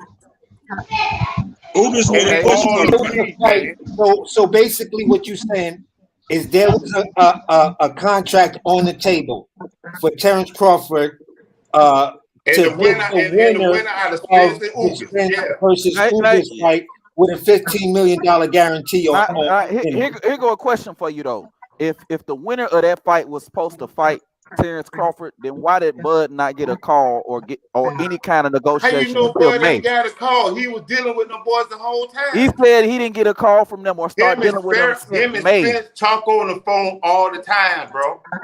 Okay, now where you getting this information from? Bro, because they do. They said it. They talk on the phone all the time. Yeah, him and Errol talk all the time. Him and Errol talk all the time on the phone. See that? Okay. Yeah, they do. So if they talk all the time, why did Bud say that he didn't start actually negotiating? No, listen. I'm gonna give you a prime example. Hey, and then here go another question. I'm gonna give you a prime example. Wait. So if they've been talking all the time on top of that, right? Saying you right. Yeah. Then why did it take over a year? Why did it take this long to even get to this point with fight? Listen, man. Listen. With all the accidents, Floyd don't care because Floyd took a long time to make the Pacquiao fight. It was almost 40 years old. But let me ask this question. Pacquiao got knocked out by Bob Marquez. It wasn't because of Floyd. He was almost 40 years old. Let me highlight you, big homie. Let me ask you this question, big homie. All right. Big Kev, let me ask you this question. If they talk all the time, he said it. Why? Hold on. Let me ask him this question. If they talk all the time, then why was Bud saying Errol wasn't nowhere to be found during the man, I'll give you a scenario about the contract. You said they talk all the time. Errol was on vacation. Errol knew he wasn't going to fight. He knew he wasn't going to fight Crawford. That's why he didn't come to the table. Let me tell you what happened. Errol Spence took a no. Errol Spence don't suppose take a no guarantee as a side fighter. He decided since Crawford had a contract signed to go to do the no guarantee. That's when Errol said, "Well, I'll do a no guarantee too, right along with you." What? Yes. The A side is always presented with the contract first. Errol don't get as an A-side fighter. You can say whatever you want to say. As an A-side fighter, Errol's get a guarantee. But he decided not to get a guarantee, no guarantee, because Crawford wasn't getting a guarantee. And that's what y'all don't understand is Errol been trying to push that fight, and y'all keep saying that he's not. Well, he's not. Wait a minute. Let me make sure I get this straight. So Errol, out of the kindness of his heart, decided because Bud wasn't getting a guarantee, which you can't answer why Bud was not getting the guarantee. You can't answer that question. No, he was at first after the contract been revised, man. You're not hold on, wait. Let me play the clip again. Here we go. Well, it don't matter what Bud say. Of course, it don't matter what Bud say. Yeah, we know you're gonna say that. I never was offered. It don't offered a guarantee, not once. And he also said, "I never was always contradict himself. I watch all his interviews about the negotiation. Okay, so many times, bro. Bud contradict himself, but Errol don't fight, and Keith Thurman, the guy he said he would never fight. He ain't had no choice. I said hold on. So Bud somebody put a gun to his head Well, like you got to fight Keith Thurman. WBC. He couldn't have fought Boots. He It couldn't ain't have fought Al. Virgil. It's He couldn't have fought WBC. nobody at Y'all 54. want He him had to to do fight more Keith Thurman. heavy It's lifting while WBC Bud because fights a it's bum. No, not it's the Al. WBC. Oh wait, so the same WBC that gave him special permission to fight a welterweight bout at 154 is forcing him to fight Keith Thurman. That what you trying to tell me? Yeah. Because So he couldn't get no special think permission. about it. Because if you think about it, they still trying to make that Crawford fight. What that got to do with him fighting Keith Thurman? If you Bro, think about it, Keith Thurman probably was a man of all men that decided, well, we can go to 154 just to get the fight, but it won't be for a belt because you didn't give me an opportunity at the belt. What that got to do with him fighting Keith Thurman, a guy he said he would never fight? What you mean? He didn't have no choice. He was pushed. He didn't have a choice. He didn't have a choice. Wait. So he couldn't have fought. He couldn't have fought Boots. He couldn't have fought Virgil. He couldn't have fought nobody at 54. He couldn't have fought nobody else. Boots was already in the fight, man. They already had contract signed, man. The boxing business don't work overnight, man. Wait a minute. Wait. Has Errol fought yet? Yeah, well, no, he hasn't. I'm talking about all right. Boots fought though, so he can't fight Boots now. And Hey also, man, He just got in the car accident. He's fighting in somewhere around May, man. Boots already the guy in the fight. Boots already the fight. Stage car accident. Hey, hold on. Don't say that bullshit. Hold on. My guy knock out. And you driving cars. Don't say that bullshit. You driving cars. Wait a minute. Hey, wait a minute, y'all. Hold on. My guy knockout boxing 86 TV done made it on the panel. What's going on with you, fam? Salute. I'm chilling, KD. What's up with you? And shout out to all the bros on the panel. Hope everybody doing good, right man. on. Oh, yeah, I already know. Yeah, right on, man. Yes, sir. Hey, man, so check this out, bro. Like, I hear everything everybody's saying, man. And it's crazy to me because it's like we want to just take everything that happened and we don't want to live in the facts, bro. Here are the facts. Like, fuck what Terence talking about. Fuck what Bud talking about and fuck what Earl talking about. Because if you talk to a Bud Crawford fan, they gonna tell you what Earl be capping too. If you talk to an Earl fan, they gonna point out to you how Bud be capping. But here's what we know, bro. They both got a contract. Both of them motherfuckers had no guarantee on their contract. Earl signed his shit and he was good with his shit. He said, cool, no problem. I'm gonna get it popping because I believe in myself. This shit gonna sell, and I know I'm about to make bread, and I'm about to beat this nigga ass. So I'm signing this shit, and I'm finna get it cracking. He didn't sign. Hold on. Hold on. Let him finish because I know where he's going. Go ahead, knockout. Knockout, you done? Let me just go ahead and get this. Let me go ahead and get this motherfucking voluntary title defense right quick. So I'm not trying to hear none of that shit about all this other extra shit, bro. The man had an opportunity to fight Errol Spence, and he had an opportunity to fight David Evanesian. That nigga looked at both of them contracts and said, just give me the David Evanesian fight. Nothing more needs to be said. Okay, did he do that? That man ducked out on the fight and did something else, bro. Like that. That's what happened. He ducked out on the fight. Is that why Stephen Espinosa talking about this? There were certain points that, there were a range of issues that Terence brought up that really didn't get resolved, and they lingered out there, and then then things all fell apart. No, he was negotiating with two different entities, man. He was negotiating with them and got that Al. So that ain't wait a minute. Hold on. Wait a minute, y'all. So the president of Showtime Sports, guy who works with the PBC on a regular basis, just told y'all we did not address a number of issues, meaning more than one, a number of issues that came up for Bud Crawford, and the fight fell apart because of that. And y'all still telling me that Bud ducked out of a fight? But in that same interview, Stephen said Bud hold up the fight. He did say that. He said Bud held up the fight. Steven said he held up the fight. Hold up, 3 seconds of that whole business side. Oh, he said that Bud held up the fight. Hey, yeah, he said held up the negotiation. Held up the negotiation. The business side. He held up the business side ain't right. Was it that Bud held up the fight, or was it because they didn't want to give at least know of expenses and ask about expenses? Now here's where it gets a little bit complicated. If you're saying I can't hear get none, the bro. right Can to y'all hear approve me? expenses, first of all, I have a problem with that. They didn't want to give this nigga the right to approve expenses, but they didn't want to give him no guarantee for the fight. Right. Thank Hey, you. yo, can y'all hear me, bro? Yeah, we can hear you, Knockout. Yeah. All right, so check this out, bro. You keep playing that Steven Espinoza clip. What he also said was that the main holdup and the major issue was this nigga wanting to approve expenses, bro. Okay. Like what's that's wrong some with shit that They they don't even go ahead. Hold on. Let Knockout cook on this because I want to see where he's going with this too. Go ahead. Let's talk about it, bro. At the end Yes. of the day, this niggas was asking to approve expenses. I don't know where y'all from, and I don't know how y'all do shit, bro. But all I know is this: if you ain't paying for none of the expenses, you don't get the right to approve them hoes, bro. He was asking for some shit that they don't like. Errol Spence is they fighter, bro. They don't even let Errol Spence approve expenses, my nigga. Like so this nigga's asking. But Crawford is a promoter. Hold on. He is on promoter. Let him finish. And he a promoter with no money. Let him finish what he's saying because I got him. Go ahead, Knockout. He don't bring money. He bringing money. He one of the fighters.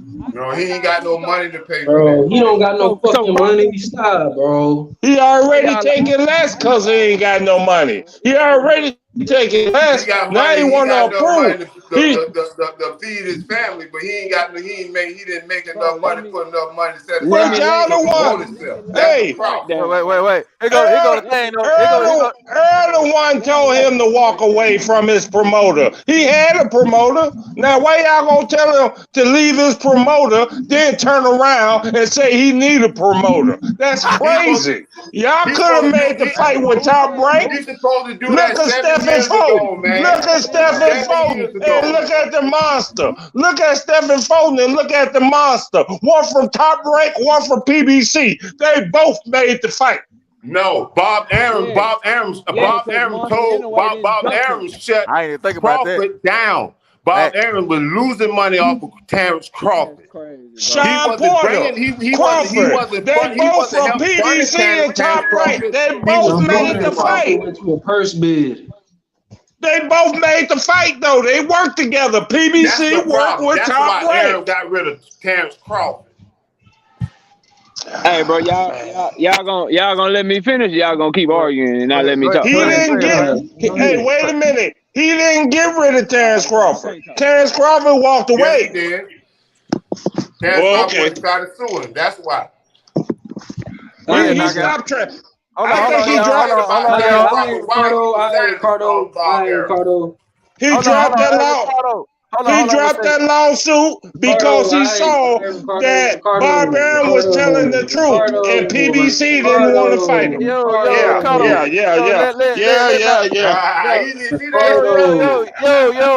on, y'all. Let Knockout finish this point, man, because I know where he was going. Let him finish what he was saying.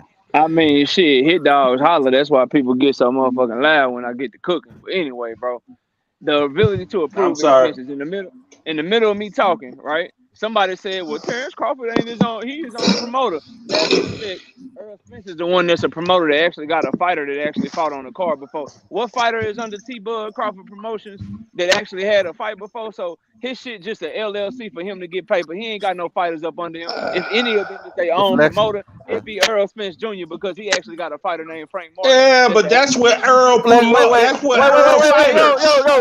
Don't address that. That ain't nothing but a deflection. Let him go. Yeah, man. That's on. Yeah, go ahead, Knockout. Get to what you're trying to get to. No, I just wanted to say that because I had heard somebody cut me off with that point, so we went off that way. But the ability to approve expenses, bro. This nigga not putting up no money. He asking for some shit that Errol Spence don't even get. PBC fighters don't even get the right to approve expenses for the event, but you gonna come in with your fresh ass, never done no business with us. He have to. He have to. I got he it right don't here. got a promoter. He is on promoter. If Bob Arum was his promoter, Bob Arum would have that right to do that. But right now, Crawford is. Ricardo, I got him right here. So no PBC has, wait. No PBC fighter has been able to approve expenses. Oh, go ahead. I'm not finished. Oh, go ahead. And I got to finish up. So what I'm saying is, bro, the nigga ain't putting up no money. And you were right, and he interrupted me again, so I gotta address this shit again. Yes, Bob Arum would have that shit, because Bob Arum would actually be putting up money for the fight. It would be a cross-promotional deal, so maybe it might be ESPN that gets to broadcast it too. So since you're broadcasting it too, and you putting shit up for the fight, you get to get approval. Terence Crawford don't have that. He ain't coming with no network. He ain't coming with no money. He ain't coming with nothing. So he's supposed to fight for free. You say he's supposed to fight for free. He got it. He don't know what he's talking about. He just said he's talking. Hey, knockout, you done? Are you done, fam? So we can address what you're saying. Who said that, bro? No one. No, I'm talking about you. I'm talking about big dude keep cutting you in, man. Yeah. I'm sorry. Go ahead, man. He don't understand what you're talking about. Go ahead. Bud should fight for free. Bud is not fighting for free. Bud need to put up his own money. The nigga get the same right. He get the same rights that Errol Spence get. If you go out there, so y'all said the fight. Hey, nigga, you don't get to prove no. Oh, that nigga keep cutting them off. Go ahead. So y'all saying So y'all saying, bro, he not done, bro. Hold on, he's not done. Go ahead, finish. Hey, he not done. Damn, my nigga, like for real, bro. Like I'm gonna be quiet when you talking, my nigga. I got you. But anyway, bro. So I don't know how y'all do it, but in business, if you ain't putting up no money, you don't get to tell nobody what to do. This nigga not putting money on no venue. He ain't paying no site fee. He ain't paying for the hotel, for the press passes. He ain't flying people out to cover the fight. That's all in the contract. It's gonna come out. I know. Go ahead. Y'all got it. Y'all got to do y'all thing, bro. Y'all got it. All right, let's address everything. You can't address now without him being able to speak, though, cuz. You can't. Bro, I don't even understand what bro said. Hold on, y'all. Knockout. He spoke. I heard him. Yeah. You cut him off. Do you want to come back and address and just not rebuttal, reiterate anything, any points that you're trying to get? Nah, bro. I'm a dip off, KD. I'll catch you later on, bro. That nigga got cut the fuck off. All right, bro. If you gotta come, hey, y'all be sure to subscribe to Knockout Boxing 86 TV on YouTube, bro. But let me just address real quick what he was talking about, because it can easily be debunked what he was saying. Honestly, I'll paraphrase it for him. As a matter of fact, I'm paraphrasing, not verbatim. He's basically saying that Bud didn't put up any money for the fight, and because of that, he shouldn't have the ability to be able to approve expenses. That's basically his argument. But what can shut that down easily is the fact that no fighter on PBC, as well as no fighter on Top Rank, has to fight without a guarantee. And those are the facts. That's what separates Bud Crawford in this situation from those situations. You see, when you have a guarantee, you don't got to worry about net profits because you get a guarantee that you're going to get paid. But the difference between this situation and that is that you're not guaranteed you're going to get any money off the goddamn fight. And these niggas can cap all they want to as far as talking about, oh, Bud is going to get this or Bud is going to get that. Well, if Bud was going to get this, then why wouldn't they offer this man a guarantee? I'll wait. You saying all this, but it's not an excuse for Bud, because if both of them not getting a guarantee, they both will be taking a risk, as you say, right? Who's handling the promotion? Earl? No. I just asked you to answer one question. If he's not getting a guarantee and Spence not getting a guarantee, what difference does that make? It would be both of them fighting for no money. Do you mean, what difference does it make? No. I'm asking you a question, so we can cut it straight down the middle. So we cut all the money is gonna come out the fight. All the money gonna come out the fight. If neither accepted no guarantee, both of them got to get in the ring. Both of them got to fight each other. What percentage Bud get and what percentage Earl get? Since you want to make it, you want to split it down the middle and shit, they're not getting equal cuts of the net profit. And you know the reason why. And then guess who team Earl with? You know the reason why? Because Bob Arum gave Terence Crawford guarantees. They bit Bob in the ass. Terence Crawford did not create that much amount of money for Bob to receive anything. Bob Arum said he lost. Bob Arum said he had enough. He lost so much money. Wait. So if he didn't create that much money, why BLK Prime was willing to give this man $10 million to fight? Because they want to give away money. Oh, they want to give away money. They're not So in why it to didn't make they money. listen? Hey, Well, wait a minute. If Bob losing so much money, why this man give him his highest guaranteed purse versus Sean Porter after he said that he was losing money? This the problem I done just told you. Okay, I know you. just Okay, answer your question. I just answered your question before you even asked it. And I just answered after you asked the last question. Bob Aaron was giving Terence Crawford guaranteed money. And when Terence Crawford goes to fight with the gates and with the pay-per-view, it wasn't adding up. He was losing money. No, he wasn't. Wait. But again, you brought this up already. That's because they paid Khan $7 million. They paid Khan $7 million. Then they throw a fight on pay-per-view that was Victor Posto. Didn't nobody know. Bad pay-per-view. These dudes want to bring up Bob Arum, but you don't want to talk about the fact that Bob Arum was trying to give Bud even more money to stay with Top Rank. He paid Bud $6 million for Sean Porter. That's a guy that's losing money, so he just gonna give up more money. And gave Sean $7 million. So you answer this. Fighting Spence will be his biggest purse he ever made. So if he takes $6 million from Porter, and we'll say they offer him $15 million. Bud started off with the contract out the gate, asking for like $22 million for that fight. What? So they was not about to give Bud no $22 million for that fight because of the market. There's no way. $22 million, bro. Where you get this from? They said Bud initial offer was around $22 million. Drop your link. I never was offered a guarantee, not once. Cite your source. Drop the link. I need some evidence. Hey, I'll drop you any kind of link you want. But guess what? You're gonna credit. You gonna discredit the sources or the people that actually know about the contract. You'll credit the source. You'll credit the source. That's what you'll do. What sources that know about the contract? You'll credit the source, bro. So post it so we can know. Don't be like that Donald Trump. I'm not. Hey, listen. I don't know how to do all this internet shit, posting sources while I'm on live. Tell me who you heard it from.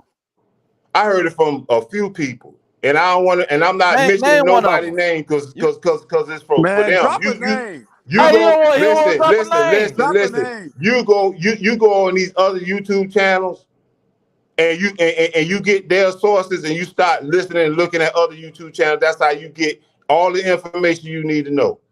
You talking around the point, bro. Drop a name. I don't drop names, man. I don't drop names. You can't expect for everybody. So here go the thing. If you can't drop a name, if you can't give me a source, then guess what? Bring it up. Don't even bring it up, bro. It don't make no sense. You can't prove what you're talking about. I can't prove what I'm talking about. Don't talk about it if you can't be about it. So if you can't post, if you can't show proof on your receipts, you talking. I never said I can't show proof on the receipts. But you choosing not to. This nigga drunk. Hey, guess what? I will say. Guess what? This is your channel. This is what you be on. I will send you the link. I will send you every link that you want to see. How about that? Please send them to me, bro. Okay, because I don't smoke. I ain't Bud Cross. Wow. Okay. I dig the shots though. But look, I'm gonna make a real point, and then I'm gonna let Kareem cook. I'm gonna make one point. No matter what your sources are, right? Your sources are always gonna be second or third or even fourth hand sources. But you know what my source is?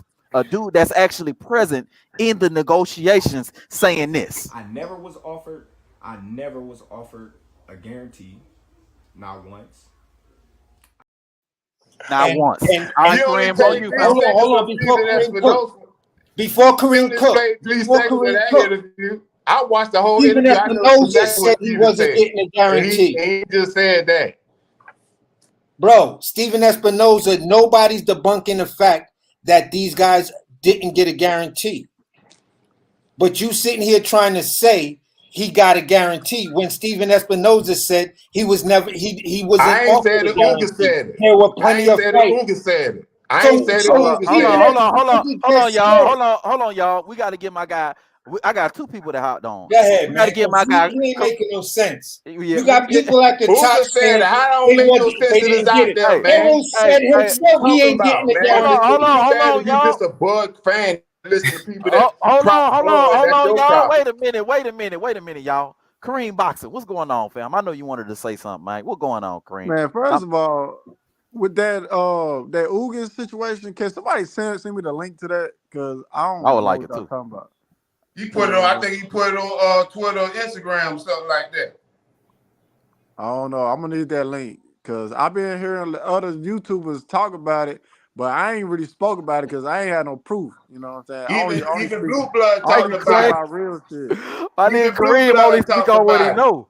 Yeah, like if I can't see it, like if that shit not tangible, then I really can't speak on it. You feel me? I think that Uga shit was a tweet too. On top of that, I don't even think it was an interview. I think it was a tweet, but I'm not sure about that shit. But shit, bro. Go ahead, Kareem. You still cooking, or that just what you want to y'all want to say that? threw me off and shit. You know what I'm saying? Not letting a nigga steam y'all niggas up real quick. Hell nah. See, here go this nigga right here. Hey, what was that Jesus song I was singing earlier?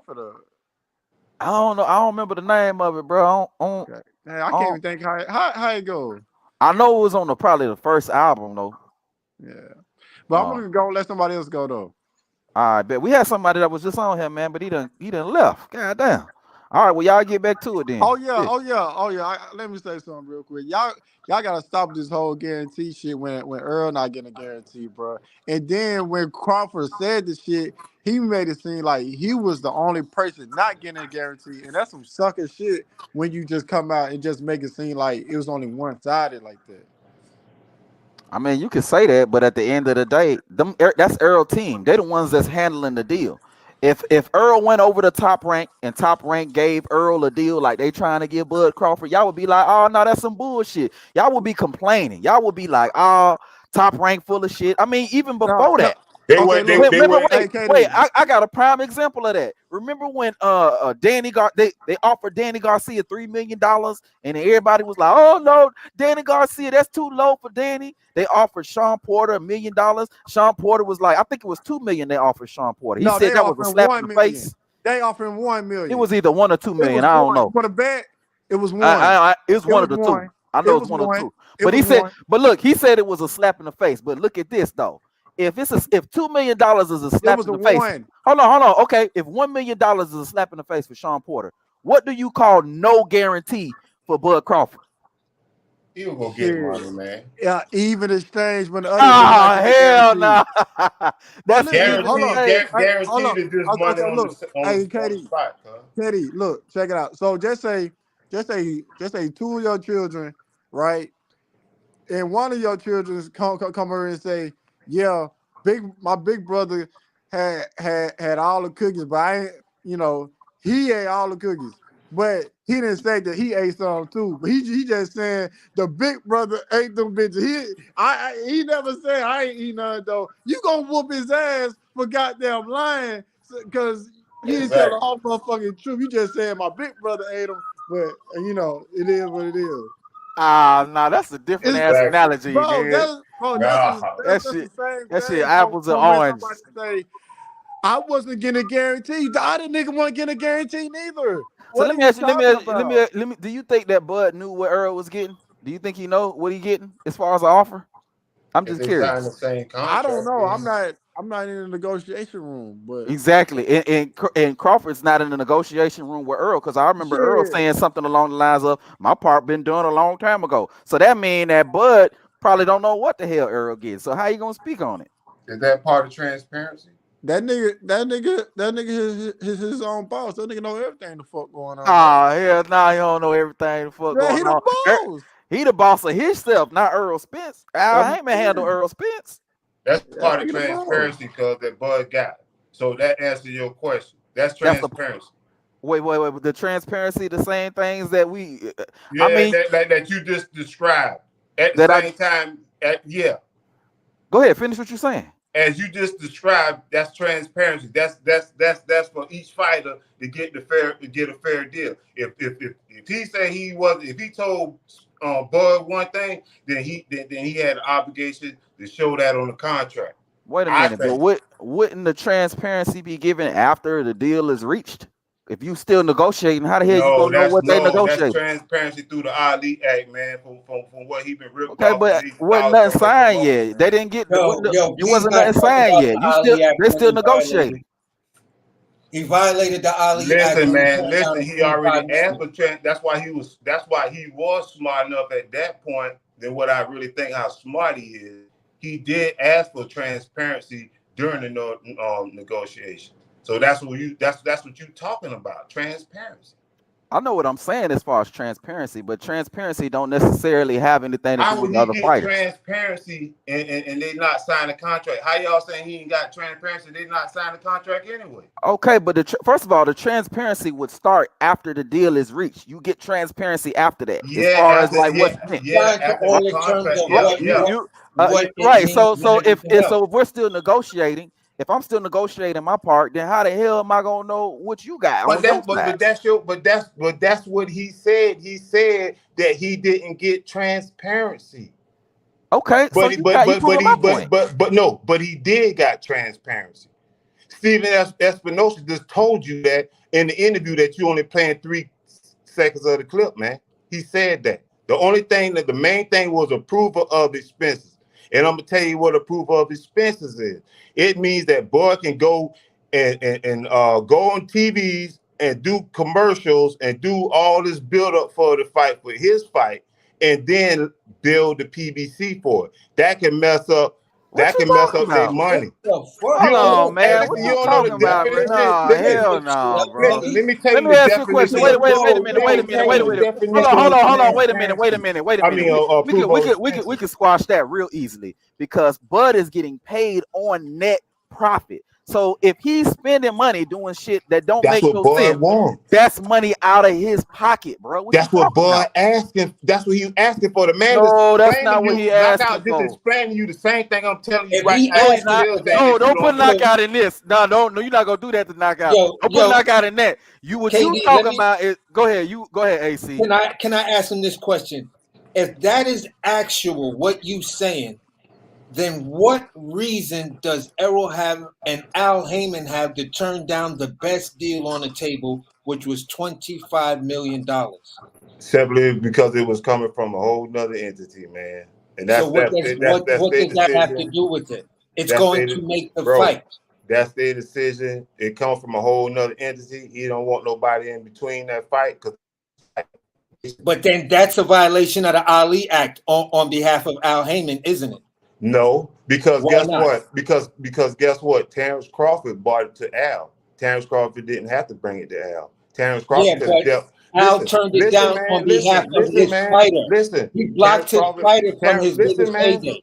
Did Al or did Al not block his fighter from his biggest payday? Terence Crawford.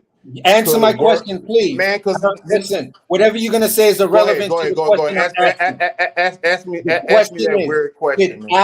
Did Al Heyman block his fighter as his manager and advisor? Did he block him from his biggest payday, from his biggest guarantee? No. He didn't block him from his biggest guarantee. That's your answer is no. But what I was trying to tell you was, brother, he could have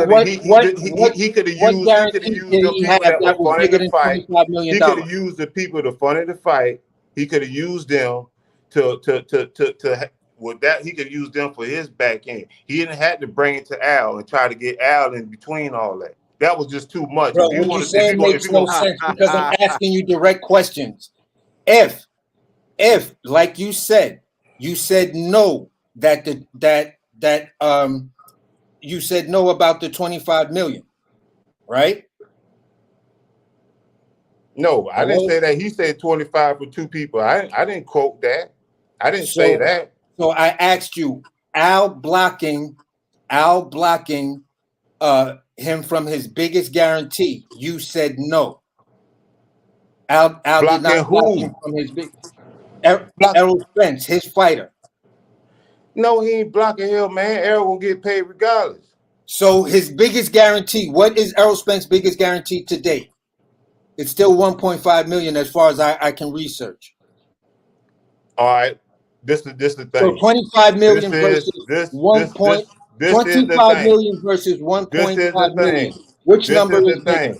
This is the issue, okay? No, it's not an issue. I'm asking you a question. Man, let me tell you. Let me tell you. It's up to no, you can't tell me anything. I'm sharing the facts with you, and you do not want to participate in me sharing the facts to you. I don't have what Spence got guaranteed. I just know when they get guaranteed, they use that money for sparring partners. They use that money for everything else up to the fight. That's all. Let me express this to you. Brother Kevin, let me share this to you. 1.5 million is not greater than 25 million. So Al Heyman blocked Errol Spence from his biggest guarantee. That was the question. What guarantee? And did Al Heyman block Errol Spence from getting his biggest guarantee? And I told you no.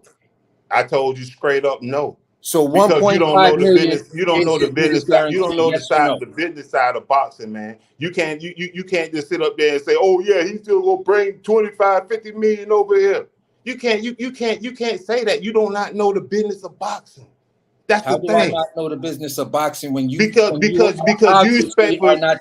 trying to tell somebody a whole other entity to come over and put money in Al Heyman's pockets to promote a fight. That's Bud's responsibility to put money in his pockets, not bring it to Al. That is like Bob. That is like if he have a promotion. Just like if he have a promotional. He have Bob Arum. That dude could play the role like Bob Arum. Get him what he wants, and that's it. But the man, but who knows the talks between them? Maybe the guy who's fronting the money will say, "Hey, look, I'm not just gonna put the money with you. I'm gonna put I need to put the money with both of y'all for the fight." See what I'm saying? So that you don't know what you don't know the underlying talks. You don't know none of that. So I don't even know why you bringing that up. Because I asked you what number was greater. I asked you what was Errol Spence's highest. What was Errol Spence's highest guarantee? It could be greater. You're still not answering. You still haven't answered my question. You're telling me a whole bunch of I just told you no 3 times. You want me to tell you no I said, again? what was his highest guarantee?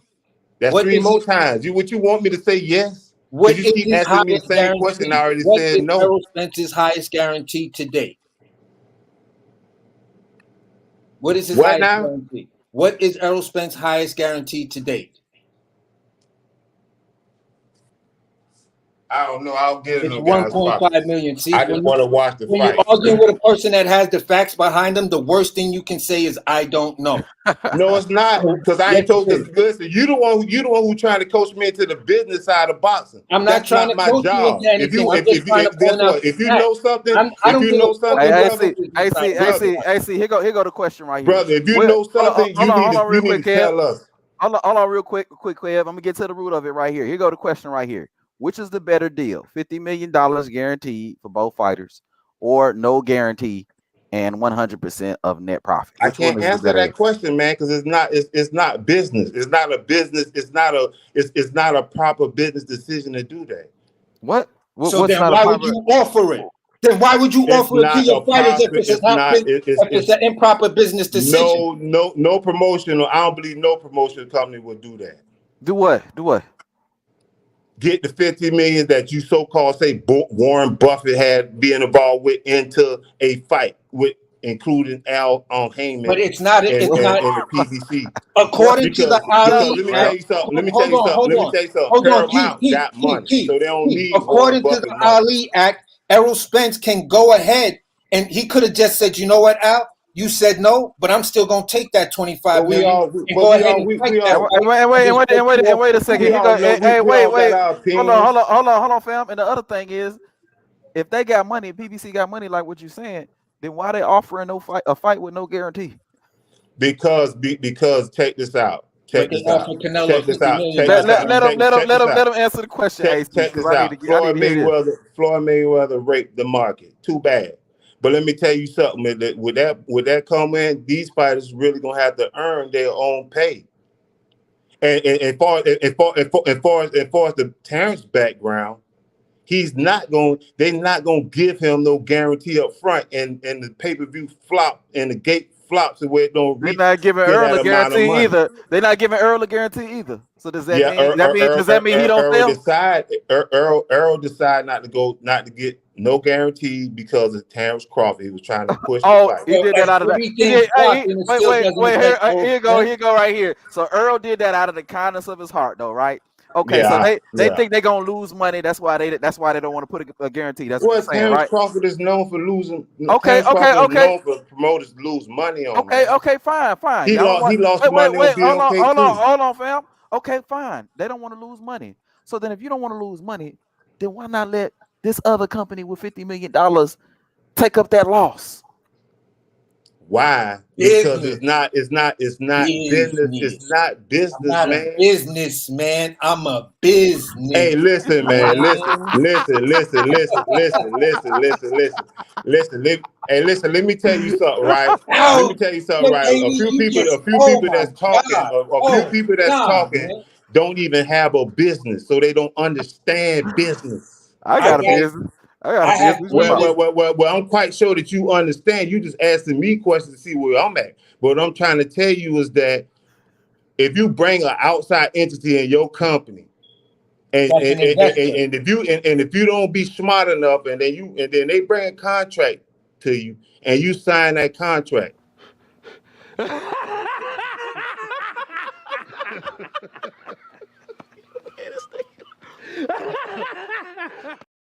And if you sign that contract, that means you could be entitled. You could be entitled to be like into other business deals with the person. Who man's is this? Get him the fuck out of here. You don't put money into another company, man. Al Heyman is not gonna allow that. I'm sorry. My boy, Al Heyman is a billionaire for a reason. My boy, if you saying that I'm gonna lose money on this fight, which is why I'm not offering a guarantee, which is trash for the fighters. If you saying I'm gonna lose money, then why would it not be a good idea to defer that loss to another investor who's willing to take that risk? Okay, I'm asking you this here right here. You asked me a question, but what you don't understand is that let me gonna make it plain and simple. Why can't Bud Crawford take the money, take the deal with the guy, and leave Al Heyman out of it? That's all I'm asking you. What you talking about? Al Heyman worked for Errol Spence. What you mean? They come as a package deal. Crawford said he came in with 2 hedge funds, $25 million. He bought it to Al Heyman. That's not Al Heyman. Al Heyman is not going to do it. Why did he didn't use that money for himself and dealt with the other person? And the money is not for himself. He can't use the money for himself. The reason why Terence Crawford knew the reason why Terence Crawford knew because he don't make no money. He don't make enough money for per fight. He doesn't. Bro, that's why he wanted to bring all that money. Let me tell you another reason why he did it. Because he knew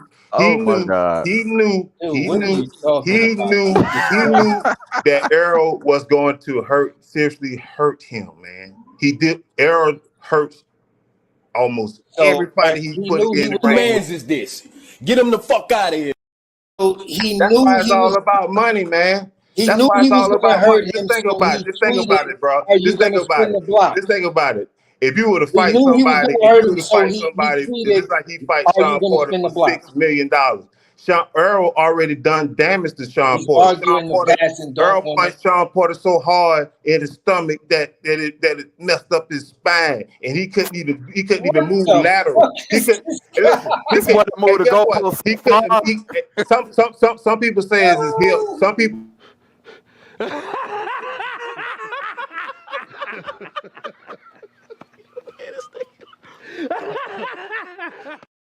Some people say it was. Some people. I never just did things just to do them. Come on, I mean, what am I gonna do? Just all of a sudden just jump up and grind my feet on somebody's couch like it's something to do. Come on, I got a little more sense than that.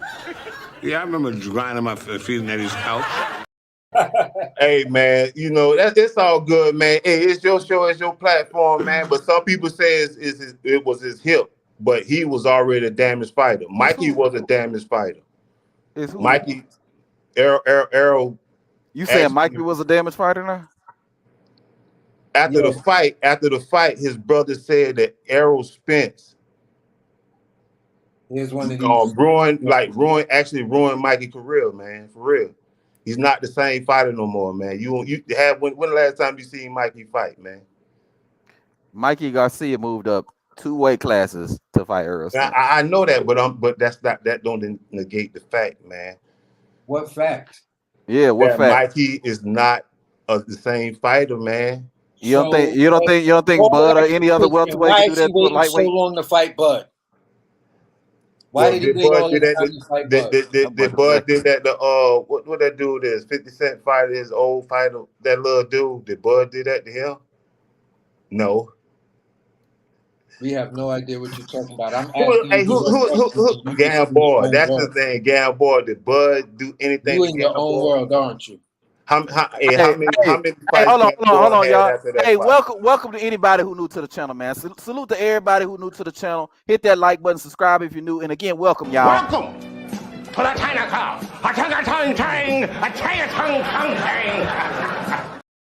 Man, the facts is the facts.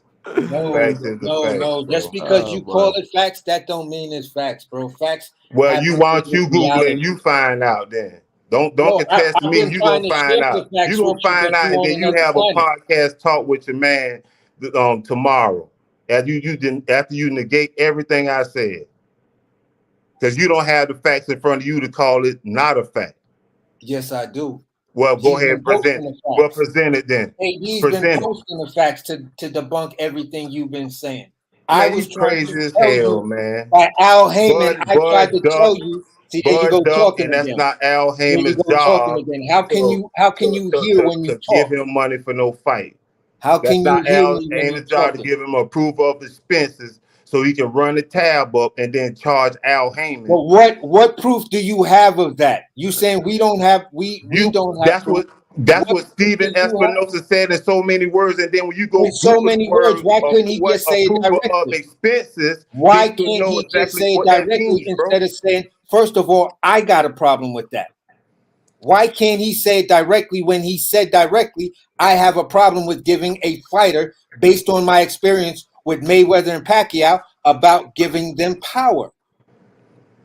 Listen, man. What's the definition, meaning of approval of expenses? Okay, so now you're going to avoid the question again because it just keeps fucking up your narrative. Because you're asking dumb questions. It's dumb because all you got to do is look it up, man. It's not a dumb question when Stephen Espinosa said it. Look it up. It's not a dumb question. Well, you tell me what it means then. Why the fuck do I have to look it up when Stephen Espinosa said it? You tell me what it means.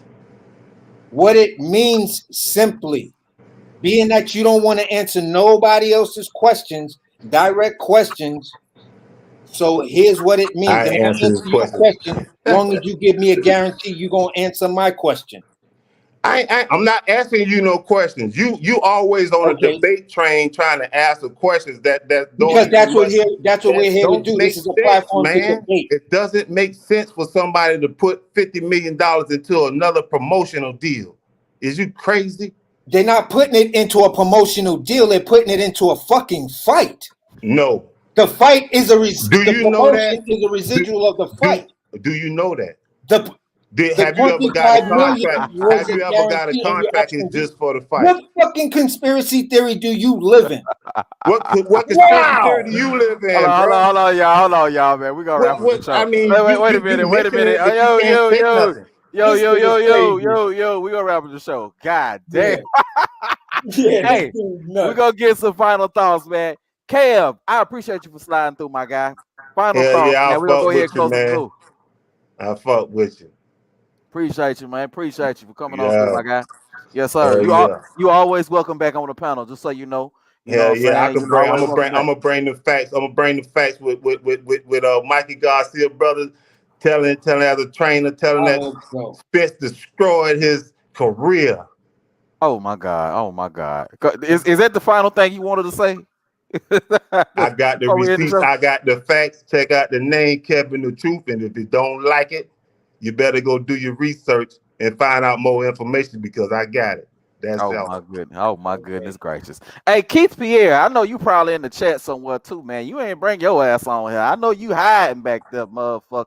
You know what I'm saying? Oh yeah, I forgot. Yeah, my nigga Kareem Boxing. That's the show sponsor of the goddamn show with the 1999 super chat. Salute to my guy Kareem Boxing, and y'all be sure to subscribe to Kareem Boxing on YouTube. Appreciate you, Kareem. Yes, sir. AC, final thoughts, man, before we end the show, bro. My final thoughts is this. Here's the thing. None of these Errol Spence supporters actually came up with one thing that matched the title. What can Errol Spence do to make the fight? They talked about everything else but what Errol Spence could do to make the fight. We said at the very least, could he at least answer Terence Crawford tweet? Oh, a tweet? Why would he answer a tweet when he got a fight on the line? So at the end of the day, they're even making excuses of why the man can't answer a tweet. So that just tells you everything you need to know. I'm just going to wait. I'm going to put patience on the table. You know what I'm saying? I'll give them their talking point. Well, Bud fought Avanesian, so Errol can fight Keith Thurman, because at the end of the day, we knew that was going to be their talking point once Bud announced that he was going to fight Avanesian. I was seeing it on Bushido. I seen it on E-Thriller. I seen a lot of dudes pre-say it, and you feel what I'm saying? And that's the narrative they're running with, and we knew that's the narrative they're gonna stick with.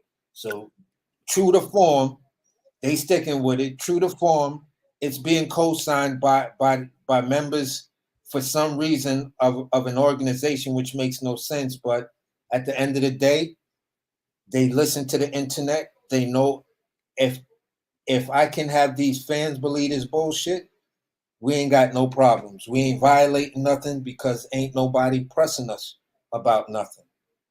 So it's the fans that's not allowing this fight to happen, along with this company, and the fighters not putting their best foot forward into making the fight, or at least letting somebody know what's really good. And that's my final thought. Facts. Okay. Yeah, bro. Hey, I appreciate everybody who was able to slide on me today. My guy AC, my guy Kareem, Boxing News, the show sponsor, Knockout Boxing 86 TV, Bug on Stop Spence, Modern King slid on me today. Who else, man? Everybody who was able to come through on the panel, man. I don't remember everybody's name right now, but everybody who was able to come through on the panel, I appreciate all y'all, man. Let me start shouting y'all out in the chat, man. My guy Formula One Dizzle in the building. Appreciate you, fam. Hunter Young was up in here. Straight GX was in the building. Passion on Everything was in the building. Mad Dog H in the building. Elijah was in the building. Salute to you, fam.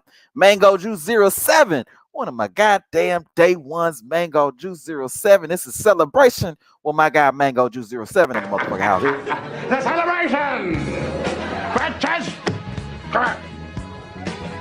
It's a celebration, bitches! Show television titties! Rick James. Oh, Mango Juice 07, your titties.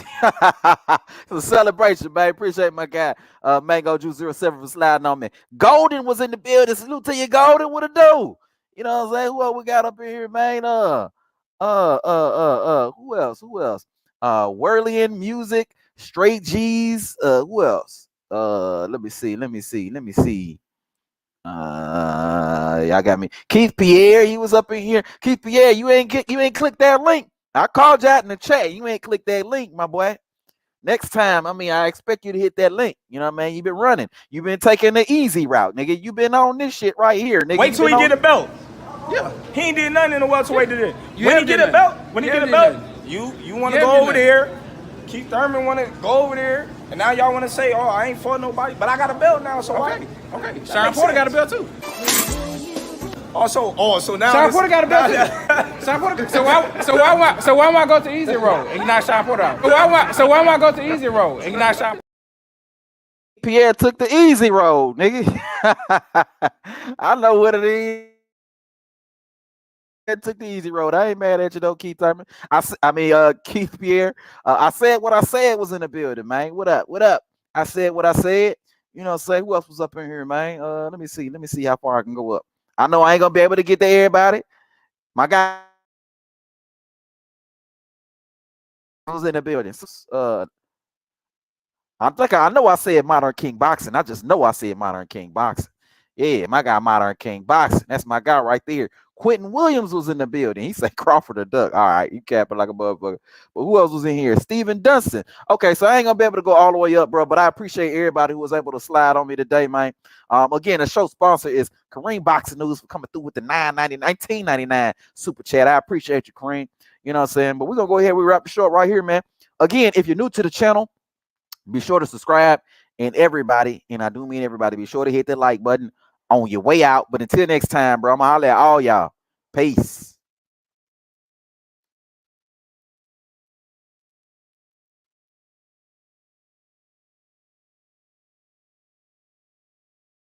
And now y'all want to say, oh, I ain't for nobody, but I got a belt now, so okay. Okay, Sean Porter got a belt too. So now Sean Porter got a belt too. Sean Porter. So why am I go to easy road and you not Sean Porter out? So why am I go to easy road and you not Sean Porter out? So why am I go to easy road and you not Sean Porter out? So why am I go to easy road and you not Sean Porter out? Who mans is this? Get him the fuck out of here.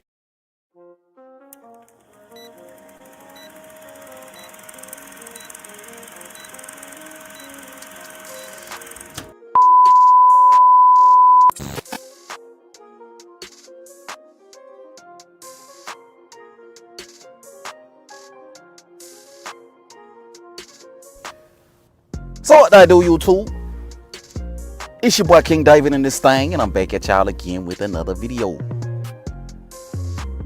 Okay, so before we get going on the video, man, y'all know what to do. Go ahead, hit the like button, and if you're new here, be sure to subscribe one time for your boy, so we can continue to grow like we need to grow on this channel. You know what I mean? Alright, so with all that out the window, man, y'all see what the title of the video is. Why can't Errol Spence spin the block? You know what I mean? Why can't the man spin the block? You know, when you mention this to an Errol Spence fan, I mean, these dudes come up with all kinds of excuses. I mean, the excuse now is, oh, if Bud would have signed a contract, he would have never had to spin the block in the first place, right? Which is a deflection at the end of the day.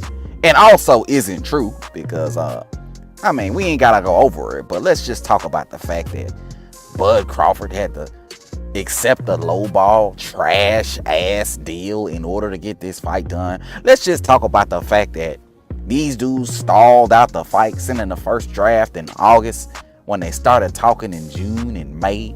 Let's just talk about the fact that these dudes changed the date from 2022 on to 2023 after Bud has been out of the ring almost a year, and now would be a year and 6 months now that Errol Spence got into this quote unquote accident where his leg hurt, right? But aside from all that, a lot of Errol Spence fans like to deflect from this very point, but at the end of the day, deflections aside, it still leaves us with the question, why isn't Errol Spence spinning the block? Why isn't he spinning the block, y'all? Why? Why? You know what I mean? I mean, first the man said he would spin the block, right? He said he would, right? So if Errol Spence is a man of his word, like a lot of you Errol Spence fans say he's a man of his word, which, you know, the real boxing fans know he's not. But if he's a man of his word, like you Errol Spence fans say he's a man of his word, then why isn't he spinning the block like he said he would do? Right? Now all we hearing is all these excuses and all these reasons as to why he can't spin the block, right? Oh, well, I don't like the way Bud did business. He hurt my feelings. He hurt my feelings. He took a fight and he hurt my feelings. Ain't you the same nigga that took the easy route? Ain't you the same nigga that decided to take 4 fights before he got in the ring with a Terence Bud Crawford? Aren't you the same nigga that paid Stanionis step aside money so you can get in the ring with Ugas, but you mad at Bud Crawford for taking a fight after being out of the ring an entire year after waiting on you? But I know what you fanboys are gonna say. You're gonna say, well, Bud got a fight. Why can't Earl get a fight? Why can't he get a tune-up fight? Because the nigga said he don't need no tune-ups. That's why, right? Why take a fight other than the biggest fight in boxing? Other than the fight that everybody wants to see? Other than the fight that would solidify your career as a real motherfucking fighter? But if that ain't enough, why not take a fight that's gonna pay you the most amount of money you've ever seen in your life? I mean, Bud came to the table with $50 million, right? But if that ain't enough, Errol Spence got the opportunity to become the undisputed welterweight champion of the world. Isn't that what he said he wanted to do? Didn't he say, I'm gonna collect all my belts on my side of the street? And then I'm going to come over there and I'm going to take his shit because I want to be the undisputed champion of the world. Isn't that what Errol Spence said? Isn't that what the goal is at the end of the day? I mean, according to you Errol Spence fangirls, the reason why he had to collect all his belts on his side of the street before fighting that Terence Bud Crawford was because it was going to make for the biggest fight ever, right? It makes the fight so much bigger if it's for undisputed. Undisputed is what we want. Undisputed is what we need. But now that Errol Spence got the opportunity to become undisputed, all of a sudden, it's some other shit. Oh, I know you got to fight Keith Thurman, right? You got to fight Keith Thurman because he's your mandatory, right? The same Keith Thurman that's only fought one time in 3 years. The same Keith Thurman that fought Mario Barrios, you know, the 140 pounder who was the WBA regular champion at 140, didn't even have the WBC belt, but the WBA belt, but somehow fought in a eliminator for the WBC belt to become a mandatory, right? That Mario Barrios. Y'all know the guy who's never had a fight at 147 pounds before he fought Keith Thurman in this quote-unquote eliminator. I mean, that ain't sketchy at all. Nah, not at all. Sounds perfectly legit, right? Sounds perfectly legit. That ain't sketchy at all. But this is the guy that you gotta fight. This is the guy that Errol Spence gotta fight. The guy who somehow ended up in a mandatory position, who Errol Spence said out of his mouth he would never fight, right? He has to fight this guy over Terence Bud Crawford, the guy who he said he would spin the block to fight, the guy who he said he would collect all his belts on his side of the street in order to get in the ring, right? Only so he can fight Keith Thurman and complain about the weight and go against his word on 2 occasions, by 1, not spinning the block, and by 2, fighting a guy who he said he would never fight, right? But according to the Spence fangirls, Errol Spence is such a man of his word. He's such a man of his word. But again, I asked the question that nobody seems to be able to answer. Why can't Errol Spence spin the block like he said he was gonna do? I mean, Bud's available in April. Earl's available in April. What's the problem? Why aren't we negotiating? Why aren't we making this fight? Right? But this is the guy that Bud Crawford's supposed to wait all this time to fight. Bud Crawford was supposed to wait on the easy route. He was supposed to go get a belt. He's supposed to take 60-40, 70-30, 80-20. He's supposed to cross the street, leave his promoter, cross the street over to the PBC side, also he can get the fight with an Errol Spence Jr. Right? But here he is right now, willing and able to make the fight with an Errol Spence Jr. But Errol Spence, for some reason, placing yet another barrier in the way of the fight, because there's absolutely no reason why this fight shouldn't happen next. Absolutely no reason, right?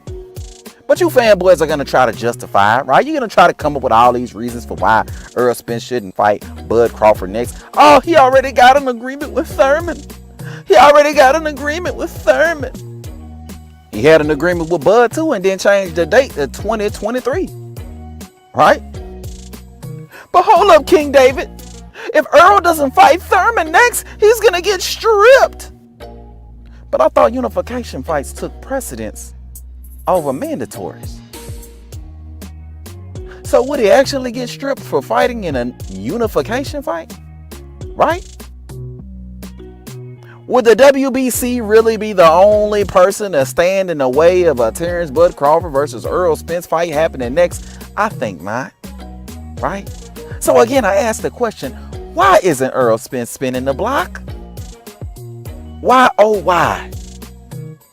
Because the only reason that I can think of why he can't spin the block is that he don't want to fight.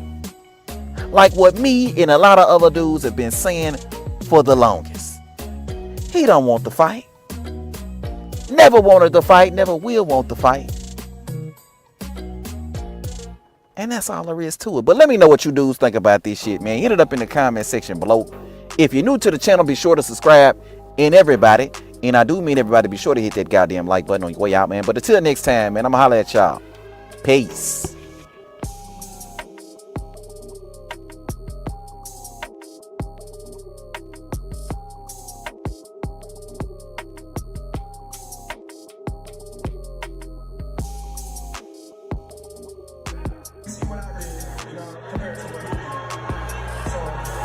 That's what happened as soon as the stoppage happened. That's what happened there. Hey, listen. My thing is, who number one in the welterweight division now?